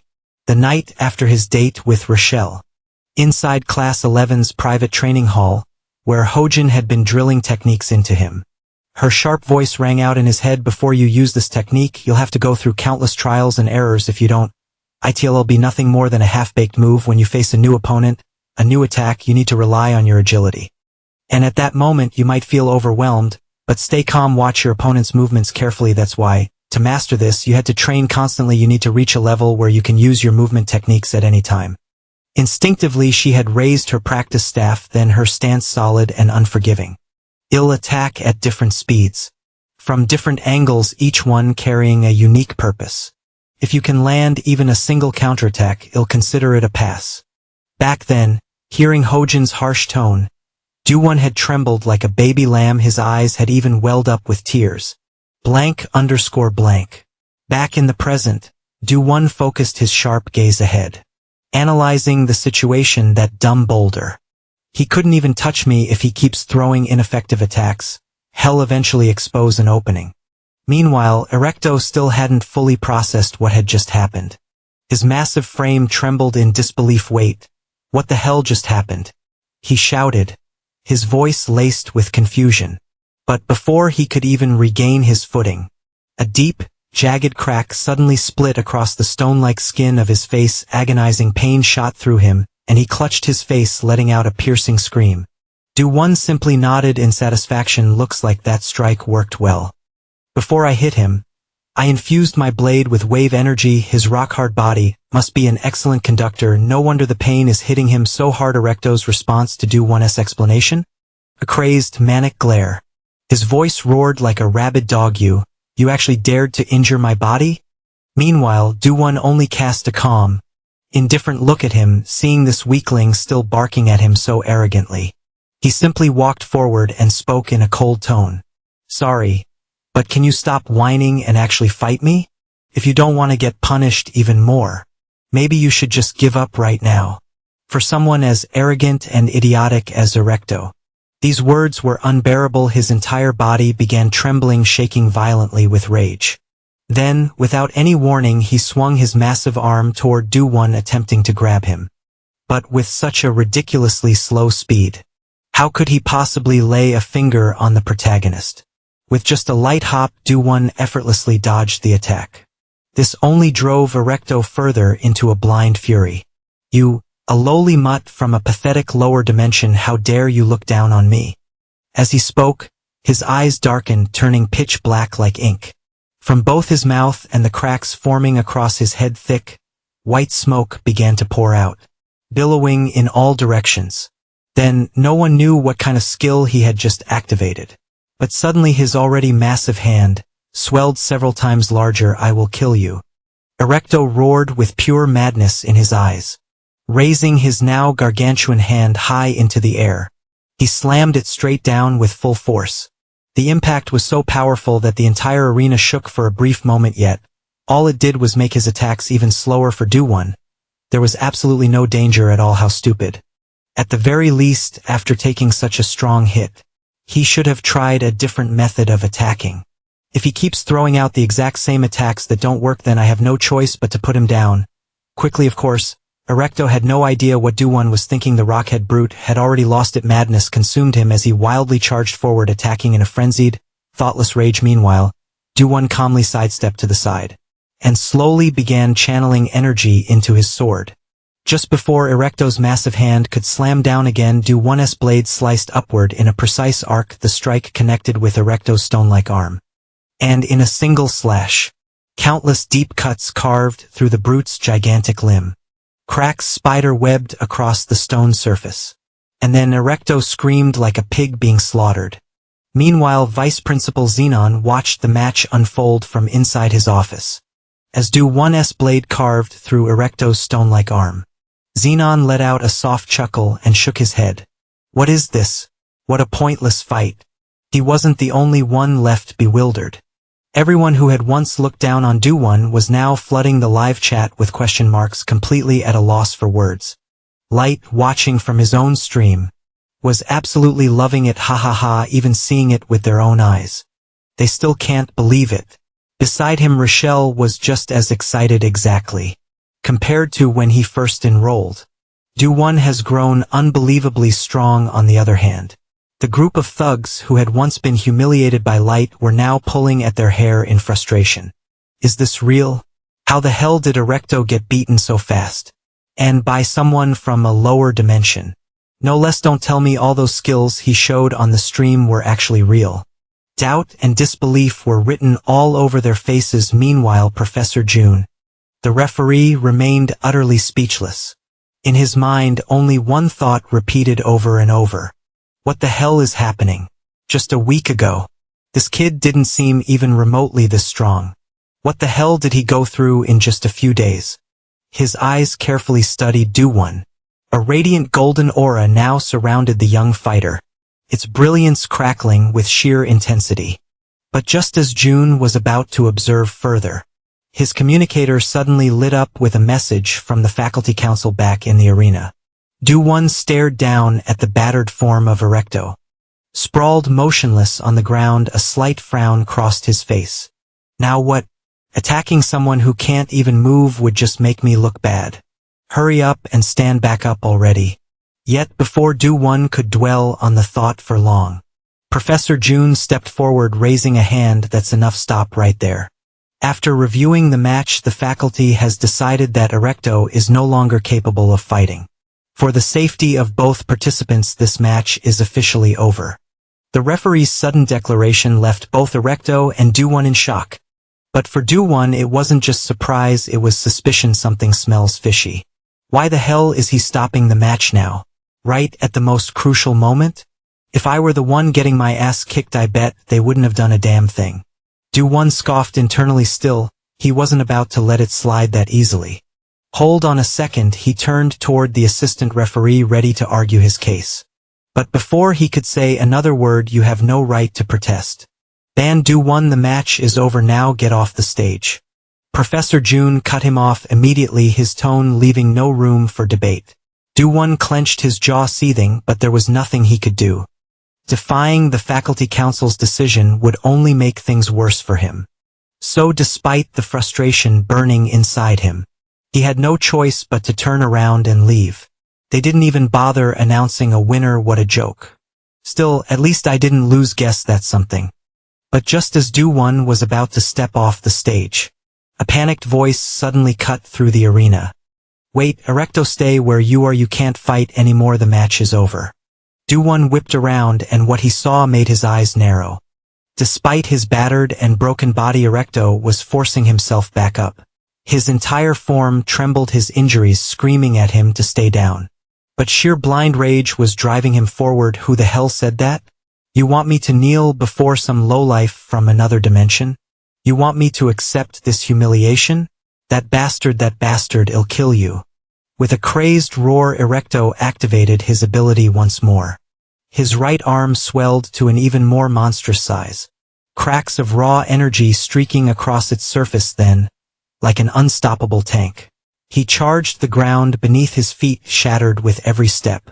The very arena trembling beneath his fury. And all Professor June could do was stand behind him, powerless, screaming like a frightened fool. Stop, Erecto, ban Do-One, get out of there. Do-One was already pissed off the blatant unfairness, the condescending attitude of the professors, the sheer hypocrisy of the entire system. It had been boiling inside him from the moment they called off the match. And now, on top of all that, this idiot still didn't know his place? He actually dares to charge at me again? Fine then, I won't hold back either. Do-One gripped his sword and muttered under his breath. Dodge? Why the hell should I dodge? That bastard is trying to kill me. Erecto, did he not hear them tell him to stop? Or does he think that just because I'm from a lower world, I have to follow the rules while he gets to ignore them? The professors encourage fights when it suits them, then call them off whenever they want. And now this fool is throwing a tantrum because of his own damn pride? This whole damn system is starting to piss me off. His eyes turned ice cold.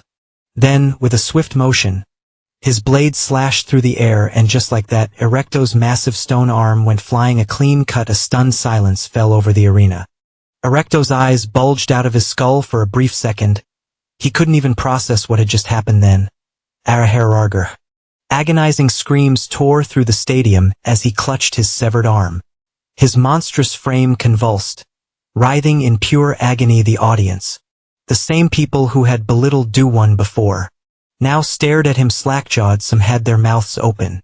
Others rubbed their eyes as if trying to make sure they weren't hallucinating. And Professor June, the so-called referee, looked like a dog scrambling to calm its wounded master.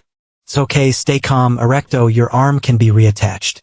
They'll send you to the medical bay right away, just don't move." June frantically tapped away at his system interface, trying to contact the medical team, but at that moment, a system notification suddenly popped up before Do-Won. "System alert. Would you like to steal the following traits from Erecto's severed arm? Vitality, Titan's body, volcanic core. Monster strength." Do-Won felt a cold sweat trickle down his back. "Wait, what? I can do that?" Before he could even process what the hell was happening, Professor June finished his emergency response. In a flash of light, Erecto, along with his severed limb, was teleported away to the medical bay. The moment Erecto disappeared, Professor June wasted no time. He whirled on Do-Won, seething. "What the hell was that? Ban Do-Won? I told you to dodge." But Do-Won barely reacted. He calmly sheathed his sword, shrugged, and replied, "I apologize, Assistant Professor June, but the attack happened so suddenly after the match was called off. I simply couldn't react in time." June's face twisted in fury. "That's your excuse?" His voice came out as a barking snarl, but before he could lash out further, a notification screen abruptly materialized beside him. An incoming call. Then, a deep, steady voice resonated through the arena. "Enough, Assistant Professor June. I will be the one addressing this matter, Vice Principal Xenon." The moment June heard that voice, his entire demeanor shifted. The rage on his face melted into something much smaller, much weaker. "Why, yes, sir, I understand." The massive system screen rotated. And now, Vice Principal Xenon's stern, piercing gaze was locked onto Do-Won. "Ban Do-Won. I represent the faculty members observing this match. We have witnessed everything. From this point forward, I will be the one asking the questions. And you will answer them. Think carefully and answer honestly." A heavy pause. Xenon's icy eyes drilled into Do-Won. "Erecto's reckless attack, you won't tell me that you couldn't dodge it, will you? With your skills, evading that attack would have been effortless. The power gap between you two was so overwhelming that the faculty deemed it necessary to end the match. So now, give me an answer that we can accept. Why didn't you dodge? Ban Do-Won?" His voice carried no anger, only an unwavering, freezing pressure. Do-Won felt a slight tension creep up his spine. Do-Won did not answer immediately. Instead, he took his time. He let the silence stretch, carefully weighing his words. "I have acquired the ability to wield the power of words, yet I have never truly reflected on what people call the soul of language." As Xenon's question echoed from the screen, an immense pressure settled over Do-Won. He could feel it. Who exactly is this man? A fleeting thought. Then, he spoke as everyone has already guessed. "I did not dodge Erecto's attack. Instead, I chose to counterattack because a student who dares to defy the authority of his instructors, who feels entitled to do so, deserves the consequences." A flicker of surprise crossed Xenon's face. "You speak of the authority of the professors?" Do-Won gave a firm nod. "That's right. Furthermore, in an official sparring match where rules are meant to be upheld with absolute strictness, I wanted to ensure that no student would think they could ignore the rules or believe they could launch a sneak attack without facing punishment." Xenon studied him for a moment before asking, "And why is that?" Do-Won's voice was steady as he explained the reality he had perceived. Because countless students and people from other realms were watching this match unfold. Erecto deliberately ignored the official match's conclusion and continued his pursuit to kill me. Had I simply dodged and avoided the attack, a dangerous idea would have begun to spread. That when fighting students from lower realms, one does not need to obey the rules. I made my decision in mere moments, but I am certain my actions were correct. I acted to uphold the integrity of the Academy's laws. His voice carried no hesitation, no arrogance. Just a quiet, unshakable certainty, a sharp answer. Do-Won had deftly shielded himself behind the Academy's honor, and Xenon couldn't help but smile inwardly. "Haha. Clever, he's fully aware that many ears are listening. He's turned a personal matter into a school-wide concern. I can't refute his argument, but still. Xenon's voice rang out, firm and commanding. Student Ban Do 1. A student who disregards the rules of a sparring match deserves punishment, according to Academy regulations, however. Deciding who gets punished is the responsibility of the faculty and the school. Not a student like you. Isn't that right? Do 1's expression darkened slightly. Meanwhile, Assistant Professor June, grinning Erdoear, practically burst with glee. Ha! See that? No matter how well you talk, your opponent is still the vice principal. You're finished. Ban Do 1, but Do 1, of course, understood the situation perfectly. He had no means to oppose the authority of the vice principal. So, he made his choice. You're absolutely right, Professor. If my actions have in any way overstepped the faculty's authority, I sincerely apologize. Regardless of the outcome, I am prepared to accept any punishment given to me. For a brief moment, silence hung in the air. Then, Xenon chuckled. His tone relaxed. Haha. Punishment? No, it's fine. I never intended to discuss punishments to begin with. I was simply curious about how you viewed your own actions. A pause. His sharp gaze scrutinized Do 1. This kid is truly articulate. And there's an extreme level of conviction behind his words. The kind that could sway even the constellations. A decision was made. In any case, the ultimate fault lies with Erecto. He ignored the official announcement and continued his assault on you. Therefore, I will officially recognize your actions as legitimate self-defense. Ban Do 1. In the stands, Light and Rochelle erupted into celebration. The only one left dumbfounded was Assistant Professor June. His face twisted in disbelief as he hastily spoke up. But, Professor, what he did was... However, before he could finish, Xenon cut him off. Enough, Assistant Professor June, you should put an end to this disgraceful behavior of yours as well. If you had intervened from the start and prevented Erecto from losing control, today's incident wouldn't have happened, would it? You, too, bear responsibility in this matter. June's face turned pale. He had no words left to argue. With that, Xenon brought the issue to a close. Reattaching Erecto's arm isn't a difficult task. Let's end things here. All students observing the match, please return to your seats and focus on the upcoming activities. As for you, Bandawan, well done. You may go now. Dowan stood there, momentarily stunned. Had it really been that easy? Realizing his chance, he quickly bowed in gratitude before turning to leave. Yet, just as he was about to step away, a whisper brushed against his ear. Soft, barely audible Xenon's voice. See you again. Dowan's steps faltered for a fraction of a second. A flicker of curiosity crossed his mind. His eyes darted subtly toward the screen behind him. Then, just as quickly, he moved on. Reuniting with his friends, he was met with excitement. Dowan, there you are. Welcome back. That sword move at the end? Absolutely badass. Light grinned. Meanwhile, Rochelle let out a relieved sigh. More importantly, I'm just glad you're not hurt. Dowan nodded at both of them. You guys were watching from out here? Thanks for cheering me on. Fighting elite monsters in the tower really paid off. Huh? Elsewhere, the swordswoman Hojin chimed in. I really enjoyed the fight. You've gotten even stronger, huh? How does it feel to gain new power? Is it actually useful? Hearing this, Dowan scratched his head before turning to thank her. It's all thanks to those mysterious training sessions you put me through. However, Hojin didn't let him finish. Her eyes narrowed slightly. Her tone turned serious. That's not what I meant. His arm. You absorbed it, didn't you? Dowan's face stiffened. Memories of earlier flashed through his mind. Yes, he had made the decision to absorb power from Erecto's severed arm just in case I should take a little bit. With that thought, he had quickly pressed the confirmation button. Immediately, the system had responded with its report. System notification: Life Force stolen 229.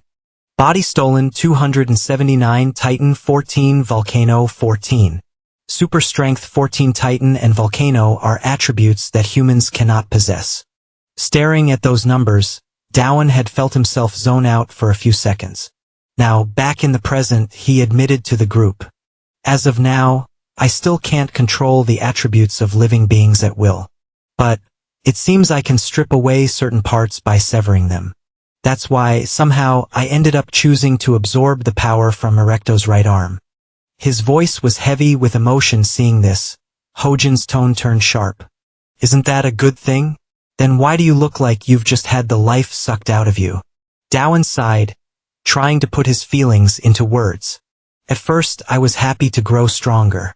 But the more I thought about it, the more something felt off. Because, in the end, I didn't cut down a monster, I severed the arm of a human. Feeling happy after taking someone's limb just to gain power, it doesn't seem normal. And it sure as hell doesn't feel right. The more he spoke, the quieter his voice became. A deep sadness weighed down his words. Hearing this, Rochelle, who had been standing quietly nearby, looked a little worried. However, before she could say anything, Hojin immediately snapped at Dowan. What the hell are you saying? Hold your head up high. That bastard tried to kill you. Losing an arm is the price he had to pay. You won, he lost. End of story. It doesn't matter who it is. If someone comes for your life, you don't have to feel guilty about taking theirs. Got it? Her sharp, commanding words jolted Dowan awake. It was as if a fog had lifted from his mind. Everything suddenly felt so much clearer. A small smile appeared on his lips as he nodded. Yeah, you're right, haha, sorry, everyone, I guess I was overthinking things. Seeing that Dowan had finally snapped out of it, Hojin let out a small huff. Worrying about pointless things like that is such a waste of time. If it bothers you so much, why don't I take a stroll through that so-called special class everyone keeps talking about? Maybe you'll borrow an arm or two, steal their power, spare their lives, but completely crush their spirits. Hearing her casually suggest such a terrifying idea, Dowan let out a wry chuckle. Haha, now you're scaring me. From the side, Light shook his head, commenting dryly, Dowan, don't worry about it. Compared to Hojin, you're still way more human. Immediately, Hojin shot them both a deadly glare. Hey, what the hell is that supposed to mean? Before they could continue bickering, something unexpected happened. A glowing screen suddenly appeared in front of Dowan. Startled, he let out a loud yelp. Oh, come on, what now? His outburst instantly caught the attention of the others. Standing before Dowan was a notification regarding a class taught by none other than Professor Xenon. Cold sweat immediately formed on his forehead. Oh crap, a mandatory supplementary course, no option to decline. The Babylon Constellation course by Professor Xenon, meant for fourth-year students and above. From within the glowing screen, Xenon's voice resonated. How to attract support from constellations. How to negotiate contracts with constellations more effectively. Useful knowledge and precautions to avoid incurring a constellation's wrath. How to switch constellations more easily, and more. This class was particularly open to 11th-year students. As time passed, Dowan's group continued walking through the corridors.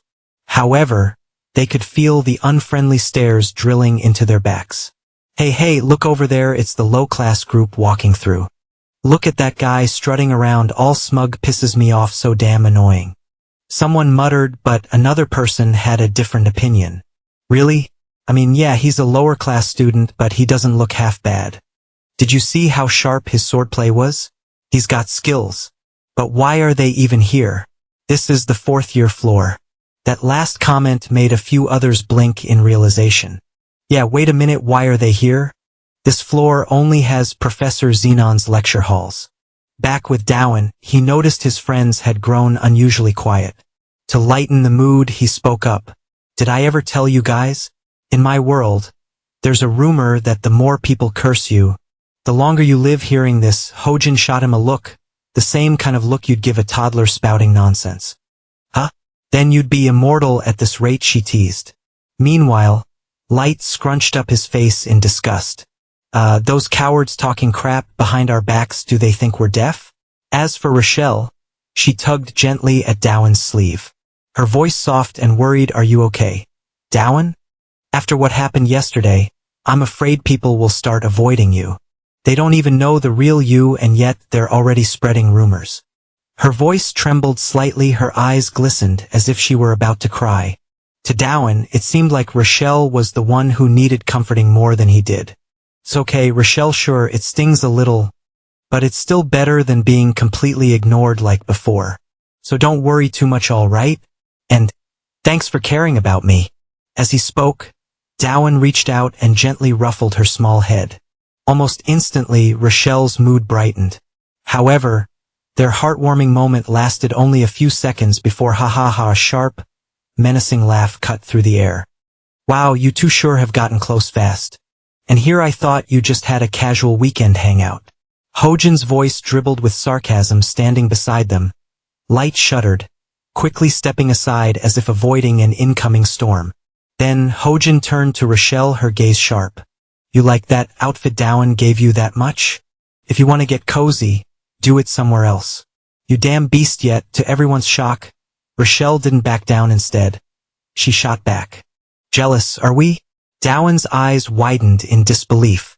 Meanwhile, Hojin bristled like a cat whose tail had been stepped on. You must not have taken enough hits during sparring, huh? Beast?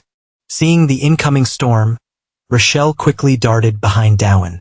But her eyes still gleamed with determination. And so, poor Dowan was left as the unfortunate peacemaker. Hold on, calm down, Hojin. Class is about to start, let's not make a scene. Behind him, Rochelle, emboldened by Dowan's intervention, threw in one last jab. Like you weren't the one bullying me first. At this, Hojin trembled with rage. Meanwhile, Dowan groaned, exasperated. You too, Rochelle. Time passed quickly. Scene shift. Now standing in front of a lecture hall, Dowan hesitated before stepping in. So, this is the Babylon Constellation lecture hall, right? We're not late, are we? On the side, Light furrowed his brows, concern evident in his voice. Hey Dowan, if I remember correctly, this class started last week. If lower-class freshmen like us suddenly jump in midway, what do you think the upperclassmen will say? To this, Dowan simply grinned and replied, you're worried about that? Obviously, they'll think that the ones joining in must be genius underclassmen. Right? And with that, Dowan pushed open the door and stepped inside.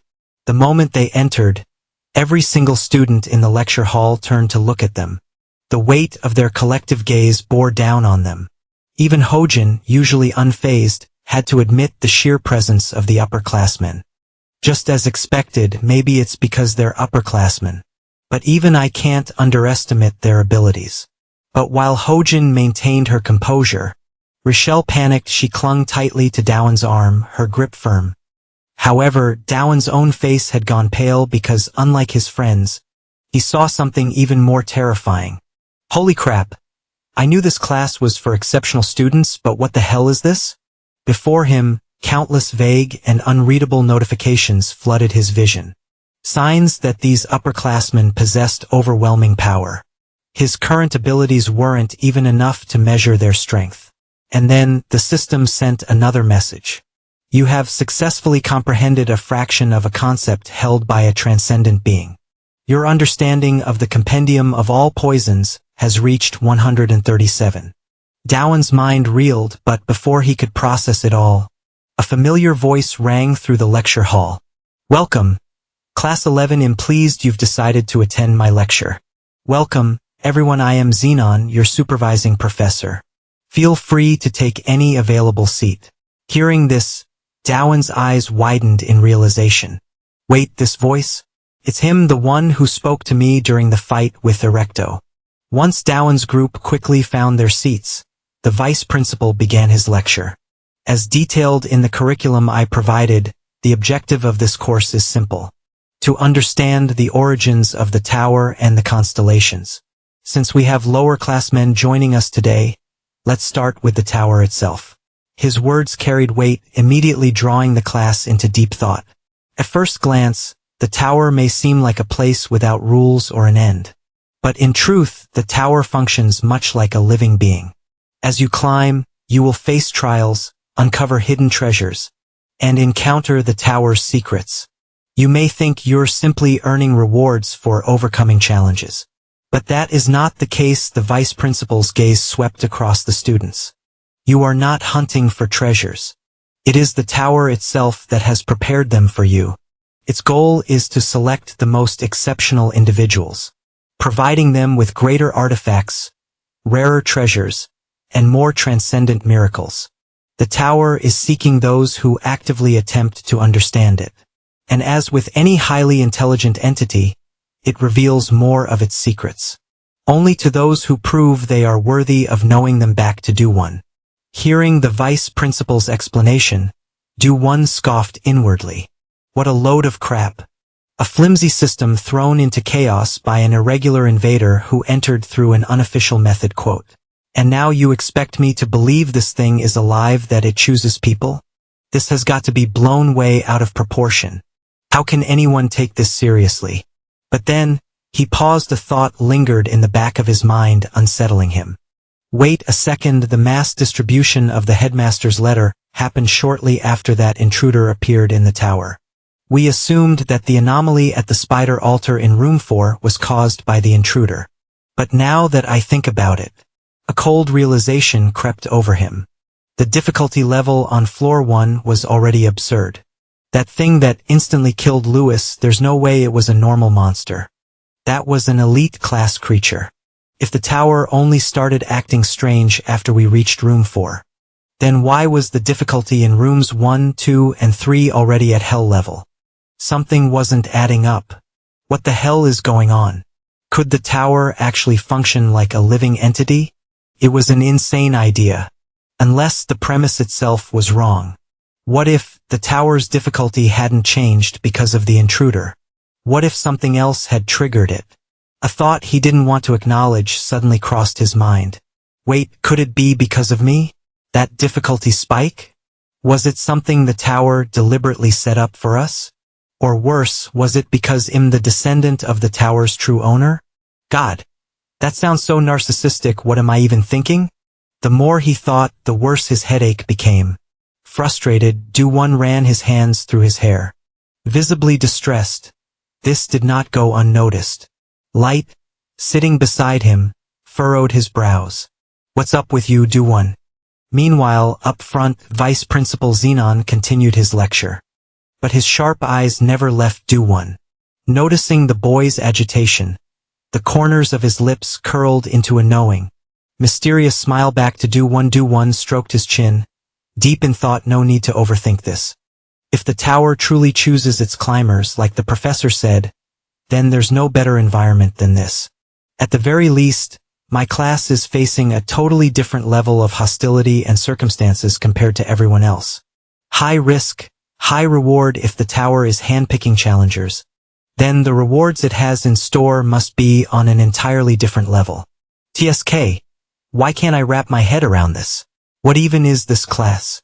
Across the room, Vice Principal Xenon watched Do-One's puzzled expression and smirked. So he's noticed it, has he?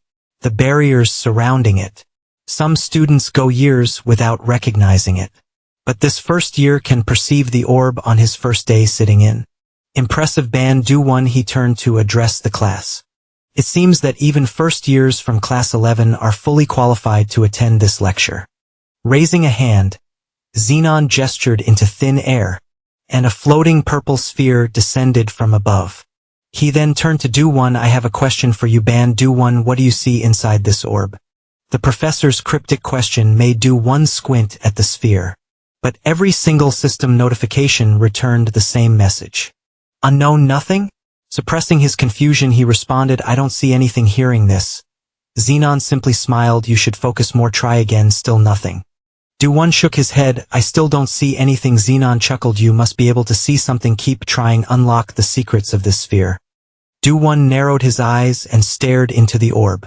And slowly, something began to emerge. Concepts detected: barrier, severance, protection, but anything beyond that I still can't grasp the full picture. Do-One frowned. Seeing his effort, Xenon nodded, finally relenting. I see. Well done. You may close your eyes and rest now. At those words, Do-One let out a relieved exhale.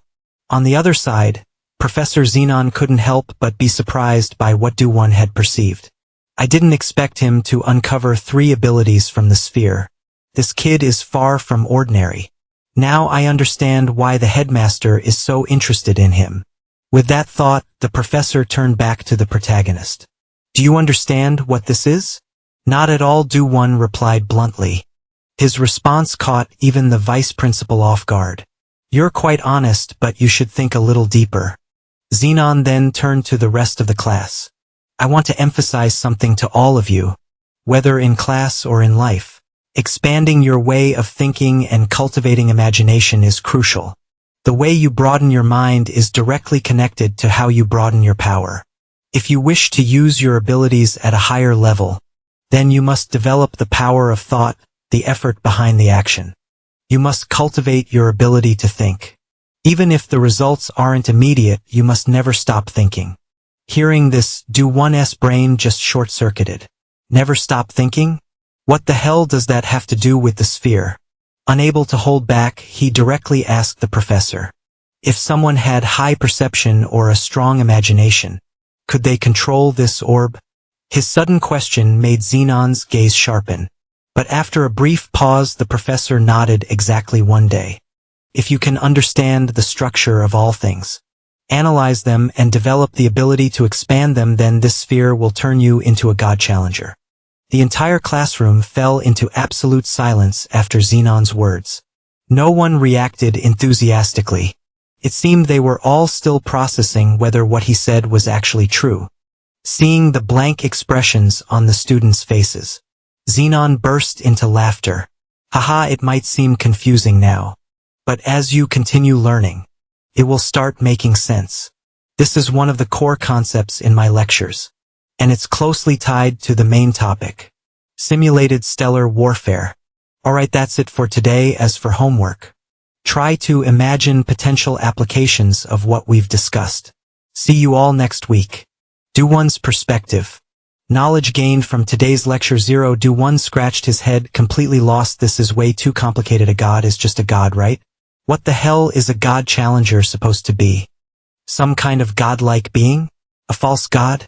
Or is there some kind of mechanism behind becoming a god? Is it just because we're from a lower year? Or is this class just insanely difficult? He sighed internally. Meanwhile, the other students began leaving the lecture hall. Light turned to the group. Let's go. Do-One after stepping outside. Do-One was still completely clueless about what he had just learned. So he did the only reasonable thing. Can someone explain that lecture to me? His question made Light's eyes widen. Huh? I thought you were going to summarize it for us. But before anyone could say anything else, a familiar voice suddenly spoke up beside them. So the lecture's over, huh? Hearing that voice, Do-One jumped in shock and yelled, "Or Dima, what the hell are you doing here?" In response to Do-One's question, the blonde noble sneered in contempt. "Silence, you lowly thing. I am the one asking questions here." His sharp eyes scanned the group before he spoke again. "Where is she?" Everyone was confused. Light, half-dazed, hesitantly asked back, "She don't tell me, you mean?" At that exact moment, an image flashed through all their minds. And then a familiar voice called out, "Why are you all making such a fuss?" A girl stepped forward. Her eyes filled with curiosity as she observed the group. But the moment she locked eyes with Ordima, her expression immediately turned bored. "Oh, I thought it was something serious." Ho-John on the other side. The moment Ordima saw her, he rushed forward. His usual arrogance vanished as he looked her straight in the eyes. "Doc Ho-John, is that you?" Hearing that, Ho-John crossed her arms, her voice completely indifferent. "Yeah, that's me. So what?" Ordima took a deep breath. "I have something important to discuss with you." His words made the swordswoman visibly irritated. "What? Another duel challenge? If you're that eager to die, I won't stop you. But it's not exactly easy to fight in this academy." But then something completely unexpected happened. Something no one could have predicted. Ordima knelt on one knee. From his belongings, he pulled out an exquisite bouquet of red roses, extending it towards Ho-John. His voice rang out clear, solemn, and sincere. "Doc Ho-John, I want to ask you out on a date." As soon as he finished speaking, a faint blush crept onto his face. Meanwhile, Do-One and his friends, they stood completely frozen, eyes wide, sweat dripping, fear creeping in. Ordima just did that. He really said that to Ho-John, and Ho-John, her face at that moment, was as black as the bottom of a burnt pot. Honestly, if she ripped Ordima apart on the spot, none of them would even be surprised. What happened next wasn't hard to predict. Anyone could have seen it coming. Just as expected. That blonde guy or Dima got flat out rejected by Hojan. Without a moment's hesitation. Thinking back to the scene earlier. Even Do-won felt a bit secondhand embarrassment for Ordima. Who the hell falls for a girl who just beat the crap out of him? His taste is that extreme? Light hearing that just shook his head silently and replied, Do-won, the answer's already in your question. No way, Do-won snapped. Clearly frustrated. From behind them, Hojan chimed in. Hearing their back and forth. Why are you guys even arguing? You're not that different from each other. What I really want to know is what his next move's gonna be. At that, the three guys up front all froze. Eyes wide. Turning to stare at the genius swordswoman as they stammered. His next move? Wait, what do you mean by that? Seeing the clueless expressions on their faces. Hojan started to sweat a little and whispered. You seriously don't know? I'm pretty sure he's up to something. I didn't see any real feelings in his eyes. Hearing that, Do-won shrugged and said, no way, it's not what you think. I mean, you just looked really pretty, that's all. That offhand compliment made Hojan's face turn bright pink. Her whole body tensed up as she stammered in embarrassment. Really, Do-won? What's with the sudden compliment? Do-won blinked, clearly confused by her reaction. Not really understanding why she was acting like that. Meanwhile, Light turned to her and said bluntly, Hojan. Don't take his random nonsense seriously. Of course I want. You don't need to tell me that. Hojan quickly shot back, flustered. While the group kept talking among themselves. The beastkin girl Rochelle stayed quiet. Deep in thought, does Ordima really have some other motive? There's no way I misread those eyes. She recalled the scene from earlier. Ordima had walked up and offered Hojan a bouquet of flowers. Without skipping a beat. She had replied coldly, I'm not interested in you. So stop looking for me. Let's go, and with that, she turned on her heel and walked off, leaving Ordima standing there with a devastated look on his face. Putting that drama aside, the scene now shifts to the training ground. At that moment, a few notification screens popped up in front of Do-won. You have revealed yourself to several other creatures. Your existence has been etched into their minds. You have comprehended two new concepts. Charm and honor.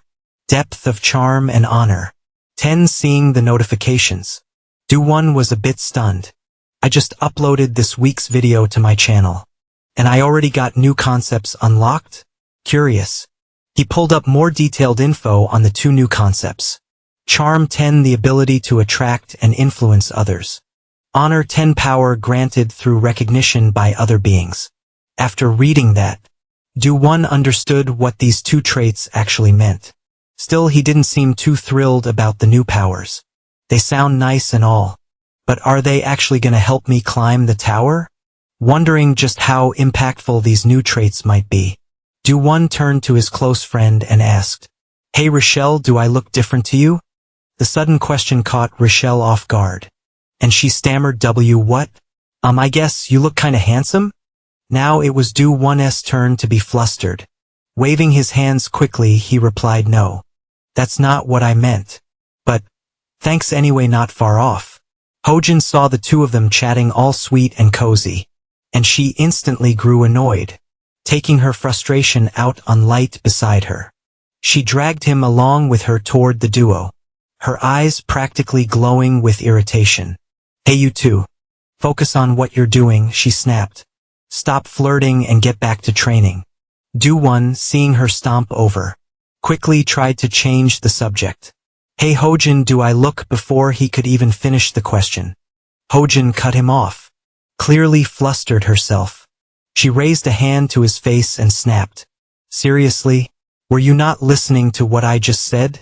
Focus. If you keep messing around like this, you'll be stuck training till sunrise. Her sharp tone made Do-won shut up right away. Okay, let's get back to it. Rochelle, right? Rochelle nodded, ready to continue. Meanwhile, Light, who had been dragged along for the ride, looked completely drained and groaned. Can I please just get a 5-minute break? After that, while Hojan and Light took a break, Do-won and Rochelle were fully immersed in their training. Each of their strikes created shockwaves that reverberated around them. Watching the exchange, Light had to admit, Do-Won's gotten a lot stronger. I think it's about time we step up the training. In response, Hojin simply shook her head and said, Not yet, he's stronger sure. But he's still far behind the two of us. From the beginning, the only reason he managed to hold his ground was because Rochelle was holding back.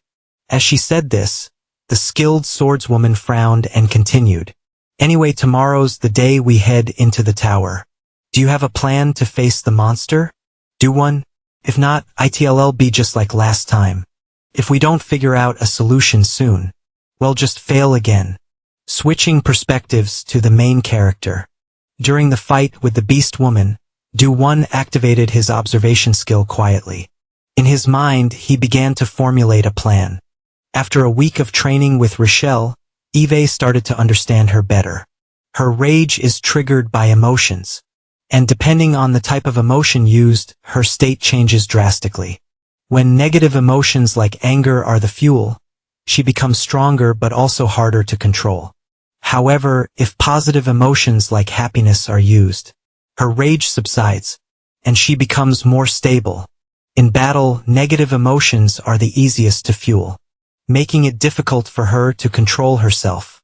But if I can replace that with a positive emotion, maybe things will change. With that in mind, Do-Won tilted his head, dodging Rochelle's strike.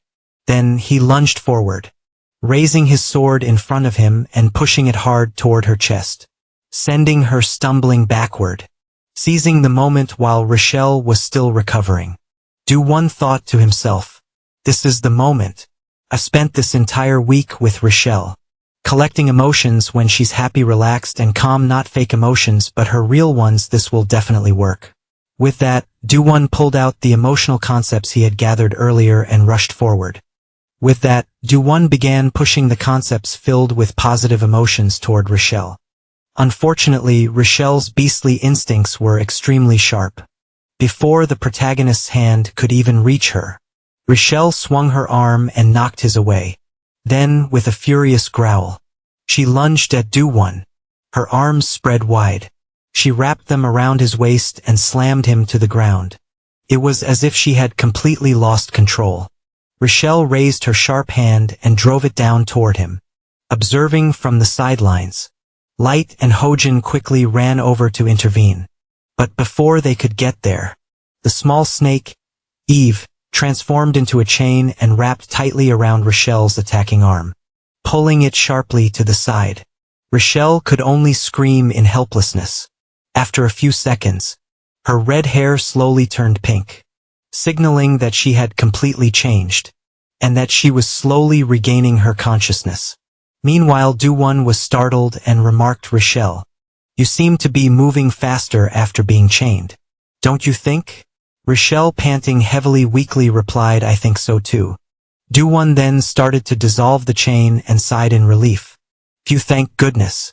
The rage didn't last too long. But doing this every time we fight is way too dangerous. Something has changed. But what are the conditions for it? Do-Won pondered silently in his mind. Meanwhile, Rochelle spoke up from the front. Thank you. Do-Won, hearing this, the main character snapped out of his thoughts and asked curiously, Why are you thanking me? We haven't figured it out yet. The beast woman shook her head. No, thank you, thanks to you. I was able to fight more comfortably. Just this alone is a huge step forward. I'm really glad you're here. Do-Won, hearing this, Do-Won smiled with satisfaction. Meanwhile, Hojin, observing from the side, let out a cold snort. This made Do-Won jump a little and quickly explain. Hojin, we're just training hard. That's all. Yeah, I see that. Hojin nodded, saying with a hint of annoyance. Light chuckled, trying to ease the tension in the air. Haha, at least no one's hurt. Switching to Hojin's perspective, she stood up and said, What's more important is that everything is. Her voice suddenly faltered. After a few seconds of thought, she waved her hand and shook her head. No, never mind, let's call it a day. Hearing this, Do-Won was confused. What are you talking about? Are we done already?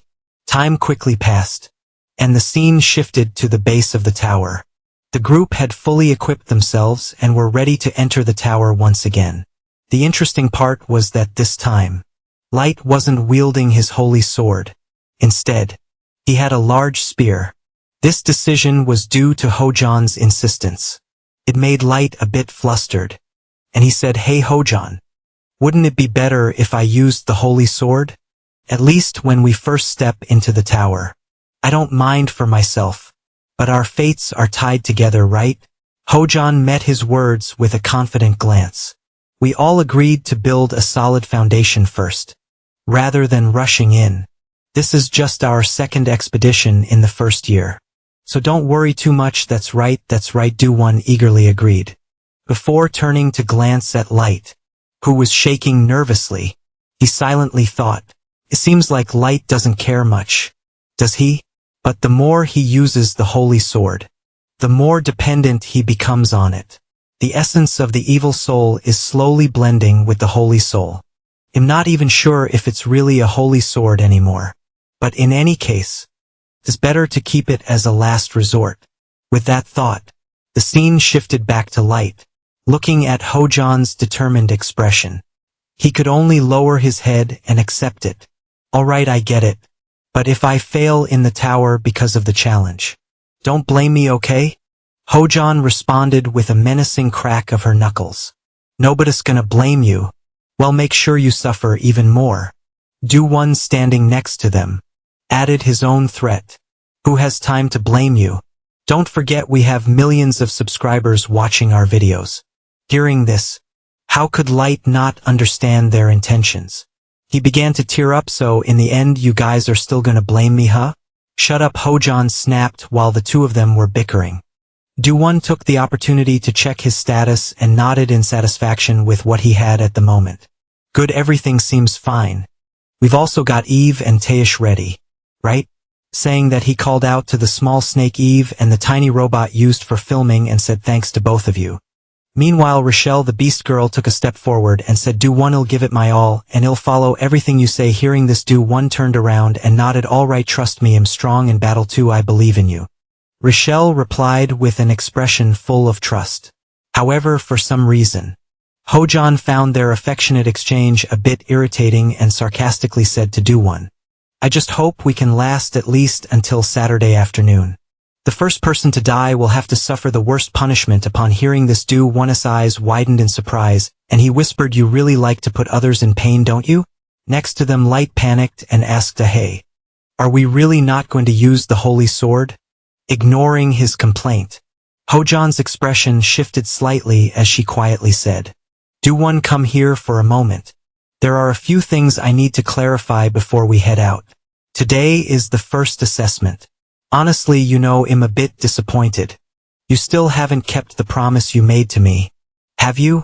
"Of course." Do-won remembered the promise he made earlier. He responded, "I haven't yet. But both of them are starting to change. No need to wait for the result. It will happen just as I said." Hearing this, Hojan could only agree. "I hope so, but still, about the monster's condition. There's something I didn't tell you yesterday. But first, who dares eavesdrop?" As she spoke, she snapped her fingers, causing Rochelle, who had been listening in, to cover her ears. However, even so, Hojan didn't stop snapping her fingers at all. While doing so, she grumbled honestly, "That monster state becomes wilder when it's facing you. Do-won, do you understand the meaning of submission?" Do-won, hearing the question, was a bit curious but turned to respond. "Does it mean being dominated?" Hojan replied with a sigh, "Not exactly. From the perspective of someone who has been dominated, it's a bit uncomfortable. But some people have strong leadership abilities. And for those people, that monster state is more like someone who can completely dominate and control it." Upon hearing this, Do-won was still confused and had to ask again, "What do you mean by that?" Up ahead, Hojan walked closer to Do-won, locking her gaze on him and reminding him, "You really don't get it? In other words, when that monster becomes uncontrollable, trying to communicate with its heart will be useless." On the other side, Do-won, the forest newbie, still had his eyes wide open, with question marks sprouting all over his head. He said cluelessly, "Sorry, But I still don't understand at all. Upon hearing this, despite her usual patience, Hojan couldn't suppress her anger anymore and shouted, "Oh my God, seriously, forget it. If you don't get it, just remember it." She said this while grinding her teeth. Do-won, still with his silly grin, replied, "Don't be mad, alright, I don't get it, but I'll remember it, thanks." After putting that aside, the group began heading towards the entrance. Do-won placed his hand on the door and turned to the others, saying, "Alright, so is everyone ready?" In response, the other three nodded in unison. Seeing this, Do-won gained confidence and said, "First year 11th class, second exploration," officially starting as he spoke. Do-won extended both hands and pushed the door open with a force. Once inside, the scene before them seemed to resemble a maze. The environment was completely different from what they had encountered before, causing the group to look around in astonishment. After surveying the surroundings, Hojan, the swordswoman, spoke up. "I thought it was strange when we started from the first room, but I didn't expect it to be this complex. Is this a maze this time?" Light, with a worried expression, commented while Do-won checked his pendant. "Based on the numbers on the pendant, this seems to be the 5th floor." Upon hearing this, Light let out a sigh of relief. "Thank goodness we started from the 5th room." "Hey, you seem too pleased with yourself," the white-haired girl muttered, causing Light to bristle and shout back, "No, I'm not." Turning back to Do-won, he suddenly noticed something odd about Rochelle's appearance and asked, "Rochelle, what's wrong?" Rochelle, responding, shared her feeling, "I smell the monster, catch it." Do-won, not knowing how to respond to the situation, Do-won said, "You found a monster instead of the path?" Just as his words ended, Do-won's expressions suddenly change. In front of them, an image appeared that seemed distorted, like a scratched picture. Looking at this, Light instinctively gripped his weapon tighter and shouted, "What is that? Is it something like the thing we encountered in the first room?" "No, it's different, there's something else with it," Do-won answered, the cracking and twisting sounds, like it's falling apart. While the two of them were still pondering what kind of monster stood before them, the beast woman Rochelle charged ahead. Her sharp hand swung forcefully forward, immediately splitting the strange shadow into two. At the same time, Do-won received a notification from the system: Error 01, Evil Spirit Soul 02, Light 01, Noise 01, Function Loss 005, Reversal 001. Looking at the notification, Do-won confirmed his thoughts. "Just as I thought. This is a glitch phenomenon. When the signal is cut off, both the image and sound become distorted, and the reversal of that situation creates an eerie fear, turning it into a monster. Because this is a different kind of monster from the ones Eve encountered before, with many unfamiliar concepts. What role does function loss and reversal play in this concept? Right now there's a reversal in the error, so it could be useful. I should try to collect more." At the same time, while Do-won was lost in thought, a glitch monster crept up on him. As it got closer, it lunged forward like a curtain, trying to envelop Do-won. But how could it succeed? Standing by, Hojin simply snapped her fingers, and a beam of light shot out, blasting the glitch monster into many pieces. Afterward, she glanced over and said, "Hey Do-won, focus on dealing with this. Getting out of the maze will be troublesome. The path is complicated, so be careful and don't split up for now, just follow this way." With that, she quickly moved forward. Meanwhile, Light, frustrated, struggled against more glitch monsters attacking from behind, saying, "Wait, these things keep popping up." He sighed. "Over here." Hojin offered a guess. "Is it a type of spirit monster?" Back to Do-won's perspective. Seeing the speed at which he was collecting the reversal concept, he felt a bit troubled. "Even though it's just a bit, I've slowly accumulated some reversal. But I need to reach 100 points to use the ability, right? Is it worth it in the end?" Just as Do-won thought about this, he was distracted by Rochelle's scream. Right when she was about to rush in to face the glitch monster, Do-won quickly controlled his chain to block her. "Hold on, Rochelle, you don't need to fight too much. You'll go crazy, Rochelle. Just stand by my side for now." Upon hearing this, Her face turned slightly pink, and she nodded vigorously. This only made Ho-Jan, who was observing, irritated. Hey, you two. This isn't the time for flirting. As she spoke, she casually snapped her fingers, shooting out 2 energy beams to destroy the monsters in front of her. Turning back to the main character, he reminded himself, for now just ignore the concept appearing on the walls.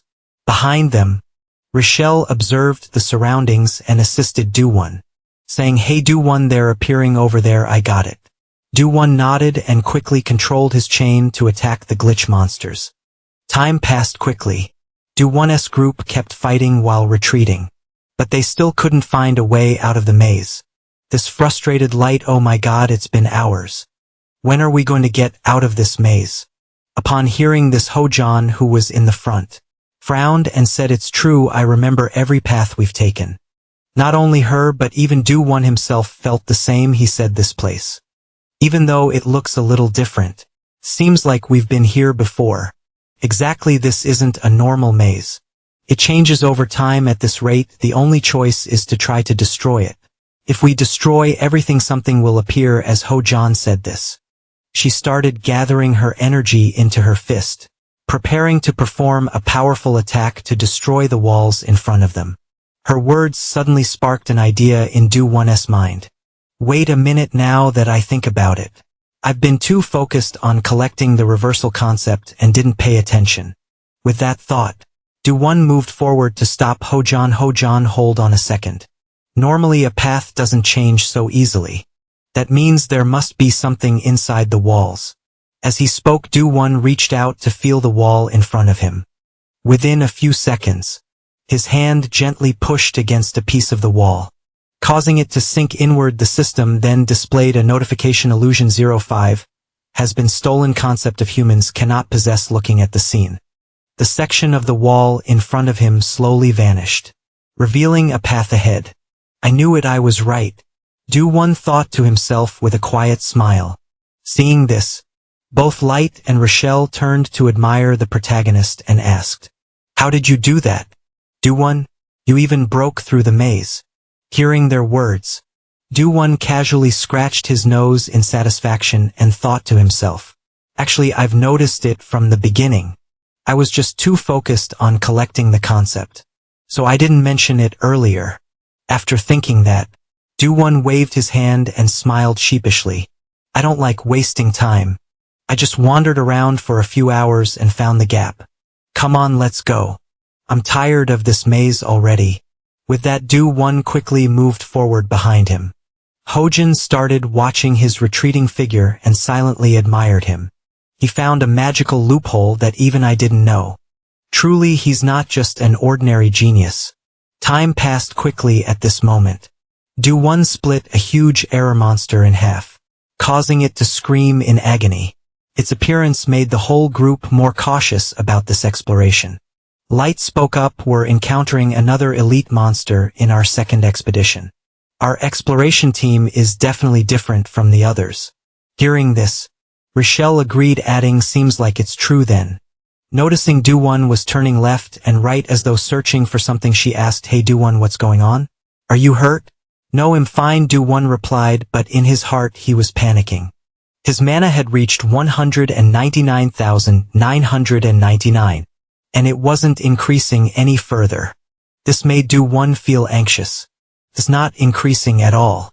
I've absorbed so much mana in the last 3 hours, but my mana still hasn't surpassed 200. This has never happened with my fate and physical stats. What's going on?" The more Do-Won thought about it, the more confused he became.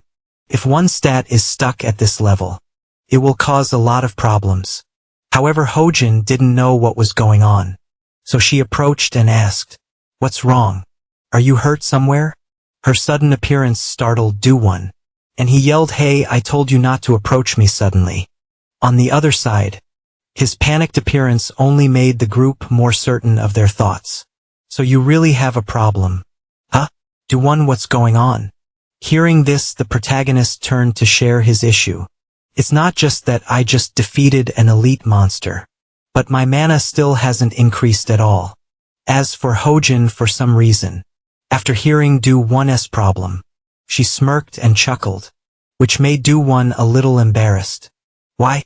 What's so funny? Do-One asked. Hojin responded. You've hit a wall. Do-One, you've absorbed so much energy. Sucked everything around you dry. That's why you're growing at an incredible rate. But if you keep pouring water into a container without giving it time to grow, you'll soon hit your limit. Upon hearing this, Do-One immediately understood, his mouth dropping open as he asked, a container? So what should I do now? The swordswoman quickly offered a solution. Right now, blindly hunting monsters to push your limits isn't the way to go. She glanced at Rochelle before pouting and saying with a hint of annoyance, some people are just too lucky. Haha, they don't have to get stuck in school on the weekends. Enjoy the fresh air, eat delicious food, and go shopping. Her implied words made Do-One quickly realize the issue, and he clasped his hands in a pleading gesture. Hojin, if you're willing to teach me, I'm ready to learn. I'll even consider going out to eat or shopping with you. So please, I beg you. Hearing this, Hojin's anger finally subsided a little, and she agreed. All right, you only lower yourself when it's something like this. But it'll take some time, is that okay? Rochelle, the little dog girl, nodded enthusiastically. If it helps Do-One, I don't mind. Meanwhile, Lightside. We took down one elite monster, but nothing changed, so we have no other choice. Thanks everyone, the protagonist said, his voice full of gratitude. Then the swordswoman slowly explained her plan. The best method for you right now is to learn the basics. Because the divine manifestation technique, the fundamental martial art of the manifestation spell. It sounds difficult, but it's just basic martial arts, so it's not that hard. However, when she said this, her voice faltered slightly. As for Do-One, it seemed like he had realized something and quickly asked, so this time I'm going to be taught proper martial arts at least. Should I perform some kind of apprenticeship ceremony or something? His question made Hojin pause for a moment, thinking for a few seconds before she turned and replied, this is just basic internal energy cultivation that even children can learn. Forget about that and get ready. As she said this, Hojin silently reminded herself, this is surprising. An outsider talking about an apprenticeship ceremony. I'm acting like it's nothing. But the divine manifestation technique isn't the kind of martial art that can be easily taught. It's a secret technique passed down to descendants by blood. If my father knew about this, he'd be shocked. We've only just met, and he's from another world. I can't believe him teaching a secret technique. One that's only passed down to our family's heirs. To a fool like this, unless he's my husband, this would be unacceptable. As Hojin thought this, her face turned a little red from embarrassment. Meanwhile, Do-One stood in front, feeling as if he were about to die from shame. On the side, Light stared at the sharp muscles of the protagonist, his eyes bulging as he reminded the girl next to him, don't look. Rochelle. In response, Rochelle covered her mouth and whispered, but Light is looking too. I'm fine. I'm a guy. Light stammered. You're making up excuses, Rochelle retorted. You too shut up, Hojin shouted, silencing the chatter. Only then did she continue her teaching. Now sit down and calm yourself. As she spoke, her hand moved slowly forward. Inside her mind, she thought, from the moment I met him until now, this strange feeling keeps growing. The feeling that I want to personally teach this man. He's different from anyone Eve ever met. His martial arts talent is undeniable. And his potential is huge. If someone with talent and ability like him were systematically trained, what would happen? How fast and far could he go? At the same time, I don't want anyone else to influence his potential. What is it about him that makes me feel this way? Shaking off these distracting thoughts, Hojin spoke again. I've already explained the basics. Are you ready? Do-One? Hearing this, Do-One nodded and then asked, I understand now, but before we begin, shouldn't you chant some incantation or something? At first Hojin was a bit confused, but then she couldn't help but laugh out loud. Haha, if I chant an incantation, would you even understand it? It's too complicated to explain. Just engrave it into your body. And that's enough. Alright, let's begin with those words. Hojin began channeling her energy into Do-One's body to guide him. A few minutes earlier, Hojan was explaining the martial art she was about to teach Do-won. The divine manifestation technique I'm going to teach you will completely change the nature of the energy inside your body and its foundation. Hearing this, Do-won stopped unbuttoning his shirt. He thought to himself, I thought it was just a simple martial art. But it seems like this isn't simple at all. Seeing the worried look on his face, Hojan smirked and said, Don't worry if you want to get stronger. Changing the energy is normal. The magic energy altered by the divine manifestation technique will stimulate your body. At that point your body will transform the magic energy into true chi. When both your body and magical power are significantly enhanced, you'll get stronger quickly. Upon hearing this, Do-won was still a bit confused, but he nodded, trying to brush it off. Even though the explanation is still hard to understand, I can gather that it purifies magic energy and converts it into true chi, right? Back in the present, Do-won felt as if he were inside a furnace, his face contorting in discomfort. It's too hot. The moment Hojan touched me, felt like a fireball entered my body. Keeps absorbing the magic energy within me. It's moving around my body, like a path is being formed inside. How much longer will my body keep burning like this? The more he thought about it, the more panicked he became, as if sensing his distress. Hojan whispered softly into Do-won's ear. Do-won, calm down. Follow the path that's forming inside your body, and circulate the true chi. That fire is the origin of the divine manifestation technique. If you succeed now, you'll be able to walk your own path. Hojan's soothing words seemed to carry some kind of magical force, helping Do-won's mind calm down. He began to close his eyes, slowly feeling the energy moving through his body. The green flame inside him kept circulating throughout his body. Gradually, as time passed, the intense heat from the energy began to lessen, until it eventually disappeared entirely. At this point, Do-won opened his eyes and let out a relieved sigh. Phew, I feel much better now. And Eve realized that directly using magic energy isn't the best way. At the same time, a congratulatory message appeared before his eyes. You have learned a new martial art. Divine Manifestation Technique. Understanding Level 20. Along with practicing the Divine Manifestation Technique, several negative concepts in your body have been eliminated. Positive vitality has gradually begun to form within your body. This will assist in the development of new concepts. Soul Understanding 440 Defensive Understanding 7 Looking at each line of the message, Do-won couldn't help but think to himself, wow, I did it, this is amazing. Just like Hojan said, the concepts in my body are being replaced by true chi. The more I practice, the stronger these concepts in my body will get. So this is the divine manifestation technique. As for Hojan, she also sensed the change in Do-won's energy and asked, so how does it feel? Are you satisfied? Do-won, more than satisfied, turned to her and gave her a thumbs up. Awesome, so what do you want as a gift? Upon hearing this, Hojan burst out laughing. I'd love one, but before that, you should wipe off your sweat if you don't want to climb the tower by yourself. Saying that, she threw a towel at Do-won's face. As Do-won wiped his sweat, he reflected on the previous memory. Deep in thought, this is strange. If I focus during practice, I can feel the chi circulating inside my body. The more true chi is formed, the stronger my body gets, and my senses become sharper. Such a powerful martial art. And she gave it to me without expecting anything in return. The more he thought, the more confused Do-won felt.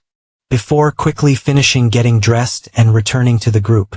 Sorry, I'm a little late. In response, Light asked, should we record a video? What are you expecting? I'm not doing that, forget it, let's just get going. Do-won replied on the other side. The beastkin girl Rochelle still hadn't given up and tried to persuade him. But just think, view count might go through the roof. Her comment immediately got a supportive response from Light. Now that's what I'm talking about. Hearing the two of them going back and forth, Do-won snapped, cut it out already. Before they could take more than a few steps, Light suddenly spoke up again. Now that I think about it, it's around lunchtime, isn't it? Aren't you guys hungry? Du-One replied, well, I did take up quite a bit of time back there. So how about we make up for it and eat now? But before anyone could say another word, Ho-Jan cut in, no way. We've been stuck in room 5 for way too long. We can't afford to delay any more before reaching room 6. Her tone made Light sigh in frustration. This food schedule is stricter than the military. Rochelle snapped back at him. If you've still got the energy to complain, then use it to find the way out. Just as she finished speaking, the group finally escaped the maze and came face to face with a large door. Leaving everyone momentarily stunned. You just said that, and Eve already found it, Light exclaimed. This has got to be the entrance to room 6, right? Let's take a look. I'm not so sure. Ho-Jan replied with a cautious tone. Before Light could walk up and inspect it, Du-One reached out to stop him. Something had caught his attention. Wait, I haven't even used a skill, but I can sense something faint outside this door. Is there something behind it? With a tense expression, Du-One slowly approached the large door. His body language made the others suspicious. But Ho-Jan quickly said, let's follow him. They all followed behind him. Once they were at the back of the door, Light glanced left and right, clearly confused. There's nothing here. Did we mess up and go the wrong way? But Du-One, with his divine sight, could see what the others couldn't. Maybe, but through my eyes this wall is covered in illusions right here. He reached out and pushed against the air, and sure enough his hand seemed to touch something. A spiderweb of cracks began spreading across the air before shattering like broken glass, revealing a reddish-brown space behind it.